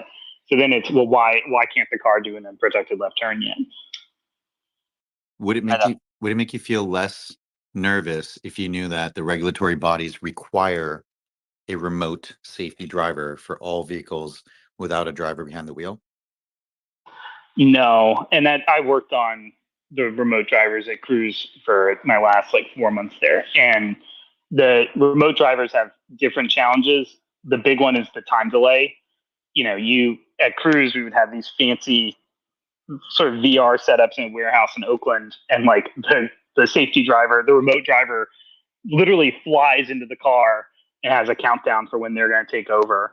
And that's a 5-second delay. So you sort of have these delays built in that if you make a bad unprotected left turn, 5 seconds is way too much. Even half a second is way too much. And so just I think the remote drivers are really effective for situations like you have a traffic cop, or you have a huge procession of emergency vehicles, or you have a funeral procession.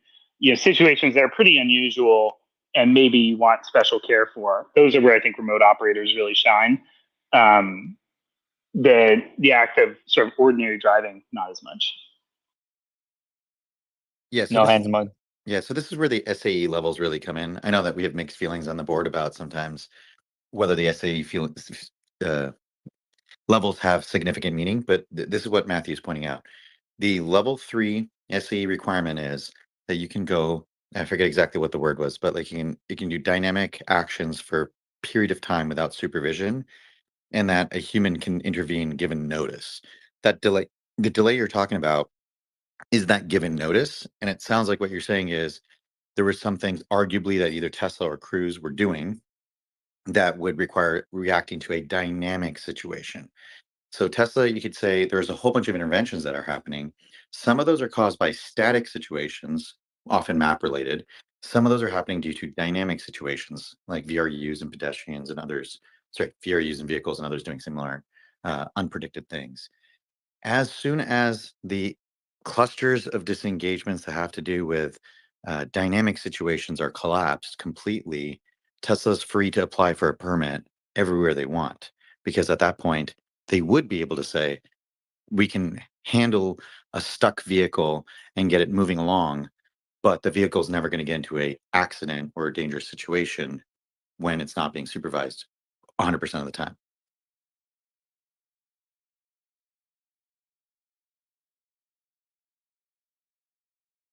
Can I just take a moment to say a word of appreciation to everybody who's in here? We have bulls, experts, current ex-Tesla employees, ex-Cruise employee on the board. Gordon Johnson, Adrian, James Katz, Wes, and so many people in the space talking about an incredibly important topic and doing so in a reasonable fashion. Matthew, go ahead. Yeah, I completely agree. I am also going to have to drop off here in a little bit. I agree with you, by the way, about the SAEs. They were a great tool 10 years ago when we were first conceptualizing autonomous cars. I think that they have significant lacks in defining them. I used to want someone to go and take a video of a Tesla or a Cruise or a Waymo. The hardest situations were Giants games letting out, and you'd have to go with the hundreds of pedestrians all to be tracked. I think in those situations, is it really that bad if a remote operator has to come in and take your robo taxi over? I think not. Back to Tesla though. I think the challenge is I look at their failure cases and see, wow, this looks like a pretty ordinary driving situation, and I'm not quite sure how more data of ordinary driving, which I would assume is just at their fingertips all across the country, is necessarily going to help them continue to improve. And I specifically would say it's like unprotected left turns, traffic lights, and traffic signals, things that Waymo, through their geofence, does not have to ever deal with. because they're all marked and pre-programmed in advance. And those are the situations where Tesla was nailing those basically 100% of the time. Then I'd be a lot more confident in Tesla's full self-driving approach. But the fact that they're still failing on running a stop sign, running a traffic light, making a dangerous turn, those are the areas where I'm more like, hey, what's the bottleneck here, Tesla? Like, what is blocking progress? Meta, then Omar. Thank you, Matthew. Yeah, thank you. I also want to say I genuinely appreciate the depth of the conversations and the demeanor of the conversations in these spaces. You host a great space, Iman. Thank you. In terms of the why are they not tackling those, you're effectively asking a prioritization question, right? And we can agree that the static situations like you described, where the car might get stuck, shouldn't bubble up to the top. The scenario you describe of making an unprotected left where there's complexity, it sounds like a common case, and it is a common case, but it is a trade-off heavy case. How far do you pull in? What speed do you go with? When do you go? When do you not go? Keeping the passengers safe. Sometimes to make certain unprotected lefts, you have to take a level of risk. And when you aggregate that across the fleet, that's not an acceptable level of risk. But for individuals, that might be acceptable. And that's why you have humans with 50% accident rates. You have to look at this complex space and realize that that's a challenge. However, I disagree with the example that Waymo can just geofence this problem away. Clearly, Waymo is doing this. They have expanded the geofence in large capacities. I've been in the vehicle when it's done unprotected lefts. I've been in the vehicle when a fire truck cut across its path and it pulled over and stopped. Those are all dynamic situations. So as long as the dynamic situations can be solved with AI, there's no reason to believe that Tesla couldn't also solve it. And I think that's what they're prioritizing above all else. Unfortunately, I have to go. Thank you so much for a great space. I will see you. Thanks, Matthew. See you next time. Omar? Yeah, I just, he's saying, oh, it's still running stop signs. It's still running traffic lights. It's still missing these obvious driving situations. But that's not what I'm seeing. It literally does not need intervention anymore. Like I said, it's been 9 days since I've had an intervention. So stop signs that the old versions would handle, like really tricky stuff, like you're turning left and then there's a stop sign, but it's not visible until halfway through the turn. Stuff that 11 would consistently fail at or go over the line. 12 is so much faster to respond that it can just handle a lot of these things. So I don't think it's really as much of a concern for me as it is for him. The combination of the neural nets and some of the map data they have, obviously you can see the stop signs on the map on your Tesla now. There's no doubt in my mind they can get stop sign and traffic lights above human levels of, missing the stop sign or missing the traffic light. And they're already starting to get there. So I wouldn't have any doubt based on the latest FSD version that it's possible to get traffic light and stop sign detection above human level. All right. Meta, any questions for Meta or Omar? Please request to speak. Yeah, also the SAE levels, I have a lot of thoughts on that too. I was just kind of, reading about it, and you hear this so much as sort of a put down on Tesla. Oh, well, you're just level 2. And there's just this idea that the SAE levels of autonomy are a sort of grading of the performance of the system. And a level 3 is a better system than a level 2. A level 4 is better than a level 3. And you see people going, oh, Mercedes Drive Pilot, they're the first to achieve level 3. It's much more advanced. Even though then you start looking into it, and back in 2020, you see companies starting to market systems as level 2 plus. Ford Blue Cruise and other systems from like ZF and even Navigate on Autopilot, they were called level 2 plus. So it's a little more than just basic lane keeping. But now all of a sudden FSD, which is even more advanced than these level 2 plus systems, is a just level 2. You're seriously equating it with lane keeping. Like, these are functional descriptions. Yes, it requires supervision. But you can have like a laptop that's like a cheap, shitty laptop and a gaming laptop. There's a lot of things within that level 2. And it just seems like they kind of got the whole thing wrong. Like most of everything is happening between level 2 and level 3. And level 3, I'm not even really sure if it's a real thing. Because people are saying like, okay, you know, level 3 basically requires all the stuff of level 4, but then you also have to build a human driver interaction model and know when the driver's paying attention and ready to take over and all this stuff. So it's actually even more complicated than level 4 in some ways. And Mercedes has like qualified for level 3 as basically a marketing gimmick. Yeah. But it's like so difficult. Like it's so ridiculous. Like the number of conditions they have to apply to say you cannot look away from the road, that it's kind of like, is this really a real thing? Right. And then, you know, the SAE had an article on their website and they talk about this and they're like, yeah, there's a lot of space between level 2 and 3. But we knew this and we're not surprised by this. Like we, the SAE, actually intended for this to be a living, breathing document and to adapt to how like these systems actually get built. And it's like, okay, well, it's kind of looking really obsolete, honestly. Just to be clear, I think a lot of people misinterpret the SAE levels as if it's a progress bar on how you get from one level to another and where you are in the autonomy race. That's not what they were intended for. They were intended purely for legal purposes to say, if you're at level 1, these are the legal requirements. If you're at level 2, these are legal requirements. It's really important to understand that a company can literally say, we're not targeting level 3, we're only targeting level 2. That statement is not a denigration on how good their level 2 is.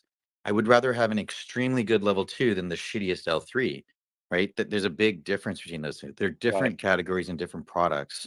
And there's a reason why they're separated, and it's purely for regulatory and legal purposes. With level 3 versus level 4, there's a distinction, and level 2 versus level 3, there's a distinction. And it purely comes down to, does a person have to physically need to be behind the wheel? Does the person physically behind the wheel or remotely behind the wheel need to be able to intervene with lag? So you can think of 3 as allowing you to be distant and 4 allowing you to not be present at all. Okay. All right. We have a couple of new people on the speaker boards. This space has been going on for, I don't even know how many hours. It's been a while. I literally forgot when we started. I But A commented on million this. hours. a million hours. But it's been a great one. It's been a really good one. Thank you very much all for coming. But you know, we're close to the end. We're close to the end. Closer to the end than the beginning because I'm tired. Trading Raven and then Inverse Juma. So I have a question for Omar. With FSD12, Tesla is on end-to-end neural network, and with end-to-end neural network, there is not like any code which is saying, oh, it's a stop sign or it's so basically it's essentially Tesla also doesn't know what neural network has learned, right? Apart from like whatever the video clips they are feeding into the training, whatever video clips they are feeding, and neural network is learning when to stop, when to detect which light is green, and when it's all these scenarios. So my question is, how in that world where Tesla will be 100% confident that neural network has learned all the possible scenarios, or they have covered because in heuristic, I have Okay. coded for So, stop so your sign or question not. is, when will Tesla know when end-to-end neural networks get to, we're confident enough, we're good enough? Yeah. Thank you. Omar? Well, they'll know because people will be using it across the fleet and they won't be seeing any issues come through. Anytime someone has to take over because the neural network didn't do the right thing, they get notified about it. So when they stop getting notifications or the notifications get rare enough, that's how they know. Okay, Meta? You have to remember that even for heuristic code, anything beyond something super simple, you don't know that you have perfect coverage because you don't know about your unknown unknowns. So you can unit test the crap out of what you tested, but you can't unit test the crap out of what you didn't write conditions for. So the problem is actually the same. Okay, Greg. Yeah, I have a question for Meta. First of all, I would never give you the thumbs down. That was not for you. I had a question about Well, that's not a machine. good thing. That's not a good thing. That's what I'm trying to say. That's fanaticism. Oh, okay. Yeah, So now if I say you have something to wrong, you got to disagree. give me a thumbs Yeah, down. exactly. So now you have to say something you disagree with Meta with. Go ahead. All right. Let What me do you go. disagree with? Wait, Greg. Let me give him a test so he can do the thumbs down. Yeah, Machine Yeah, is there a you let's go. see genius how the person. Go ahead. let's see how What do the you got? answer comes out. Okay, so Machine about is a genius, Greg. oh, Greg, let's there we see go. That's an easy one. That's an So easy one. there we go. Okay. All right. Yeah. So regarding machine, so obviously that tweet storm, because he doesn't have a blue check mark, um, it was a little technical for me to follow, but let me see if I got the concept. If I'm studying for a test and I hire a really good tutor and I take the test and let's say I get a 70, right? And then I study really hard and the tutor gives me great lessons and then it goes to an 80, I get a 90 and then eventually I get 100. I have the same brain. My brain has not been upgraded. I just had a really good tutor to help me pass the test. I mean, isn't that what FSD and the 8 hardware 4.3 is? And if that is the case, isn't it also true that once I get a 90 on this test, I no longer have to study the things that I'm getting wrong? I only have to study for the last 10 points to get to the 100. So it's really concentrating all of its energy on just the last few points, to get the perfect score. So what I'm trying to say is hardware 3 just like a human brain that, you keep A taking the test? computer is not a human brain. No, but in this example, um, if I get a Yeah. I can higher answer that No, score, question. you're actually talking Meta's language here with analogies. So Meta. Yes. I love this analogy. Yeah, I know you love it. You're like having a great time. There's a couple places where the analogy breaks down. So you're not studying a test that is like algebra or a defined space. You're studying a test that's actually quite complicated, and there's a lot of trade-offs in each scenario that you need to do, yes or no. So even though you're talking about the last 10%, as you're studying that last 10%, what you learn might have small nuanced examples where, like, let's say you studied, on stop signs, you go to the right and you don't stop, but when you're going to the left, you do stop. The difference here is no one's telling you exactly what to do. They're just showing you examples, and you have to come up with your own interpretation of it. And your interpretation could be making one of the 80% you got right wrong because you came up with the wrong reason for doing the right thing in the last 10%. So these trade-offs make it tricky. That's why you have to test everything. And the point is, every time you're trying to get a higher score, you have to learn with exponentially more amounts of data, a magnitude order. oh wow, so the test actually gets harder when you're trying to get the last 10%, not easier. Correct. Think of it like if somebody is a really good tennis player, it's really easy to become much, much better as a tennis player when you're really, really new at playing tennis. You're so bad. You take one lesson, you're so much better than you started. You take 10 lessons, you're a lot better. 100 lessons, you're a lot better. But when you've taken a million lessons, 100 lessons isn't really going to change much. So you actually need to take 10 million lessons to really see a step up. Good. Omar. Greg, let's get Omar's version of the answer too. I mean, I just think I wouldn't use a learning analogy because fundamentally we're just multiplying a bunch of numbers together. It's a very different process of learning. So the analogy is very loose, to try and get it to work. But I think generally what I expect, what should people expect? It's going to be really fucking hard to get it to be autonomous. It's going to take a lot of time. There's going to be software architectures. There's going to be mistakes across the way, maybe some bad accidents at some point, but they're going to push through it. I mean, it's already getting to the point where it's doing most drives without intervention, and I can expect that. And I think they're going to continue to push it forward. So as long as they can monetize it in the interim, have a growing business there, and allow that to drive them through to it becoming autonomous, I think that's going to be a great thing. And another comment I'll just make is, I commented on the thread for this space with a video of a human intervention in a Waymo. So there's really a lot of blurred lines around this stuff, right? Like there's Waymos here that are driverless, but if you're on the highway, they have humans in them supervising. And sometimes they require a human intervention. So a human has to come and, actually intervene. Sometimes, as uh, the cruise employee was saying, there's a remote intervention. They have a warehouse in Oakland and they're watching these things and actually able to take over within 5 seconds. So, I mean, and then you have things like Smart Summon where it's operating driverlessly in the parking lot. So these things aren't really as clearly demarcated as some people want you to believe, where, oh, this is just level 2, it can't be level 4. The lines are actually much more blurry than a lot of people realize. And having looked at all the technology, Tesla is the most advanced by far. Like, I'll give you an example. I was in Waymo today, and we have this metal bar on a street where I live, and it's kind of blocking the right side of the lane because it's on a hill, and they don't want people to drive there down the hill and hit the row of parked cars that are parked sideways. So there's this metal bar, and when the Waymo has to turn left, it starts turning left, then it kind of sees the metal bar, then it turns back and it makes this maneuver so that it's driving straight. And it's kind of like this awkward maneuver. It was kind of surprised to see that object there. I guess it wasn't in its map or route plan. But FSD 12 just saw it, it moved over, and it just handled it naturally. I'm starting to see it leapfrog Waymo, Cruise, everything else in terms of the really natural driving maneuvers it's doing.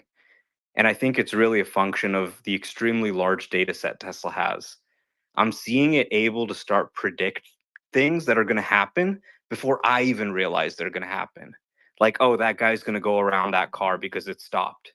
Or, oh, I didn't even realize it, but that car's slowing and the guy's going to go around it. So we need to slow down a little bit to give him some room. Like, examining millions and millions of clips is really giving it this superhuman ability. So although people are kind of dismissing this and saying, oh, it's just a level 2, you have to supervise it. What we're seeing is really, like, at the fundamental level, capabilities of actually just being able to look at a problem and solve it itself. No remote data center or whatever, or anything like that. So I think that's just really special and underappreciated. And then another thought I had is, if they have remote operators, what if you had a remote operator that was a neural net?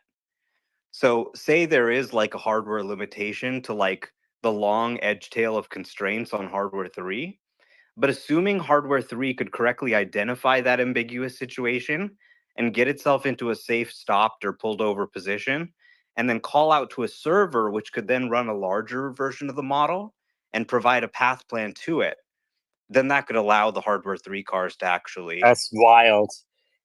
I'm surprised this didn't come up until today. That's crazy. Meta. So that's not the thing for the regulatory thing, but yes, if you do a call out, it doesn't reduce the complexity that they have to do to get to L4, which is to solve the dynamic situations. Once you can solve all the dynamic situations, what Omar suggested is a valid way to get to L5 on smaller hardware. Yeah, we definitely need to dig into that. Can you explain again, Meta, the difference between dynamic situations? Like, what exactly do you mean by that? Think of it like humans, dynamic, like moving things, like people, motion, like things that are not. If you drove a million times with a streetcar and humans didn't exist, and animals and all the other things that move around didn't exist, everything you could learn from stoplights, stop signs, all that stuff, that would be static. Dynamic is the stuff that's on top of it, the unpredictable stuff, including things like construction, which may pop up, which is not mapped. So you're saying what Omar suggested, which is for the vehicle to call into the cloud for a bigger model to solve a difficult question that the inference computer on the car can't solve. That can only happen with certain situations and not others. Can you maybe give us a couple of examples where it can happen and where it wouldn't be feasible? Let's say it got stuck at the Giants parade, or the Giants game example that was given. in that situation, the latency from the car to the cloud and back would prohibit the cloud model from driving the vehicle and dealing with passengers, or it would be driving at like a crawl pace. And maybe you could argue that's an acceptable solution, but that's probably not, because you could still get into a fast-moving situation. So, okay, I'll caveat it with, if you limited the car's speed to like 5 to 10 miles per hour, maybe 5 miles per hour, such a low speed that even if it hit somebody, it wouldn't actually cause significant harm, then and only then could you remotely operate it. Just imagine trying to drive a car with like a 2-second or 5 or 10-second latency. You're not going to be able to do it if there's a lot of people running around. Is that why Cruise was limited to 25 miles an hour? The 25 miles per hour limit is actually, there's a study that shows above 25 miles per hour is where like the knee in the curve for human injury, bodily injury occurs. That is not to say that somehow 25 is the magic number, right? Obviously 24 is pretty bad compared to 15, but yeah, that is where that number came from. I mean, because I definitely had, I mean, I understand what you're saying, but when I was in a cruise, I definitely had situations where it was calling for remote operation when it's going 20, 25 miles an hour, going to a construction zone. And there was a situation where the opposite was also true, where it's going very slowly. It was stopped in the middle of a three lane road, kind of with an incline downward, and a bunch of cars behind me. Like, that was a very dangerous situation. It called for remote operations. I was like, how is this even allowed? Yeah, so both the situations you described. So in the scenario where the construction came up, you could argue while that is a dynamic situation, right? And it's calling out to the path planning. The path planning part is handling a static thing that was unexpected, that the construction is there. The construction itself is static. The other scenario you described, you're correct. That's pretty dangerous. One could argue the car is stopped and it's probably unlikely to get hit. I put would say the that's video ethically at the bad. top. I put the video at the top. That's exactly it. July 31st, 2023. All right, it hasn't That's the loaded. road that's the road I'm talking about. And it's literally stopped in the middle of a 3-lane road. Would The you car agree came that to abrupt. Yeah, I will. Another poor experience, unsafe driving by Cruise. The car came to another abrupt half in the middle lane of a major road, second time tonight, after which a remote human operator took over and reversed in the middle of a major road. And the video is there too, and you can see it for yourself.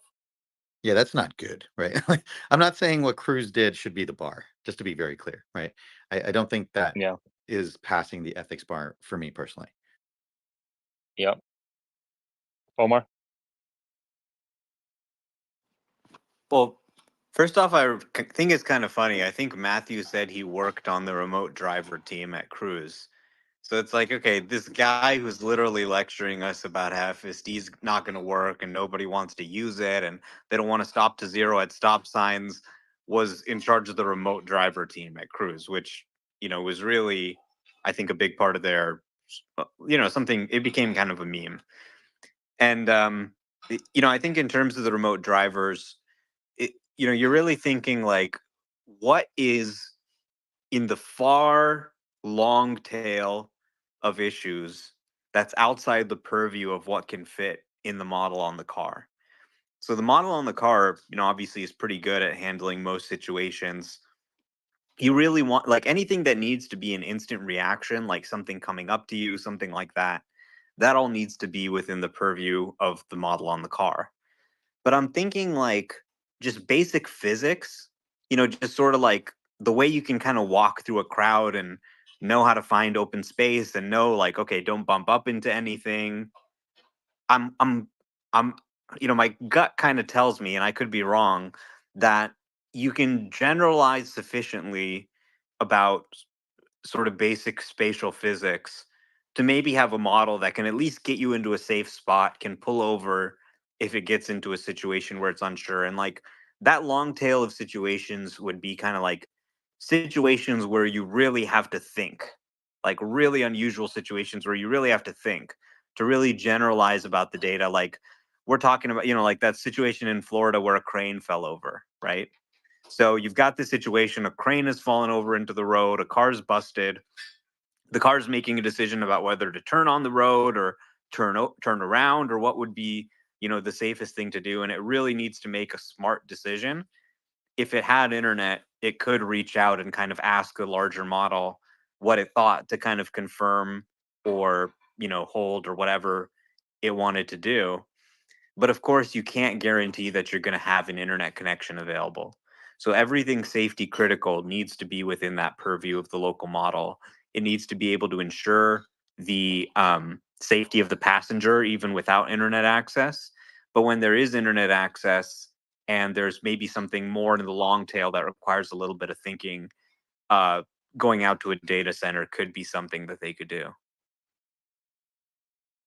You could argue that the current navigation and planning that is being done by Tesla with the proxy they have sitting between them and the Google Maps is what you're describing, right? We don't know that it's not using a neural net, right? Arguably, if you're doing any kind of path planning, you're probably doing either really trivial heuristic-based algorithms or using a net. And I'm sure eventually they would change that out for a net.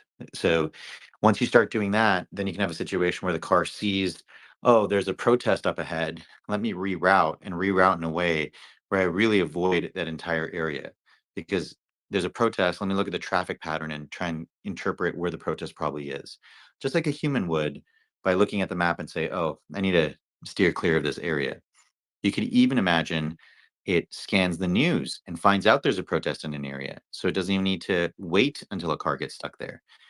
This is also the thing that could aggregate data from multiple other vehicles and pass that information along. So I think the first place you're going to see this show up is possibly Tesla even talking about how they're building out a complex planner in terms of navigational route planning. Adam. Hey, so I guess my question is, it's a little bit not really along with Cruise, but definitely more along with Tesla. So it's in regards to FSD beta versus FSD supervised. And I know that everyone who's had beta really since the beginning, the current state of FSD is really kind of mind blowing compared to where it was. But for those of us who recently got FSD, especially with the trials, and myself, who locked in at the $2,000 price point since I had enhanced autopilot, it definitely is safe, but I think the experience is a little bit different, because there's just lots of, I don't want to say issues, but it still doesn't necessarily feel like how you drive, especially when it approaches traffic lights and it almost wants to stop pretty far away. Dealing with like yellow flashing lights, the car thinks it's a red light and wants to stop. And so I guess my question is, how much is FSD really relying on GPS and navigation data when approaching something like an intersection before the cameras can really see where the intersection is and the status of the intersection?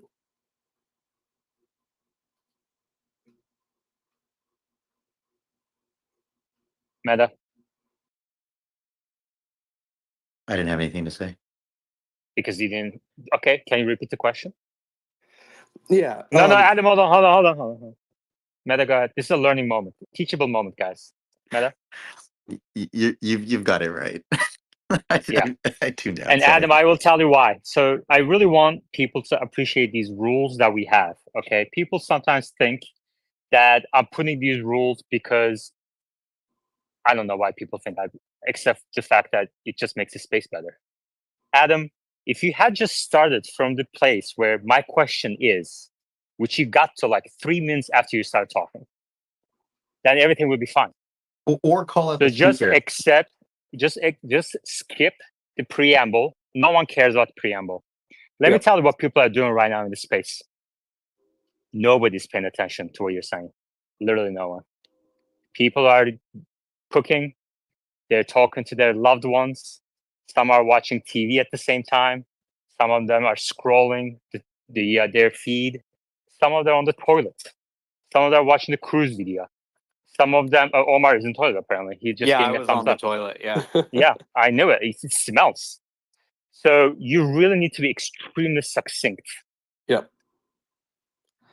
Yeah. So I guess my question is, how much is FSD solely relying on GPS and navigation data when approaching things like an intersection before the cameras can see where the intersection is? Because it feels like it sometimes reacts before it even approaches the intersection and the cameras can see.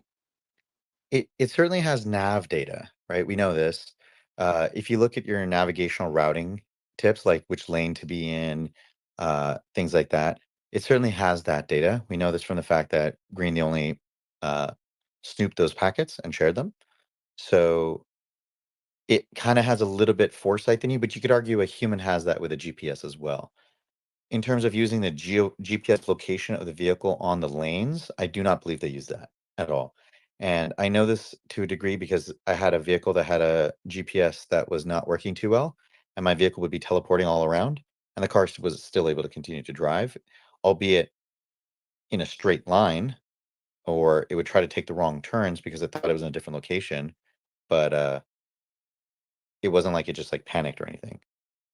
Worst case scenario, you get red hands. All right. Adam, which car do you have? I have a 2018 Model 3. Oh, nice. So it's working. So which version are you running on 2018 Model 3? I'm a 12.3.4. Oh, isn't that amazing that you can run the latest software on a 6-year-old Model 3? It's amazing. Yeah, I just got the hardware upgrade about a couple of weeks ago, so it was able to get version 12 and wasn't stuck at 11.4.9. Yeah, that's awesome. You know, Machine should do the same, but he's not here right now. So you're smarter than Machine. There you go. I have a question for you, Iman. Mm-hmm. And Omar, what percentage of EAP holders do you think will upgrade? And do you think there's going to come a time where Tesla basically tries to either freeze the updates for EAP or otherwise like give away free or otherwise force folks off of EAP so they don't have to maintain it anymore? Well, they've canceled enhanced autopilot already, so they're not accepting new orders for enhanced autopilot in North America. But yeah, I mean, I think it's a good deal. $2,000 if you already have enhanced autopilot. A lot of people bought that with their Teslas back in the day because you needed it even to get just basic autopilot at the time. So yeah, I think it's a good way to get $2,000 out of people who have an older Model 3. There's probably a lot of used Teslas that have enhanced autopilot on the market, and you can upgrade to FSD for just $2,000, never have to pay a subscription. So, I mean, but honestly, just subscribe for $99 a month on a car that old, right? Like 20 months, that's a long time for a car that age. So I'd probably just go with the $99 a month subscription. But if you don't want to pay a monthly subscription, then you could always upgrade that way. If you need a computer upgrade, then that $2,000 will cover the computer upgrade too, which is $1,000 if you do subscription. So in that case, it might make sense to just do, purchase if you need the computer. All right. Yeah, I think most people will upgrade. It's a great deal. $2,000. I know some people are looking to buy a used Tesla with EAP on it right now. Scouring the internets. Omar? I mean, honestly, this is the coolest thing about FSD is that you can get cars for like $16,000, $18,000 and get the used point of sale credit in some cases, and you can get these really low cost cars and they can run the software. And you contrast that to Waymo and Cruise where you're talking about multiple six figures worth of hardware and parts and a limited supply of cars. It's just insane how accessible this technology is to anybody. I'm not gonna lie, in my area, I have been looking for vehicles under 25,000 that have FSD or even EAP, and I have not been successful. I found one car. I remember calling the dealer, and he told me the car sold within 2 hours. So there are a lot of people out there possibly even writing scripts trying to do this right now. Yeah, I'm sure. Yeah, we have an account that comes here every now and then that talks about the cheap Teslas that he has. Omar, I got tagged on the tweet at the top from Tesla Chan a bunch of times today, throughout the day, but it just wasn't the opportunity. So now is the time maybe we can talk about this a little bit. Breaking news. It's been confirmed that Tesla has ordered 6 trillion won worth of electrodes from LG Energy Solutions. Details of the order are currently under discussion, and a deal is expected in the second half of the year. It will be loaded on 1.3 to 1.4 million electric vehicles and means Tesla's own battery production will accelerate, according to this post. Okay, and then there's a source below that. What do you think about this? Well, it's what I would like to see. I mean, it sounds like the 4680 cathode plant in Austin isn't up and running yet. I'm not sure what the timeline is on getting it up and running. And they need to produce a lot more cells. If they can actually ramp the production of 4680 cells, like I've got a Cybertruck downstairs. It's got a 4680 structural pack. It's great. I've driven thousands of miles on it. It's just like any other Tesla battery pack, except better. You know, the charging times are really impressive. It goes up to, 800 volts. It's got a better driving feel than the other battery packs because of the way the cells are arranged kind of in the middle there. So it's a, really good battery pack. It leaves nothing to be desired. If they can just make more of those, $45 per kilowatt hour, double what they're getting from the 2170 cells.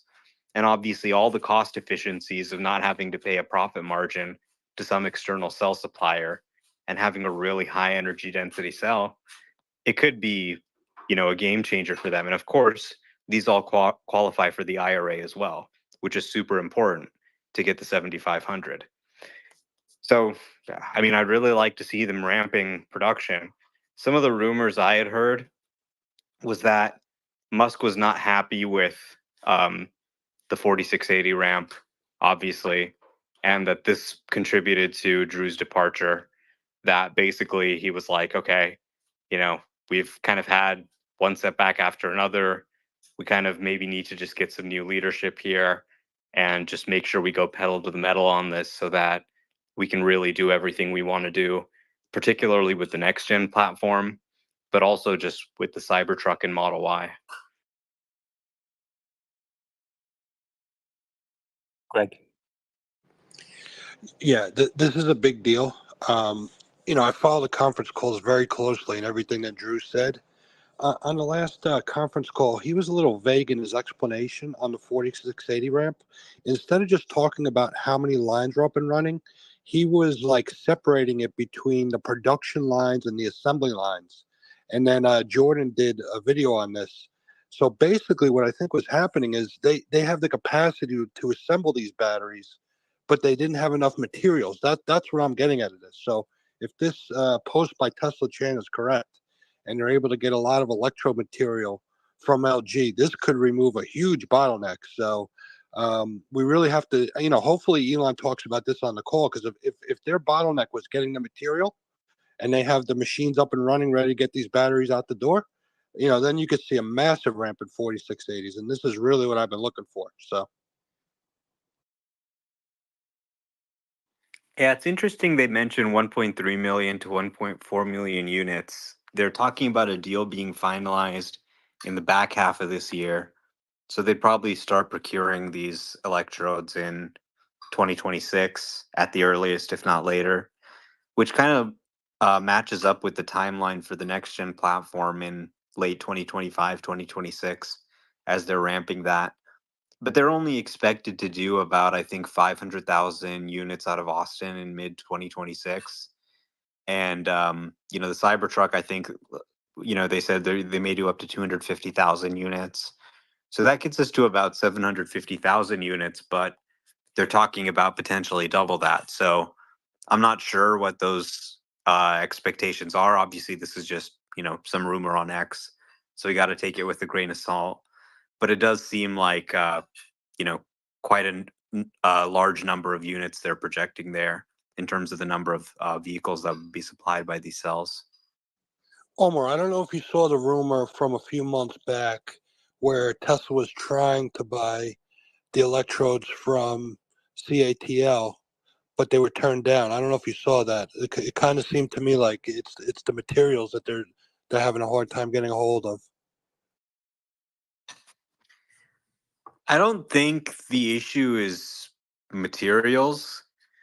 Certainly, there have been a lot of issues with commodities, certainly at the volumes that they're looking at. Eventually, it may be kind of challenging, but generally, commodities have been falling, availability has been increasing. I think the holdup is just their manufacturing processes. They've said, and from what I've heard, that as they try and get the production processes to work at a faster speed, they have to redesign the line, make tweaks to get it to actually operate at those high speeds with a sufficient yield. Now they feel kind of good, I think, about the yield numbers they're seeing on the first line. They're now scaling up that line. They're building several more lines in Austin so they can sort of increase the throughput. And I think they kind of have like one experimental line and then some that are kind of, working on the more high yield process.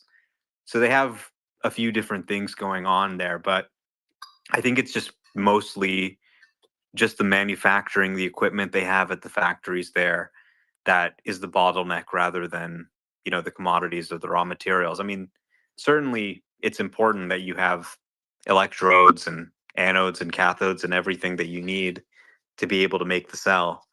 But I think their primary issue has been just the manufacturing process. Now, if they are able to alleviate that and they're able to build, let's say, 4 lines and the throughput is good and the yield is good, then supplies might be a more pressing concern. So the last 4 lines that they're looking to get up and running, starting in the third quarter, hopefully by the end of the year, that has nothing to do with this deal with LG, if it's even true. Well, I mean, I suppose it's related. If they're buying these electrodes, you only buy them to make cells, right? If you're making a battery pack with other people's cells, then you don't need these components. So it definitely does suggest that it's for their own cells. And I'm not sure, I think they can get their lines up and running and start of producing at lower volumes. They probably have some capacity and some, raw materials allocated towards that. But I think this is really probably as they ramp into 2026 and beyond with the next gen platform, making sure that they have adequate supply to be able to, operate those lines at full throughput.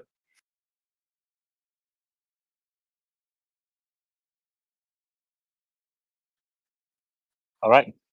Any other questions, comments? We'll give it 8 more minutes and then we'll call it a day. Any questions, comments? It's been a great, great space. We focused a lot on FSD and robotaxis, lots of technical discussions, lots of fun. I do recommend people go back and watch it or listen to it on X, or you can watch it on YouTube. On X, you can scroll back and forth, 2X, 1.5, same on YouTube. So whichever is your preferred platform is fine. If there are no other questions, comments, let's end the space time. Thank you very much, everybody.